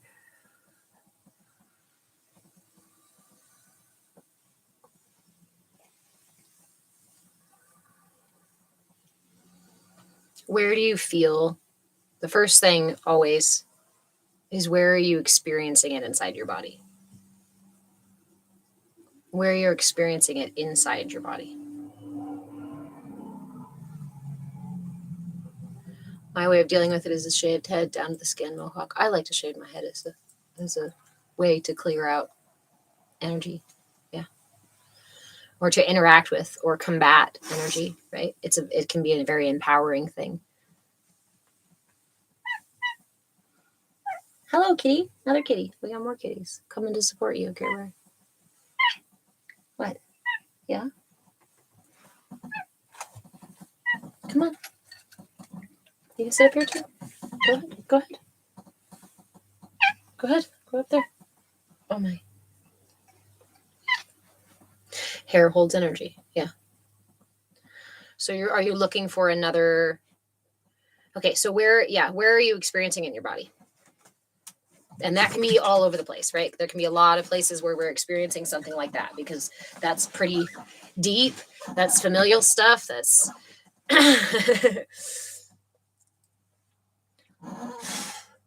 so if you were to tune into your system, you feel it in the brain and upper back.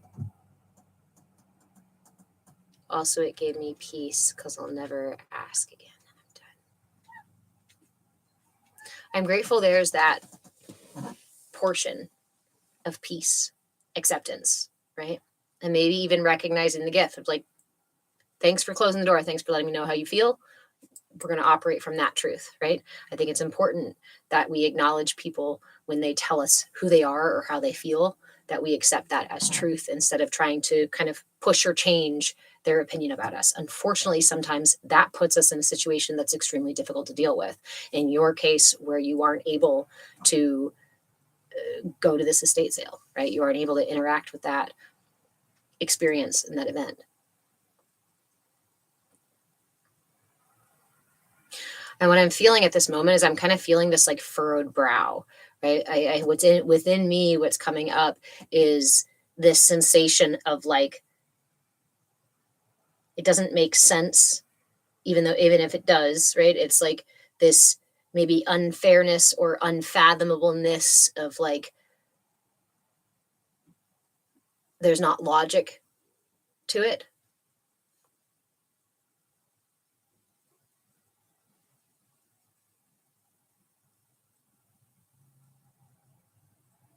And it also puts a stuck emotion of rejection within us. Yes, Nikki.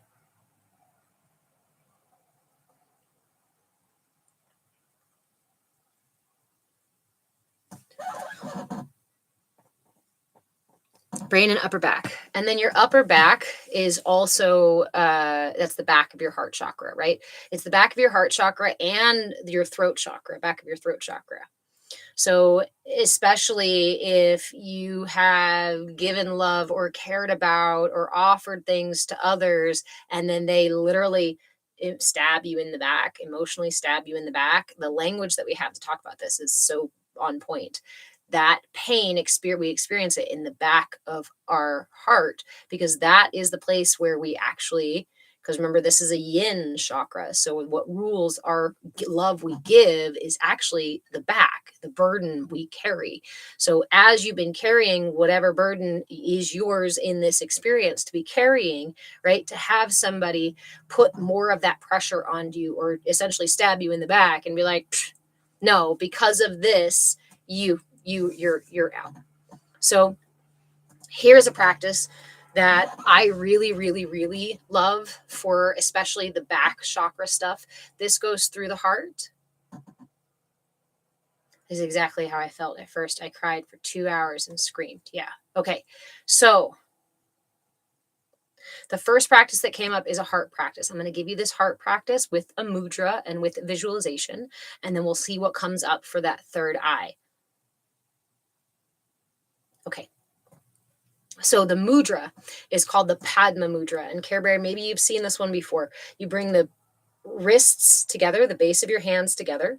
You put the sides of your thumbs together and the sides of your pinkies together. Keep that nice and open like a flower or a chalice.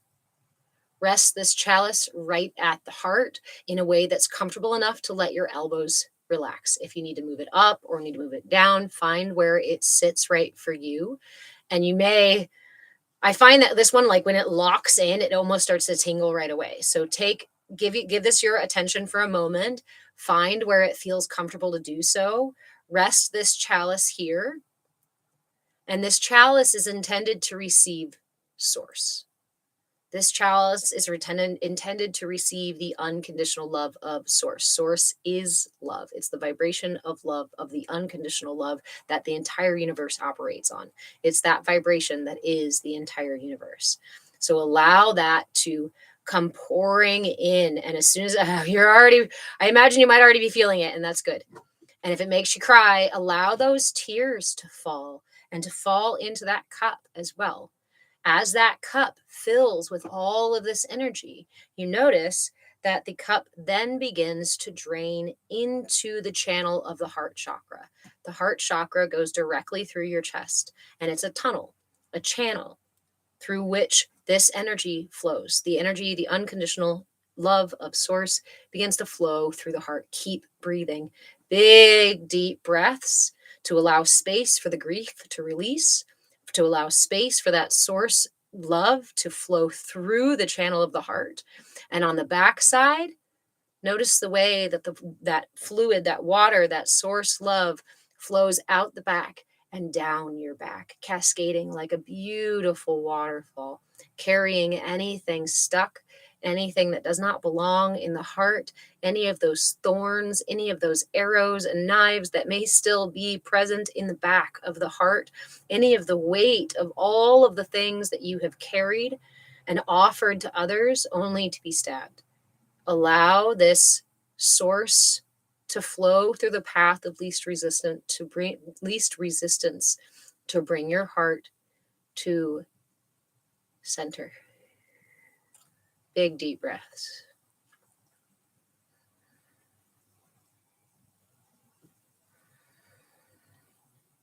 If that in and of itself is really intense, I encourage you to stay with this practice until it starts to become a little less intense. And I know that that may take minutes, it may take days, it may take months.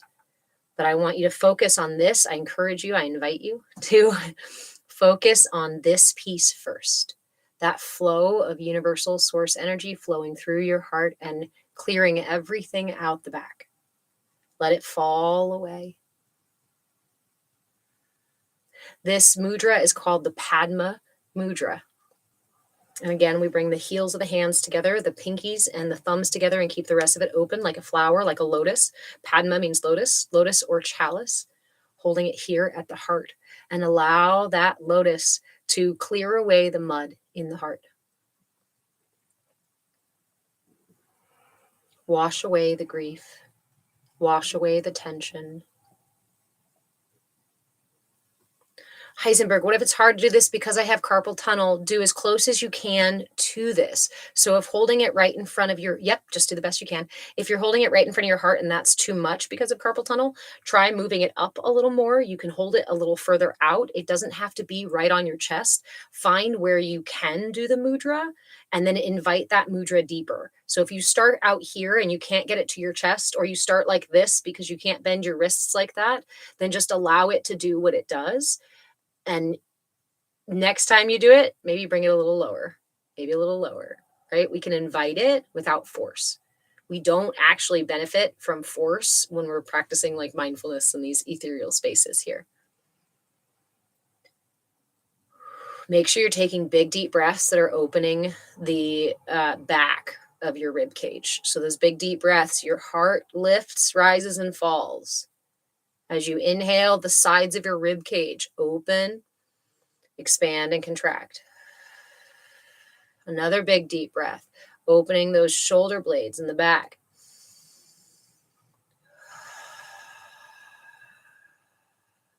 If you can't keep your fingers open, allow them to close in a little bit. Also, just remembering that this is still a chalice, right? Imagine this is Padma Mudra. So you have either a nice big open lotus, or maybe your lotus is a little bit more in the bud of the lotus form. That's okay to still have a bud of a lotus rather than a big open lotus, right? As long as you get as close as you can and set the intention, yes, to be present with the mudra and just receive the benefit of the mudra. A lot like sign language, mudras are actually a practice. It's important to practice the dexterity that they require. So when you're first doing them, there may be some you can't do, right? But if we continue to practice them, we actually can develop the dexterity to do that. Care Bear, the very second I held it to my chest, I inhaled so deep and began to cry. That is powerful. This is one of my favorites. Again, Padma Mudra, and it's just a receptacle. It's a chalice to receive that unconditional love, and just let it flow through that heart channel. So the other piece that I was going to offer is for the third eye. If you are practicing this, while you are practicing this, one thing you can do is to close your eyes and to turn your eye gaze, vision, up towards your third eye. I think we've talked about Care Bear. I think you've been in here before we talked about this. There's a couple of things to note with that practice.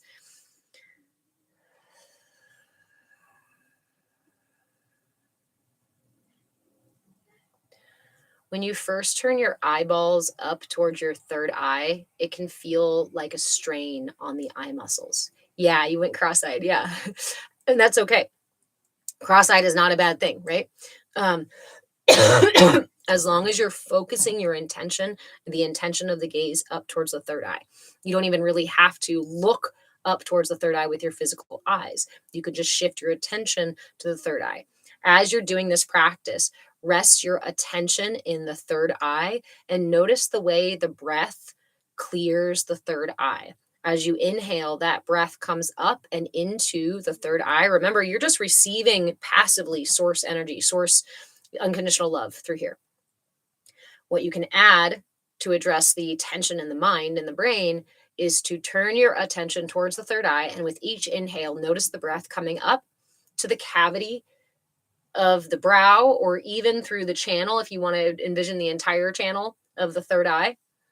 Inhale it coming up, swirling around that space, clearing it out, just like this universal unconditional love is coming in and clearing out the heart. Allow the breath to clear out the brow. And as you exhale, same thing, you can send it out the back, down, either down your back or just out into the earth, right? We can both of those chakras. This is the yang of my third eye, and this is the yang of my heart. So send energy out those channels. Ooh, Nikki, I've been doing that one more the other day, I finally was feeling my third eye. Nice. So remember, if you're new to that third eye practice, one of the ways that I suggest getting into that, right, is to follow your finger. Start at the tip of your nose, turn your eyes to see your finger, and then go up to touch your third eye and come back down. Up to touch your third eye and come back down. Again, it's just like gaining the dexterity of your fingers. So you can practice this over and over. Make sure you go nice and slow. The other piece is if you really feel uncomfortable turning towards your third eye. If you really feel like you can't quite get into your third eye on the inside, use a mirror. In that case, you'd be holding this mudra here, source energy flowing in with unconditional love, clearing through that channel, cascading down your back, and then you're going to stare into the mirror at your third eye. At this point, right here, stare with all of your attention, 7 pounds, all 7 pounds of your attention and intention into that third eye space in the mirror. And as you do, again, breathe, inhaling, pulling the breath up to the third eye. Imagine it swirling around and then exiting out the back of the third eye. As you're watching in the mirror,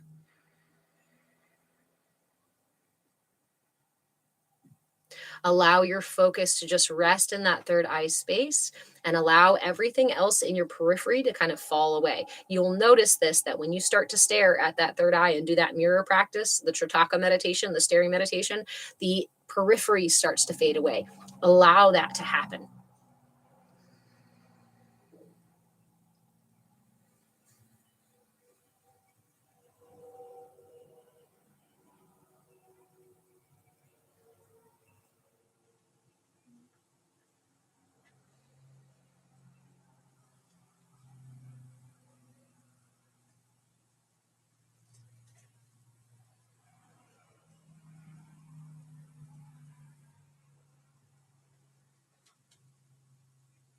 That was the other piece.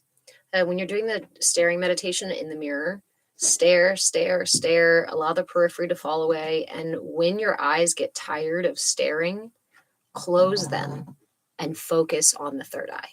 Again, you don't have to turn the eyeballs up, just focus on the point that you saw in the mirror.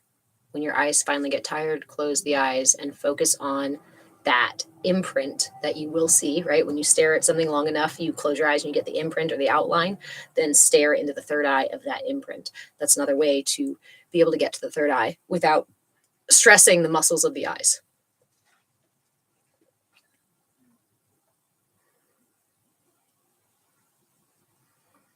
And that sensation, right, of like the furrowed brow and the frustration and the anger at the illogicalness and that it doesn't make sense and even the unfairness of it, right? That's excess energy up in our third eye.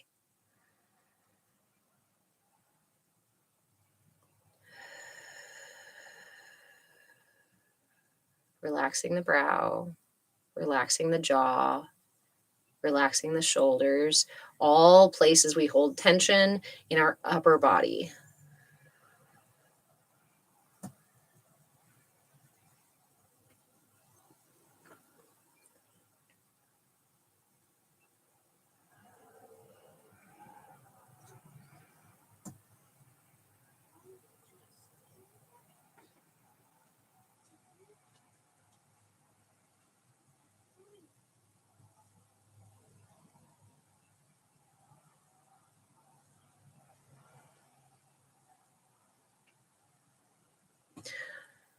Those are the tools that I have to offer at the moment.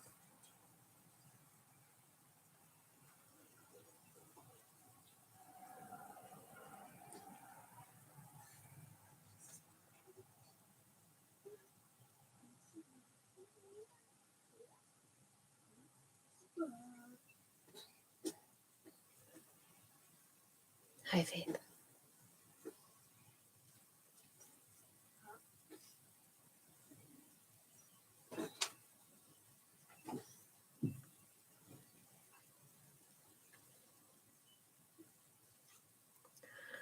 So I'm getting one more thing popping up. And again, this is usually something that I lead in coaching and in group coaching. And it's not quite, yeah. So, okay. Trying to decide how to, trying to translate what's coming in.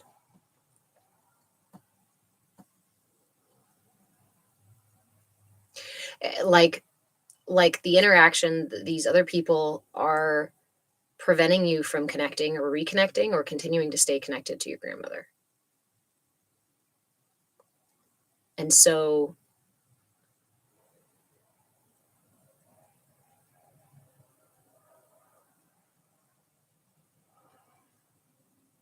do I want to ask? Do I want to offer? What do I want to do?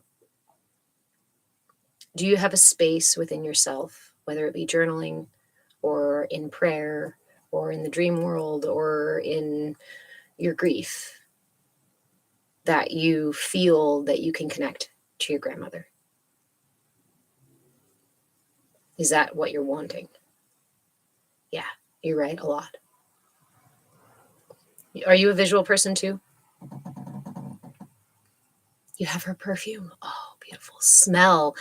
Our sense of smell is so triggering to memory. Okay, so that's perfect. What I encourage you to do is to spend some time in your mind space, right? And set the intention to sit with your grandmother. You can do this up in your head space, or you can do this down in your heart space. You can imagine there's a room in your heart and you can visit this space. In fact, right this second, if you can close your eyes and tap into your heart space, and I bet you, especially if you're a visual person, I think you have the creativity, right, to see this space. But close your eyes and tap into your heart space and open the door to that room. There is a safe, cozy, beautiful, nourishing, sweet, comfortable room that is just for you in that space. You'll notice color in there. You may notice certain things in there. The longer you look in this space, the more you will notice things that are familiar or are comforting to you.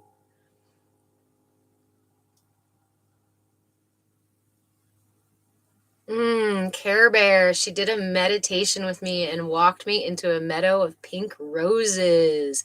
Even better. So can you go visit her in that meadow of pink roses? I smelled them in real life. Yeah. That's what I was looking for. What I kept seeing, what the message that was coming in was about. So I do these dream journey practices where we go into the subconscious spaces, the room in our heart, the space in our mind, the spaces outside of ourselves, into the past, even into the future, into other dimensions where we go and we practice and we see and we visit and we talk and whatnot. So that's what I was feeling encouraged. Like I wanted to kind of, but I don't usually lead those on the lives. But you already have a space. That field of roses.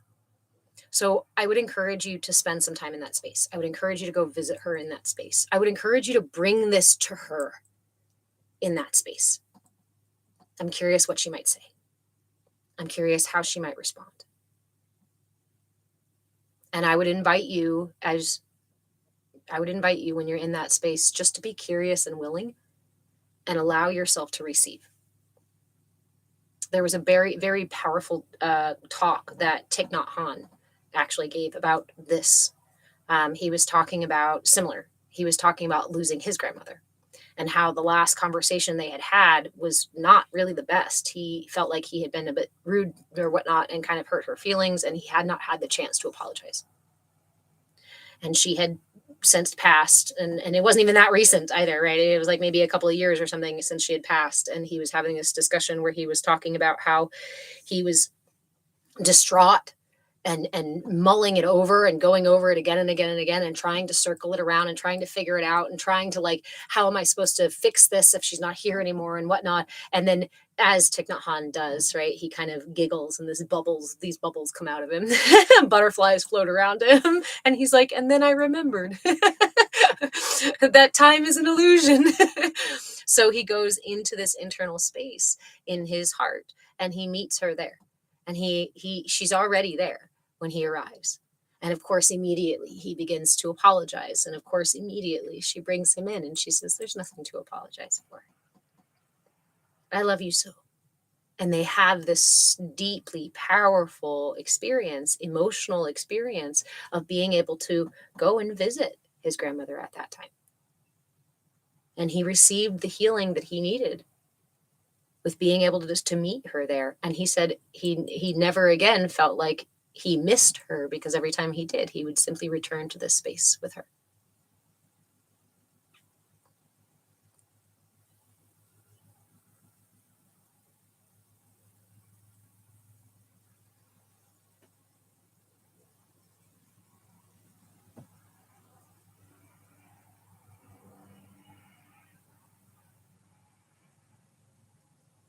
I hope you know you are loved, Care Bear. And obviously to all of you.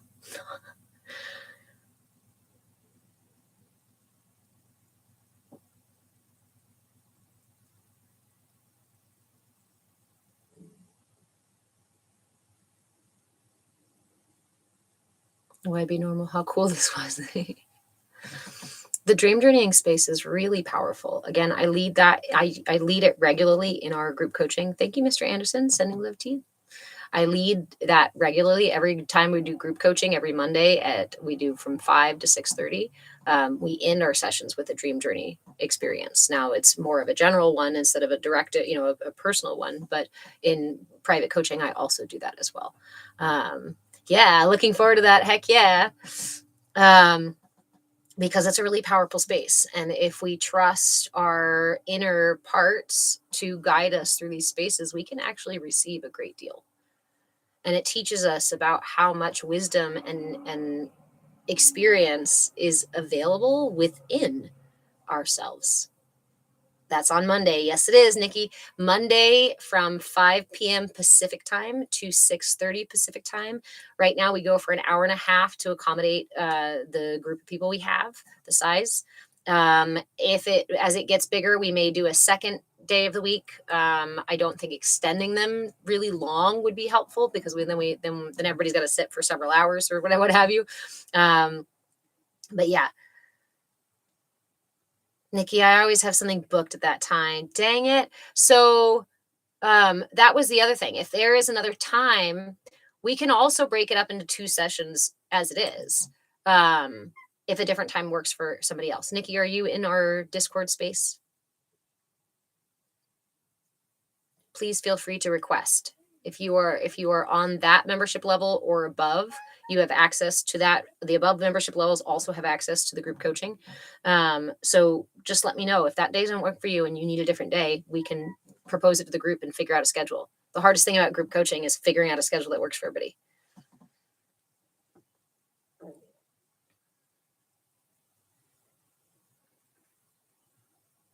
Mondays and Wednesdays you have gym and then another meeting. It's funny because I thought about doing it on Monday and Tuesday, so we'd have them back to back. But we'd have to have it in this way, right, where they were like, maybe we did just hour sessions and see who wants to split up or kind of sign up for the 2 different days, so we don't have overlap or we don't have both days just being super full.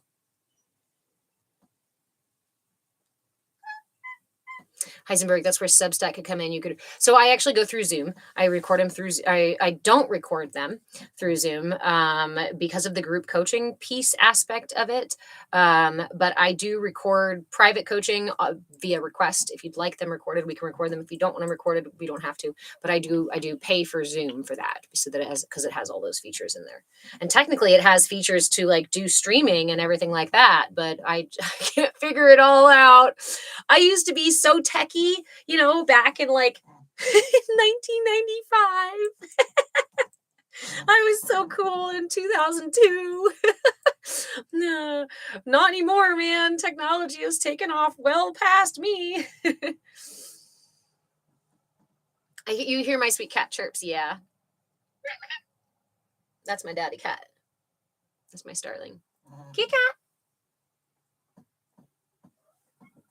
There he is.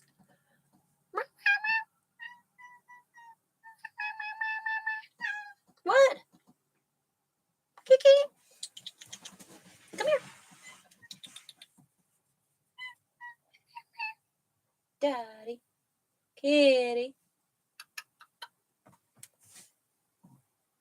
He's the cat who will go away if I turn the camera on.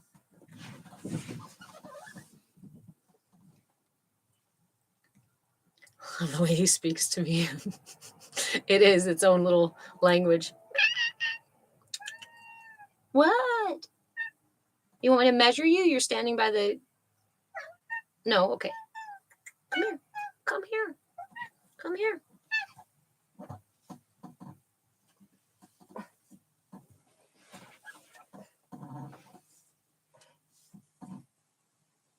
Well... Oh...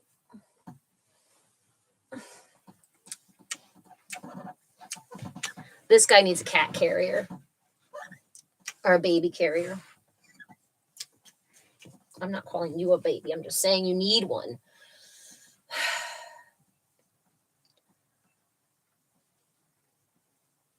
This little guy came to us as a little tiny puffball. I thought he was a bobcat or something because of his coloring, and he was almost spotted. But then I realized he has a tail, so he couldn't be a bobcat. And then my son did some research with his awesome animal skills, and it turns out that he is what they call American Maine Coon. So he's not like the full big huge cat Maine Coon, but essentially Maine Coons bred with tabbies or something like that. So he's got a lot of the similar things, like the ear tufts that come out, the similar face structure that makes him look almost grumpy all the time. Coloring. Hi, baby.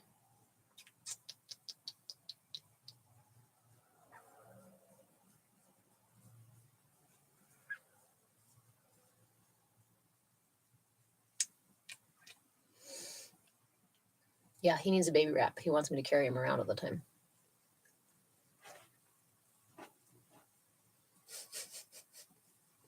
This is the one who thinks I'm his mama, because he came when he was just like a tiny little thing. So he thinks I'm his mama. And he'll come and wake me up every morning.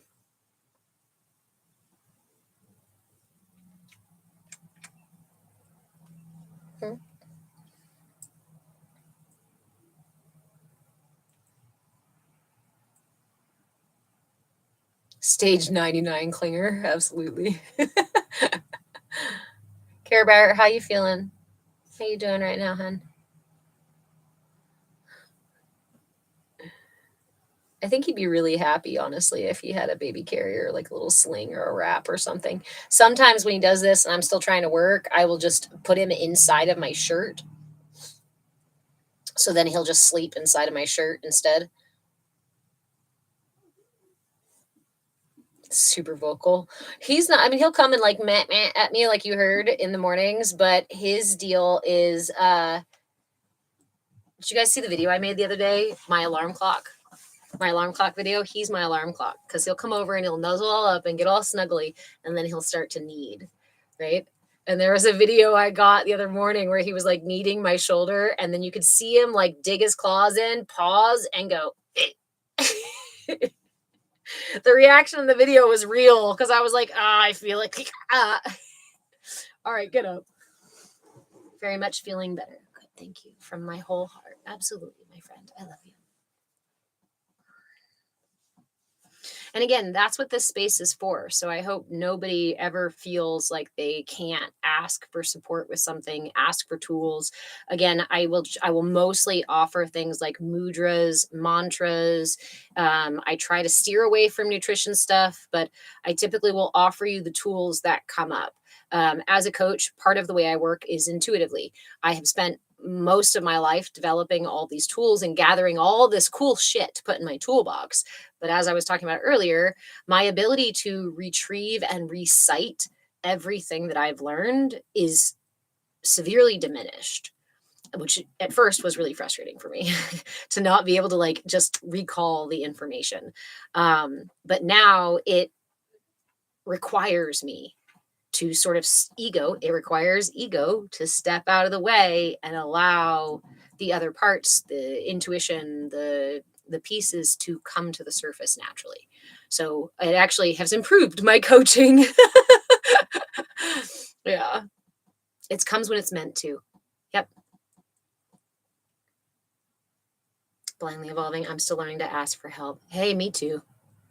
You guys have seen me go through this process of trying to build this kind of business community sort of thing online in a way that both sustains me and all of you in a positive way, in a thriving kind of way. And you've probably seen me try to ask for help on occasion. And you might have even noticed that I might have asked for help and then didn't follow through when somebody or some people said yes, they'd help.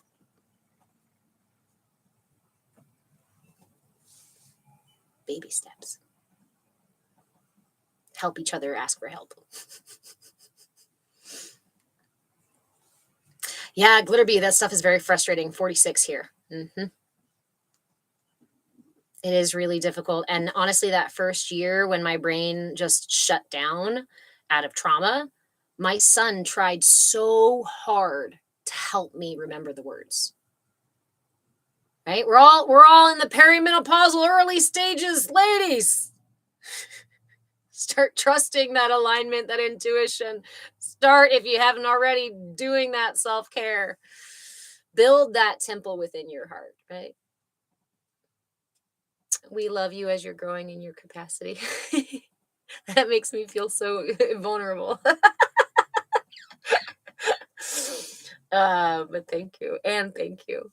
Yeah, my son tried really hard to help me remember my words. And my first thing was anger. I was so frustrated. I felt like he was interrupting my thought process as I was trying to retrieve the word. And that, in and of itself, was a lesson, right? It took several months between the traumas happening, me realizing, and then my brain totally shutting down. And a couple of months there where he'd like offer the words while I was trying to find the word, and I'd respond in this really triggered way. But again, I didn't have any fucking spoons to even yell about stupid shit. Like I just had no spoons. And so at some point I gave up trying to be upset about it or even trying to find the word. And I started asking, like, I'd be like, you know, the thing with the food and the stuff, you know, and cold.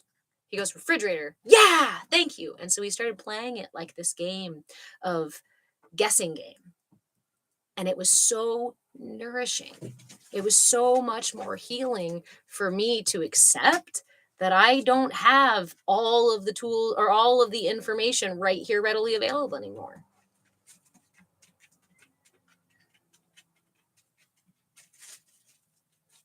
There's something about it being easier to accept help from a child than it is from another adult, because children often meet us with unconditional love because there are no conditions to their experience and their acceptance of what's happening, because it just is. They don't have the mental capacity for the same kind of judgment as we do as adults.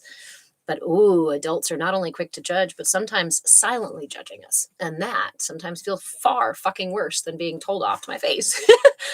So I was afraid. I was afraid to expose myself. I was afraid to, we barely went out.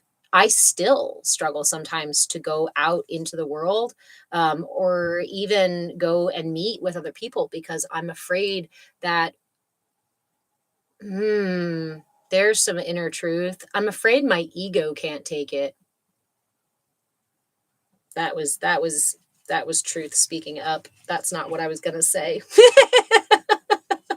I don't know if my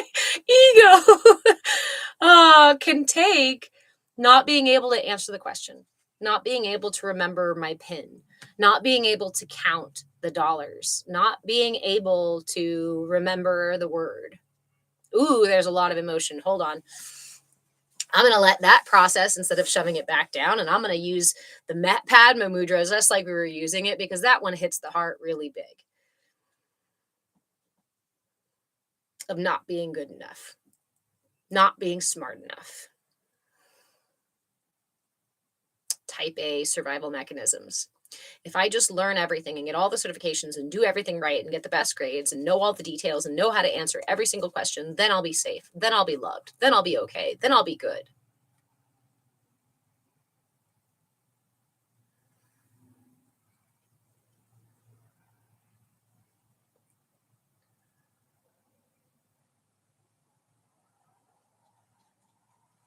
You are exactly where you need to be, exactly as you need to be, exactly who you need to be.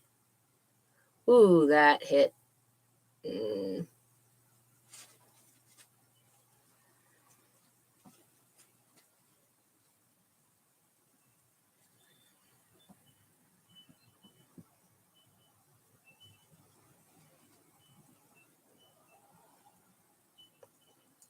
Judgment hurts when we also judge ourselves, when it triggers that internal judgment, echoes our internal judgment.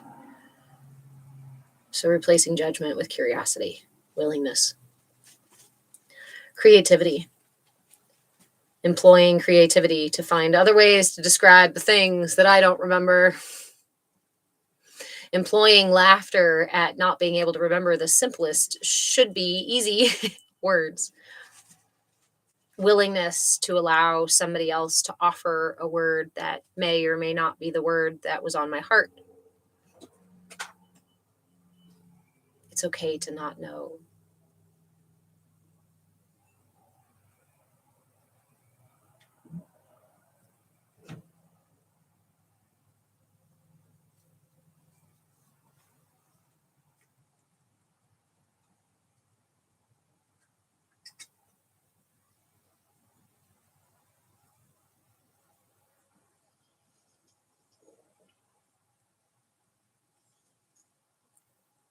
And what an opportunity to just make up new names for shit. That's it. I'm taking it as an opportunity to make up new names for shit and do my own math. That's it. I'm just going to be an agent of chaos now.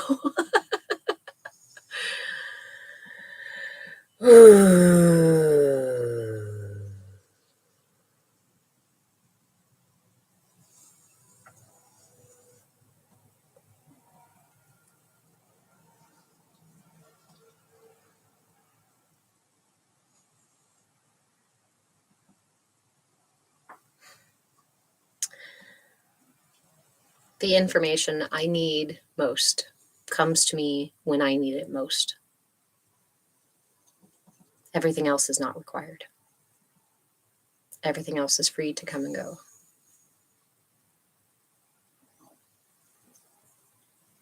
I trust that I can receive guidance in more than just words. And I trust my relationship with my emotions and my ego and my body to lead me forward even when consciousness does not know which way to go.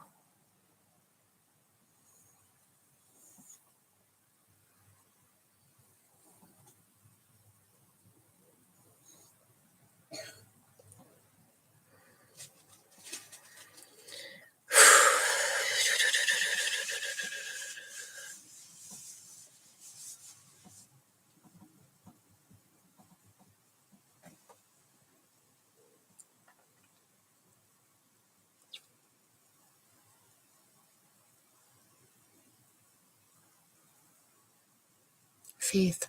I have unconditional love, but it's not childlike. I'm trying to get there. It's okay to rest where you are. One of my biggest follies for so long of ego was pushing myself beyond where I was and constantly trying and seeking the next place and to get somewhere else. And in that, I was actually stepping over myself and stepping over these little tiny pieces of life, of reality, of truth that were very necessary. I ended up sometimes having to do some backtracking in my work of like, I would jump and leap forward and get this cool experience with this super intense practice or what have you. And then I'd have to like backtrack the pieces and like use hindsight to put back the pieces, like to make the experience the full experience of what it could possibly be.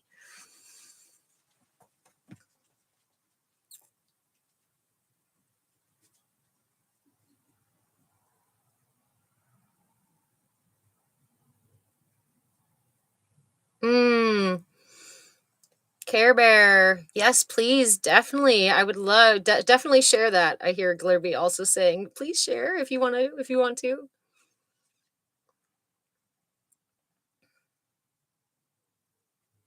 I had a similar experience actually. It wasn't my inner child though. It was hope. It was one of my pirates. It became one of my pirates in my internal family systems.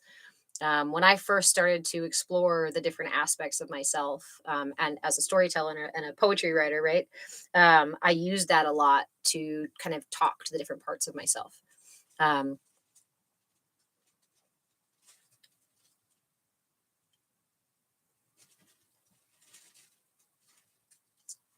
I don't know if I've shared that one yet. I don't know if I've shared it in its full. Maybe I should. Maybe I could. Maybe I could. Maybe I will. Essentially, I was experiencing that sense of confusion, that sense of being stuck in a storm, that sense of being hopeless, that the end is here on its way, and I am just a victim of the storm that's passing. And there is no hope for me, and there is no way out of this. And so the story begins that way, with pain, with fear, but not just fear, more listlessness. In the story, essentially, I gave up. And as I was on a ship, that's the setting of it. And on this ship, the ship gets tilted. I slide off, and I think I'm falling into the ocean. But before I hit ocean, I end up hitting the deck again. I'll actually share this story, the whole story, via video, if I haven't already. And it was underneath that ship, in the deepest, darkest corners of my vessel, that while I was writing this story, someone, energy, reached out, wrapped arms around me, and pulled me back in an embrace. And as soon as I felt that energy around me, I heard hope. And I melted, dissolved. Something in me ended, died in that moment, being held in hope's arms.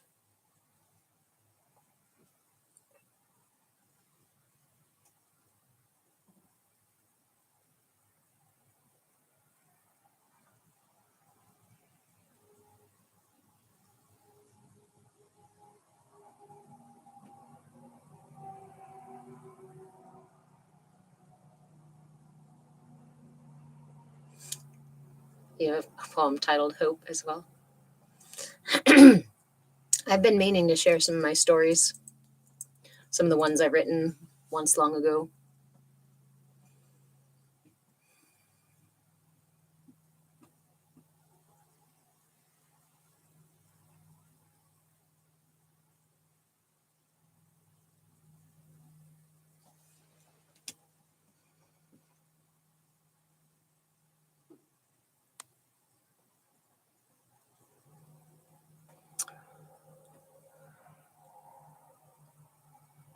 Let me see.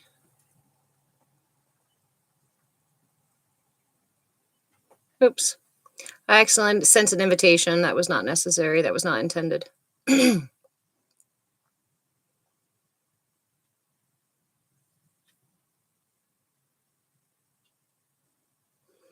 worth sharing. Thank you, friend. Some folks have. I've read a few, right? Let me find out how this works.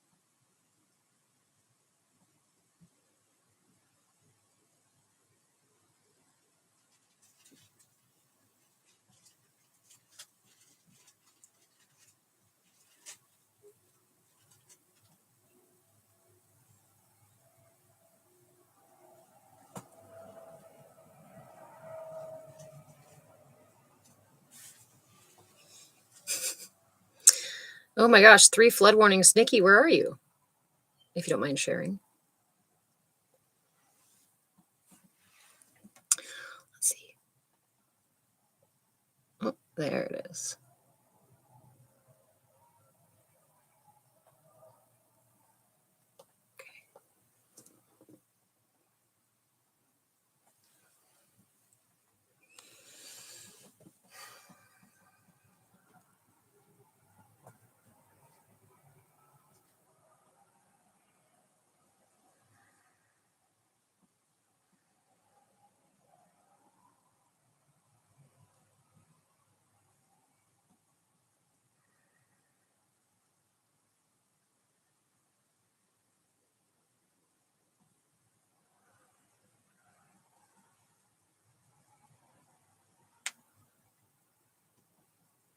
You're in Tucson.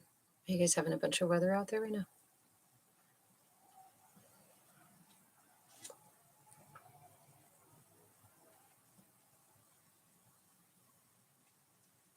I apologize. My energy definitely just got triggered.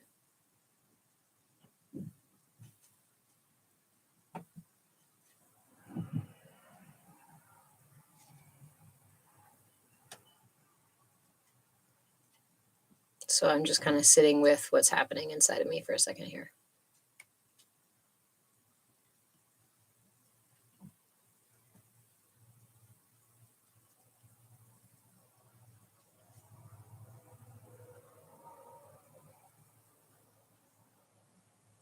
It's just an interesting experience to shift from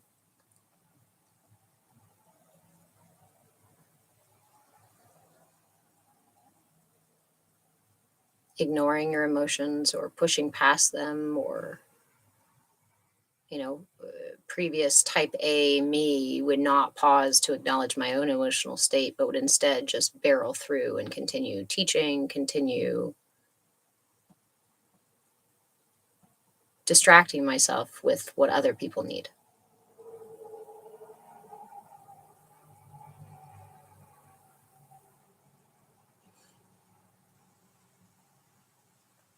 Nikki, no rain at your house, but warnings for several days. Interesting. Well, maybe there's no funding. Maybe the weather people are yeah, not funny. I'm trying to get there. Blindly evolving, just to shift the language, because this was a shift for me. It's not a place to go. It's a place we already are. Right?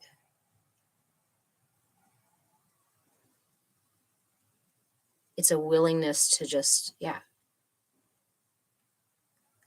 what do I do with this energy moving through me? I don't know until I can be with it.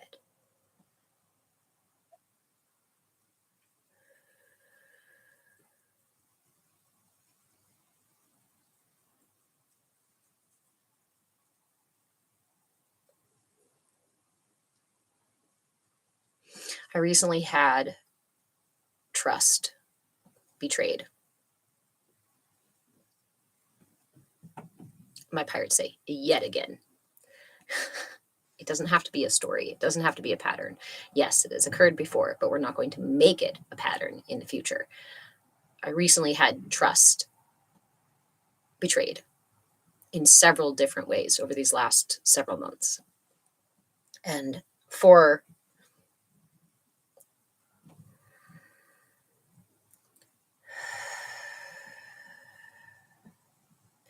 all intents and purposes, that experience is still processing through me, is still living within me, because it's the kind of trust that triggers the oldest of wounds. Giving to others, opening my heart, opening my home, opening my space, opening my resources, opening my energy to be supportive and caring of others, only to have that, again, right, stabbed in the back.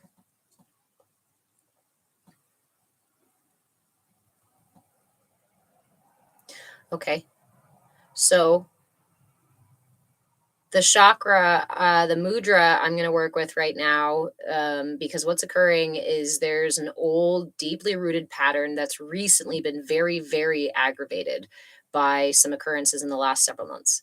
So I'm going to use what's called the Dharma Chakra mudra, because the Dharma Chakra mudra is about the cycle of karma, the cycle of samsara, especially if you're experiencing something that feels cyclical and reoccurring in your mind. This mudra is supportive to the crown chakra to help you lift outside of it, to help you see outside of it, or see the whole cycle of it, right? Perceive that there is a space outside of the pattern that you are currently in. The Dharma Chakra mudra is done like so. Right hand in the Gyan mudra, that's just your index and your thumb touched together, the other fingers open as much as you can. And then the left hand does the same thing, connect those fingers, but you turn the palm of the left hand in towards your chest. The right hand stays out, and you connect the middle finger of the left hand, there it is, to the right hand. So it looks like this. Dharma Chakra Mudra. Anything that feels cyclical in your life, especially like karmic, if you're talking about generational karma stuff, that kind of thing, that you want to help see outside of instead of feel like you're just stuck inside of. Again, that's the Dharma Chakra Mudra. Thank you, Tosh. Hey, friend. So one more time to do the Dharma Chakra Mudra for feeling stuck in the cycles of karmic cycling shit. Right hand, index and thumb together, other three fingers extended. Left hand, same thing, index and thumb together. I'm creating those little circles, fingers extended. Right hand, palm out, left hand, palm turns in. And touch that middle finger, the tip of the middle finger, the left middle finger to the circle of the right hand. And my third eye, holy crap.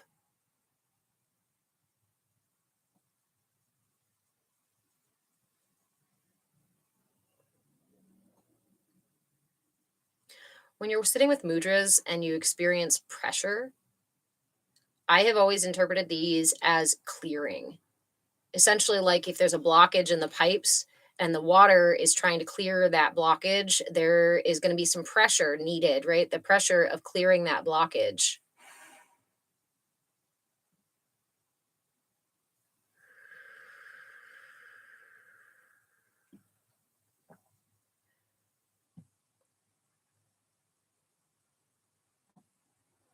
The Dharma Chakra Mudra on a physical level actually expands our lungs and our capacity to breathe. It helps improve our respiratory function, clears the mind, and again, kind of offers a window to something outside of the cycles that you are currently stuck in.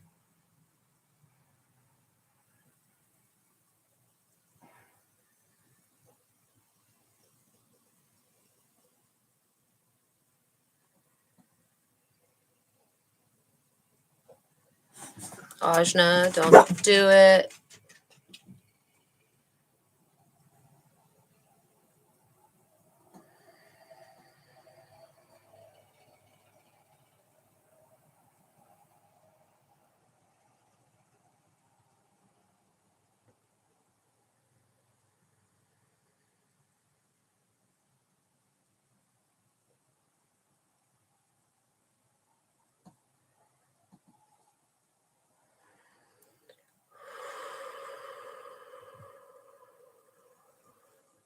Yeah, Glitterbee, that one feels weird in my heart and third eye. Nikki, I felt that in my heart open up to my throat chakra. Then I burped. I love those things when they happen. Sometimes I'll burp or cough or sneeze, or suddenly something will go and catch in my throat, right? Cough. Sometimes it's just sensation of like wiggly things. Sometimes it's actual pressure. Right now, it's the right side of my prefrontal cortex that's having a lot of pressure. It's a little bit over my third eye, but the right side of my head, the upper right side of my head, feels like it's being pushed on or squeezed.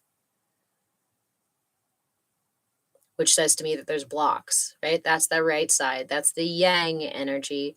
So if I want to interpret it, I want to get deeper in it, then I can look at the aspect that I'm feeling it, where I'm feeling it, in that right side, upper right quadrant, frontal lobe, a little bit towards the back, yang,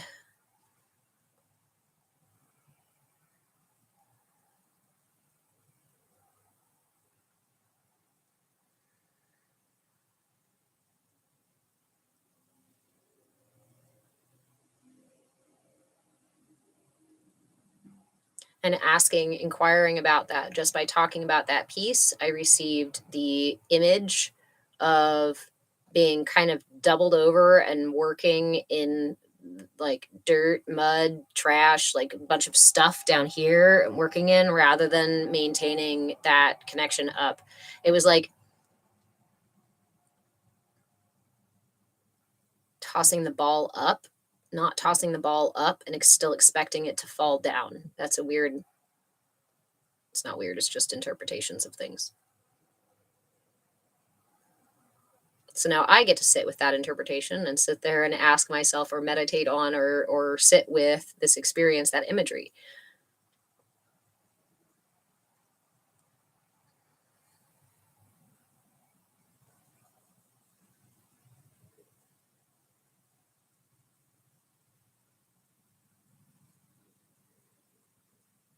And my pirates are saucy.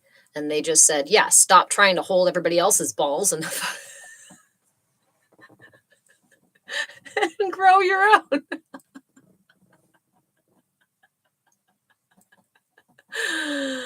Glitterbee, I hope you have an amazing day.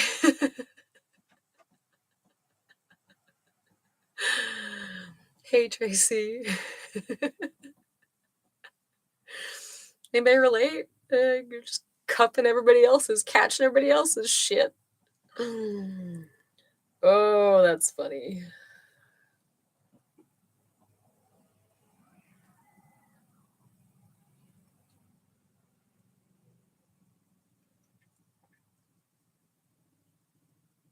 But I think it's more, it's not the physical, it's the intentional, like sending prayers up.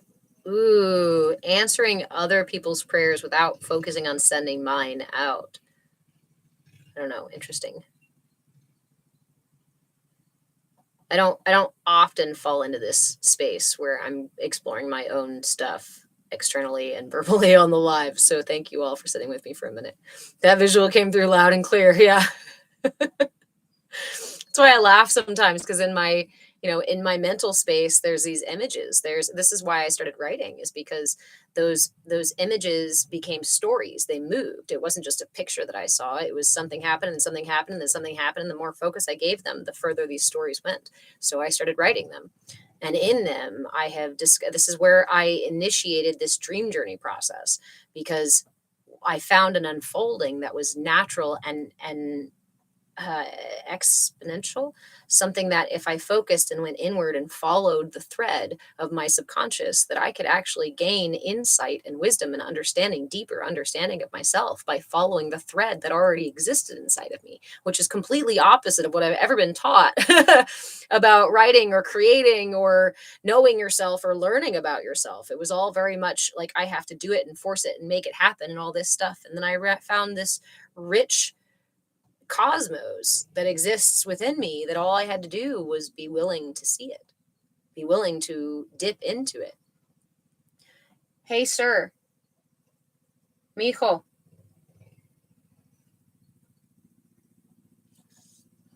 The kids are outside on dirt bikes. I think I might have to head on out and get him into the dirt bikes. I'm working on remembering my dreams. This last week has been progress. Awesome.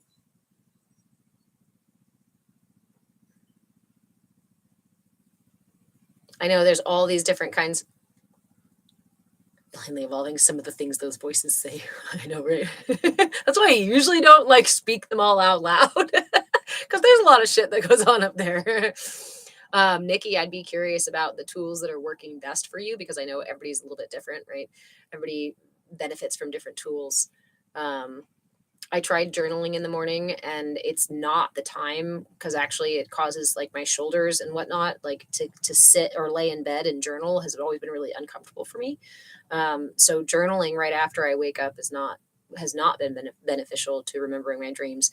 But waking up and then staying where I am, intentionally staying where I am and closing my eyes back up for a few minutes and really focusing on the last experience I had in the dream and seeing if I can travel backwards right through the dream, that has been super beneficial for me. Tracy, you did that too, following that thread? Yeah.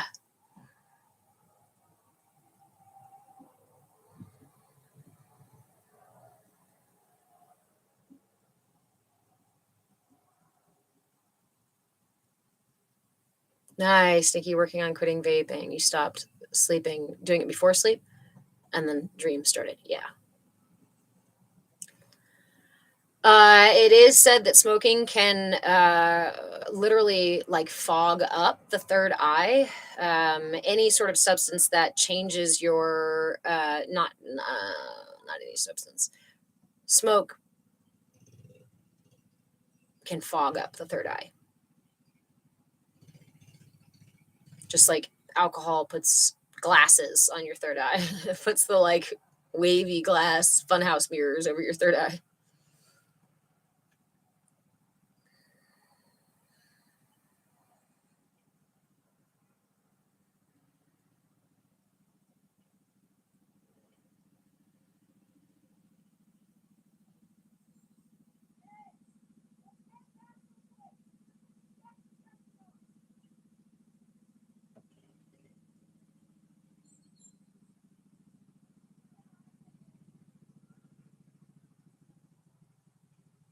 I am willing and able to balance that which that I give with that which I receive.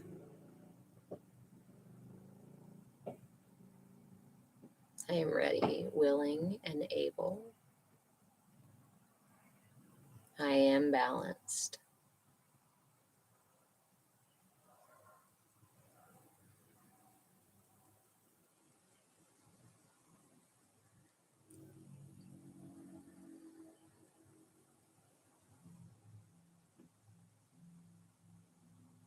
I recognize the suffering that lives in those who have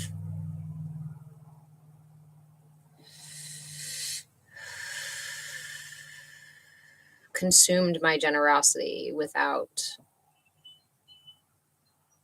acknowledgement of exchange or with dishonesty. Just with dishonesty. May they also find healing, same as I find healing from the wounds of being stabbed in the back and sharing your birthday cake only for to be left with nothing.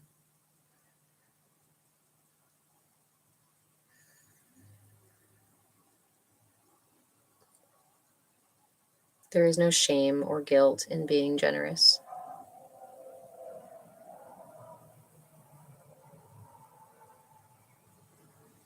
It's simply important to balance the generosity with others and the generosity with self. Ow! That just made my finger spark right there between that connection. It just felt like I got pricked with a needle.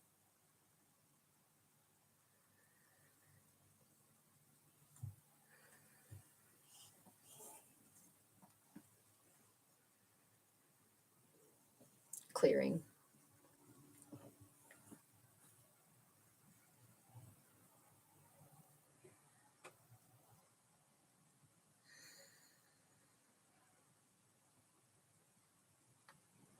But that's a big one. That's a deep one. That's one that furrows the brow from childhood of I did the right things. I was nice and I shared my cookies and my toys.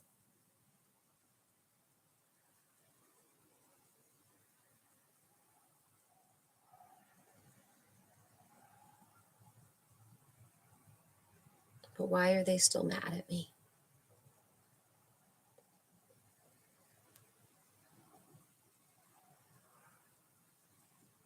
I offered a flower and they threw dirt in my face.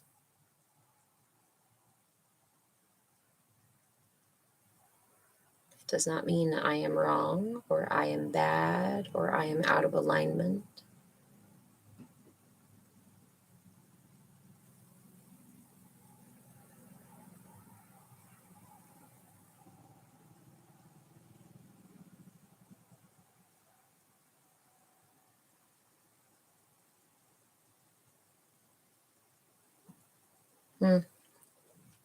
All right, my friends.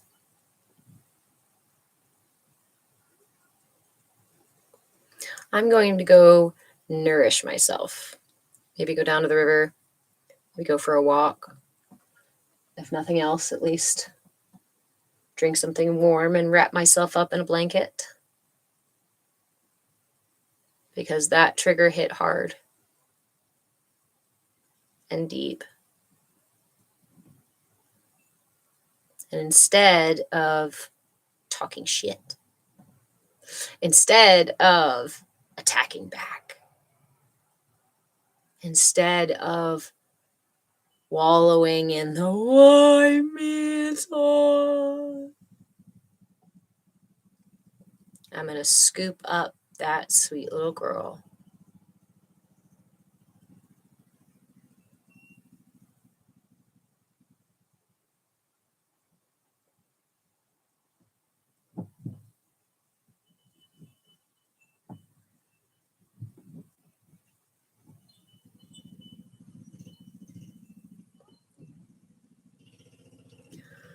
I love you too, my friends. Thank you all for hanging out, and especially thanks for hanging out for these last few minutes. Again, I don't usually drop into this space. I usually kind of, But that one was a lot.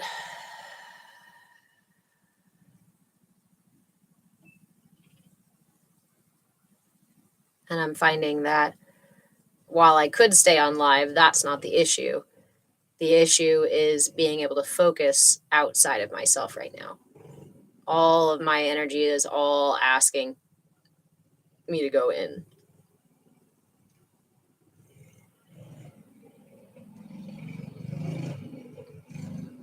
Thank you, friends. Thank you all. So, Faith, one last question there. What's the mudra for? I was cooking while I listened. So, this is the Dharma Chakra mudra. The Dharma Chakra mudra acts as a mirror. So, this is essentially the cycle of samsara. You see this sort of wheel that turns here, right? This is the turning wheel of samsara, of karma. And so, holding this mudra, what it does is it offers us a window to see outside of those cycles. I find it's particularly helpful for me when I am triggered at a depth that reminds me of the same old shit. It was like the sort of like, oh my God, not again. Really deep, old patterned narratives in my system. I hold the Dharma Chakra mudra because with this one, it allows me to kind of peek through the blinds of what otherwise feels like a very enclosed loop, right? The cycle of samsara is the thing that happens over and over and over again. How we keep revisiting the same pains over and over and over again, the same traumas over and over again until we heal it. And that can be aggravating and painful and confusing. Thank you, friend. And this offers us the opportunity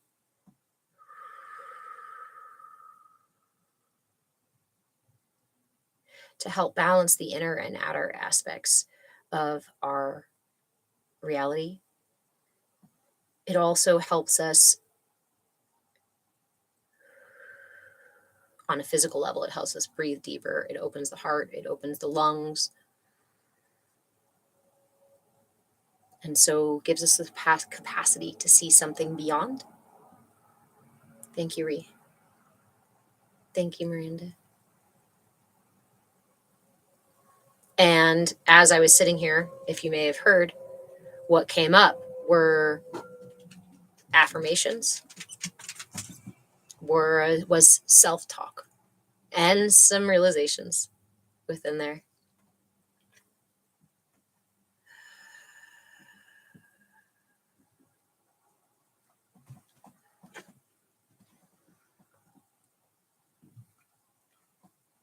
I like this mudra for the crown chakra.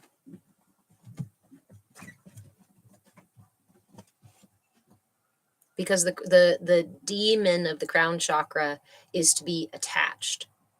And karma is about attachment to the cycle of samsara. And our suffering and repeated patterns are about our attachment to whatever that thing is that we keep running into. So this one offers us an opportunity to let go of those attachments by seeing outside of them and recognizing we don't have to be attached to them, which really helps to support the crown chakra.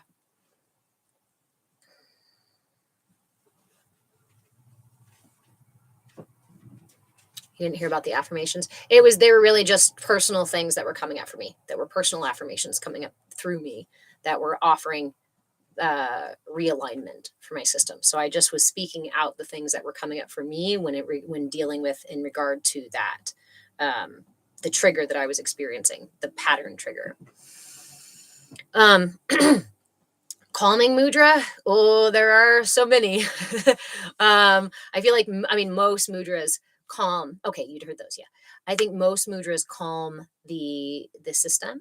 One of the simplest mudras for calming your system is to make the Gyan mudra that connects the index finger to the thumb, and you just rest that either palms up in your lap, or you can do the grounding aspect of this, which is going to be even more calming, and that's just palms down in your lap. This is the Gyan mudra. This is the Chin mudra. The only difference is the direction of your palm.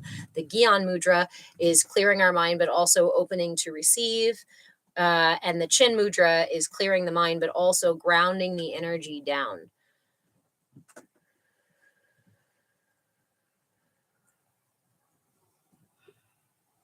Yes. May I have the white charger? The thing needs to be charged. Yes. Thank you.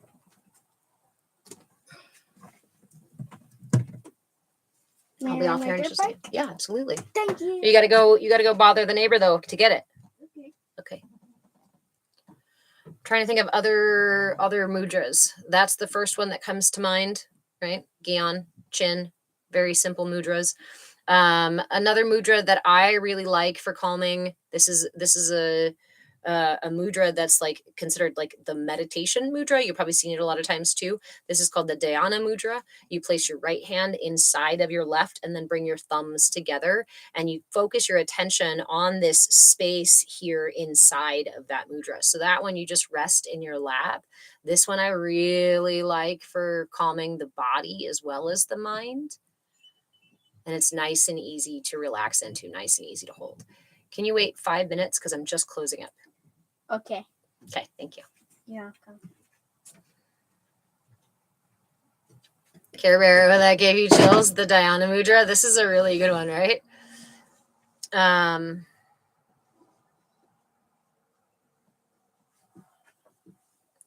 When you say calming mudra, okay, so you said anxiety. You're doing the Gyan mudra. Nice.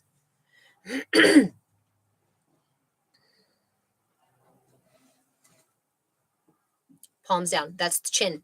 Chin mudra is palms down. Gyan is palms up, or Gyana mudra, palms up. Chin is palms down. And that offers extra grounding. Oh, no, you're good. You're good. No apologies. That's how we learn together, right? Dhyana mudra. You can also practice the Dhyana mudra with your left hand in your right. I encourage you to notice the difference. Here's a really good calming practice. I know I've offered a variety of pranayama practices and breathing practices and mudras and whatnot, but particularly for anxiety right now, this one just came up for you, Faith. So I don't know if you've done this one before, if you're familiar with it, but it's called Nadi Shodhana, alternate nostril breathing. And if my system is feeling really anxious or really overwhelmed, this is a really powerful breathwork practice because it requires your attention, a little bit of focus to get it done. And you can kind of get into a rhythm. And before you know it, you've been doing it for 15, 20 minutes or longer.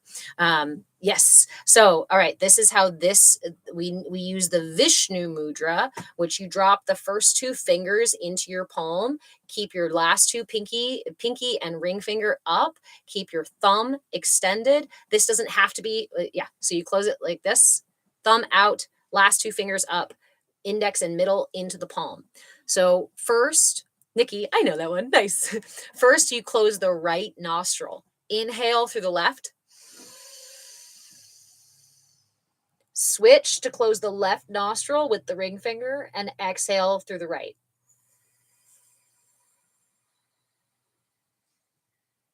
Inhale through the right. Switch. Exhale through the left. So that means with your right hand, you make the Vishnu Mudra with your right hand, starting with the right side of the nostril. Inhale.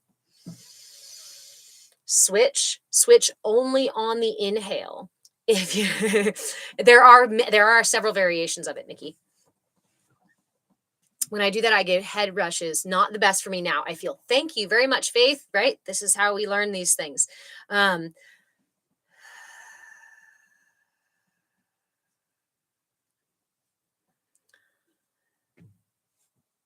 Does the mudra feel good for you, Faith, or do you need another practice? Would you like another practice? Even just listening to your breath or listening to the sound of your heartbeat can really, really help. Thank you, Ree.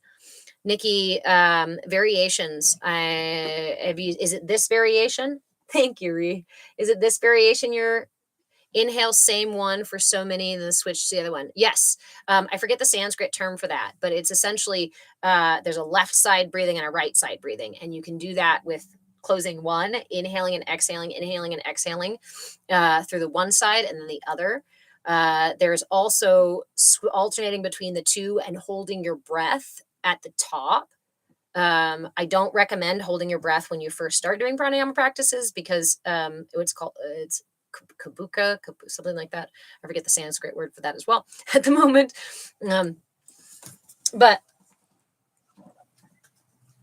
that's something we work up to.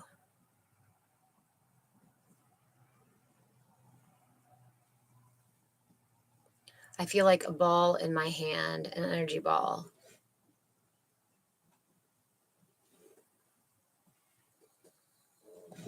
Does this energy ball feel good? Nikki, please make a video for me. Yes, absolutely. So I can see what you're talking about. Faith, does the energy ball feel good? Do you feel like you need to do something with it? Does it feel like it's helpful to you? Or does it feel like it's something that needs to be released? Sometimes these energies can come to the surface to be released. That's why I always recommend that after you do energy work and things like that, that you wash your hands or at the very least rub your hands like so. It feels neutral. Okay.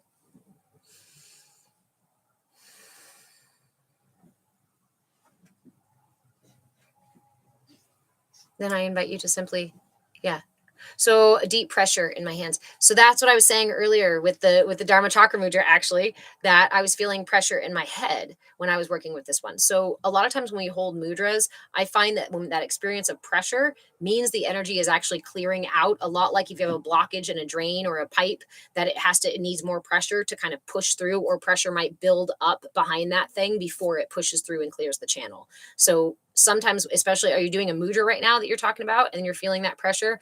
Sometimes it's just clearing what's in your energy. But it's entirely, the interpretation piece is entirely up to you. If you want to interpret it, you can interpret it. Otherwise, I encourage you to just meet it with curiosity and willingness and just experience it until you have the impetus to be like, okay, I'm experiencing it for a while, and now suddenly I'm like, oh, I should do something with it. Squish it together. Rub my palms. Throw it away. Blow it. Maybe wipe it all over me. Maybe it's healing energy and it feels good. It's dissipating. Nice. And this, again, is the way that we reinform our brains. I blew it. I often do too. When I finish energy work, that is usually the way that I often, like, I'll wipe my hands and then often glitter out into the universe. Last little bits. All right, my friends. I love you so much. Again, thank you for today. We had a nice long session.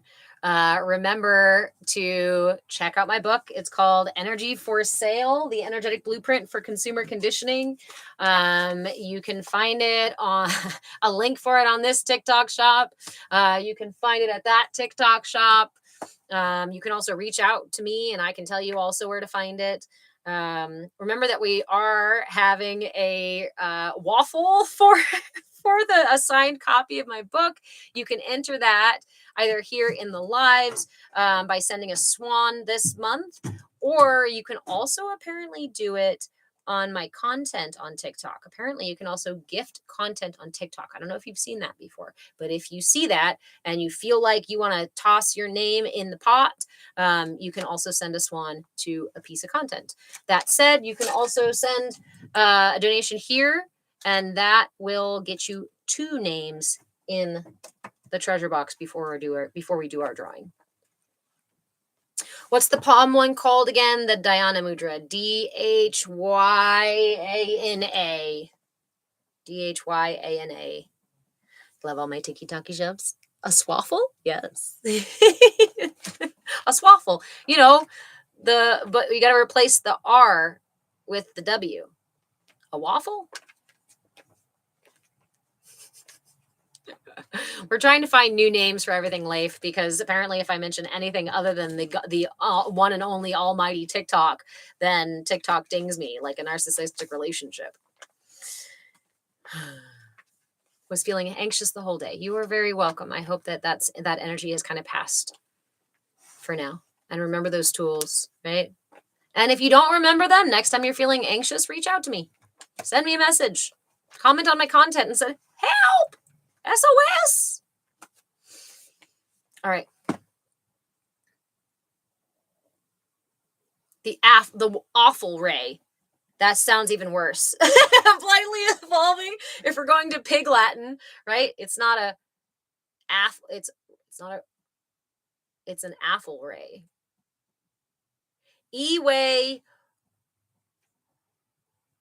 R-ray, ooing day, A-A, affle ray, Orphe, A-A, Ein say, Opike, oh yay, foye, I may, Ukbe.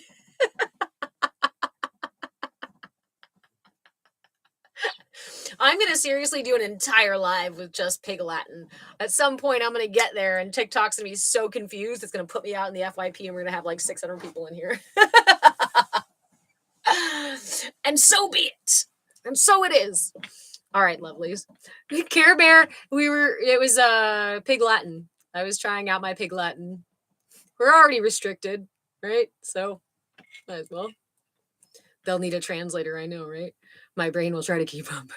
I'll warn you guys, okay? So you're not stuck in there. Or we can just practice together. Better brush up on your Ig Latin. Ig pay, Atenlay. That one was wild that you had over 700 at one point. I know, it was really amazing. It was, and yeah. When I first started going live, actually, we consistently had a pretty good, like sometimes it would be 50 plus. There were 1 or 2 where we had like a couple hundred people in a live. But so that's the thing, is I know that the content is actually not bad content. Like I know that the spaces that we do the lives and whatnot is helpful and people really enjoy it. The only problem is the platform itself and the way the platform categorizes my content, because I don't make them a ton of money. So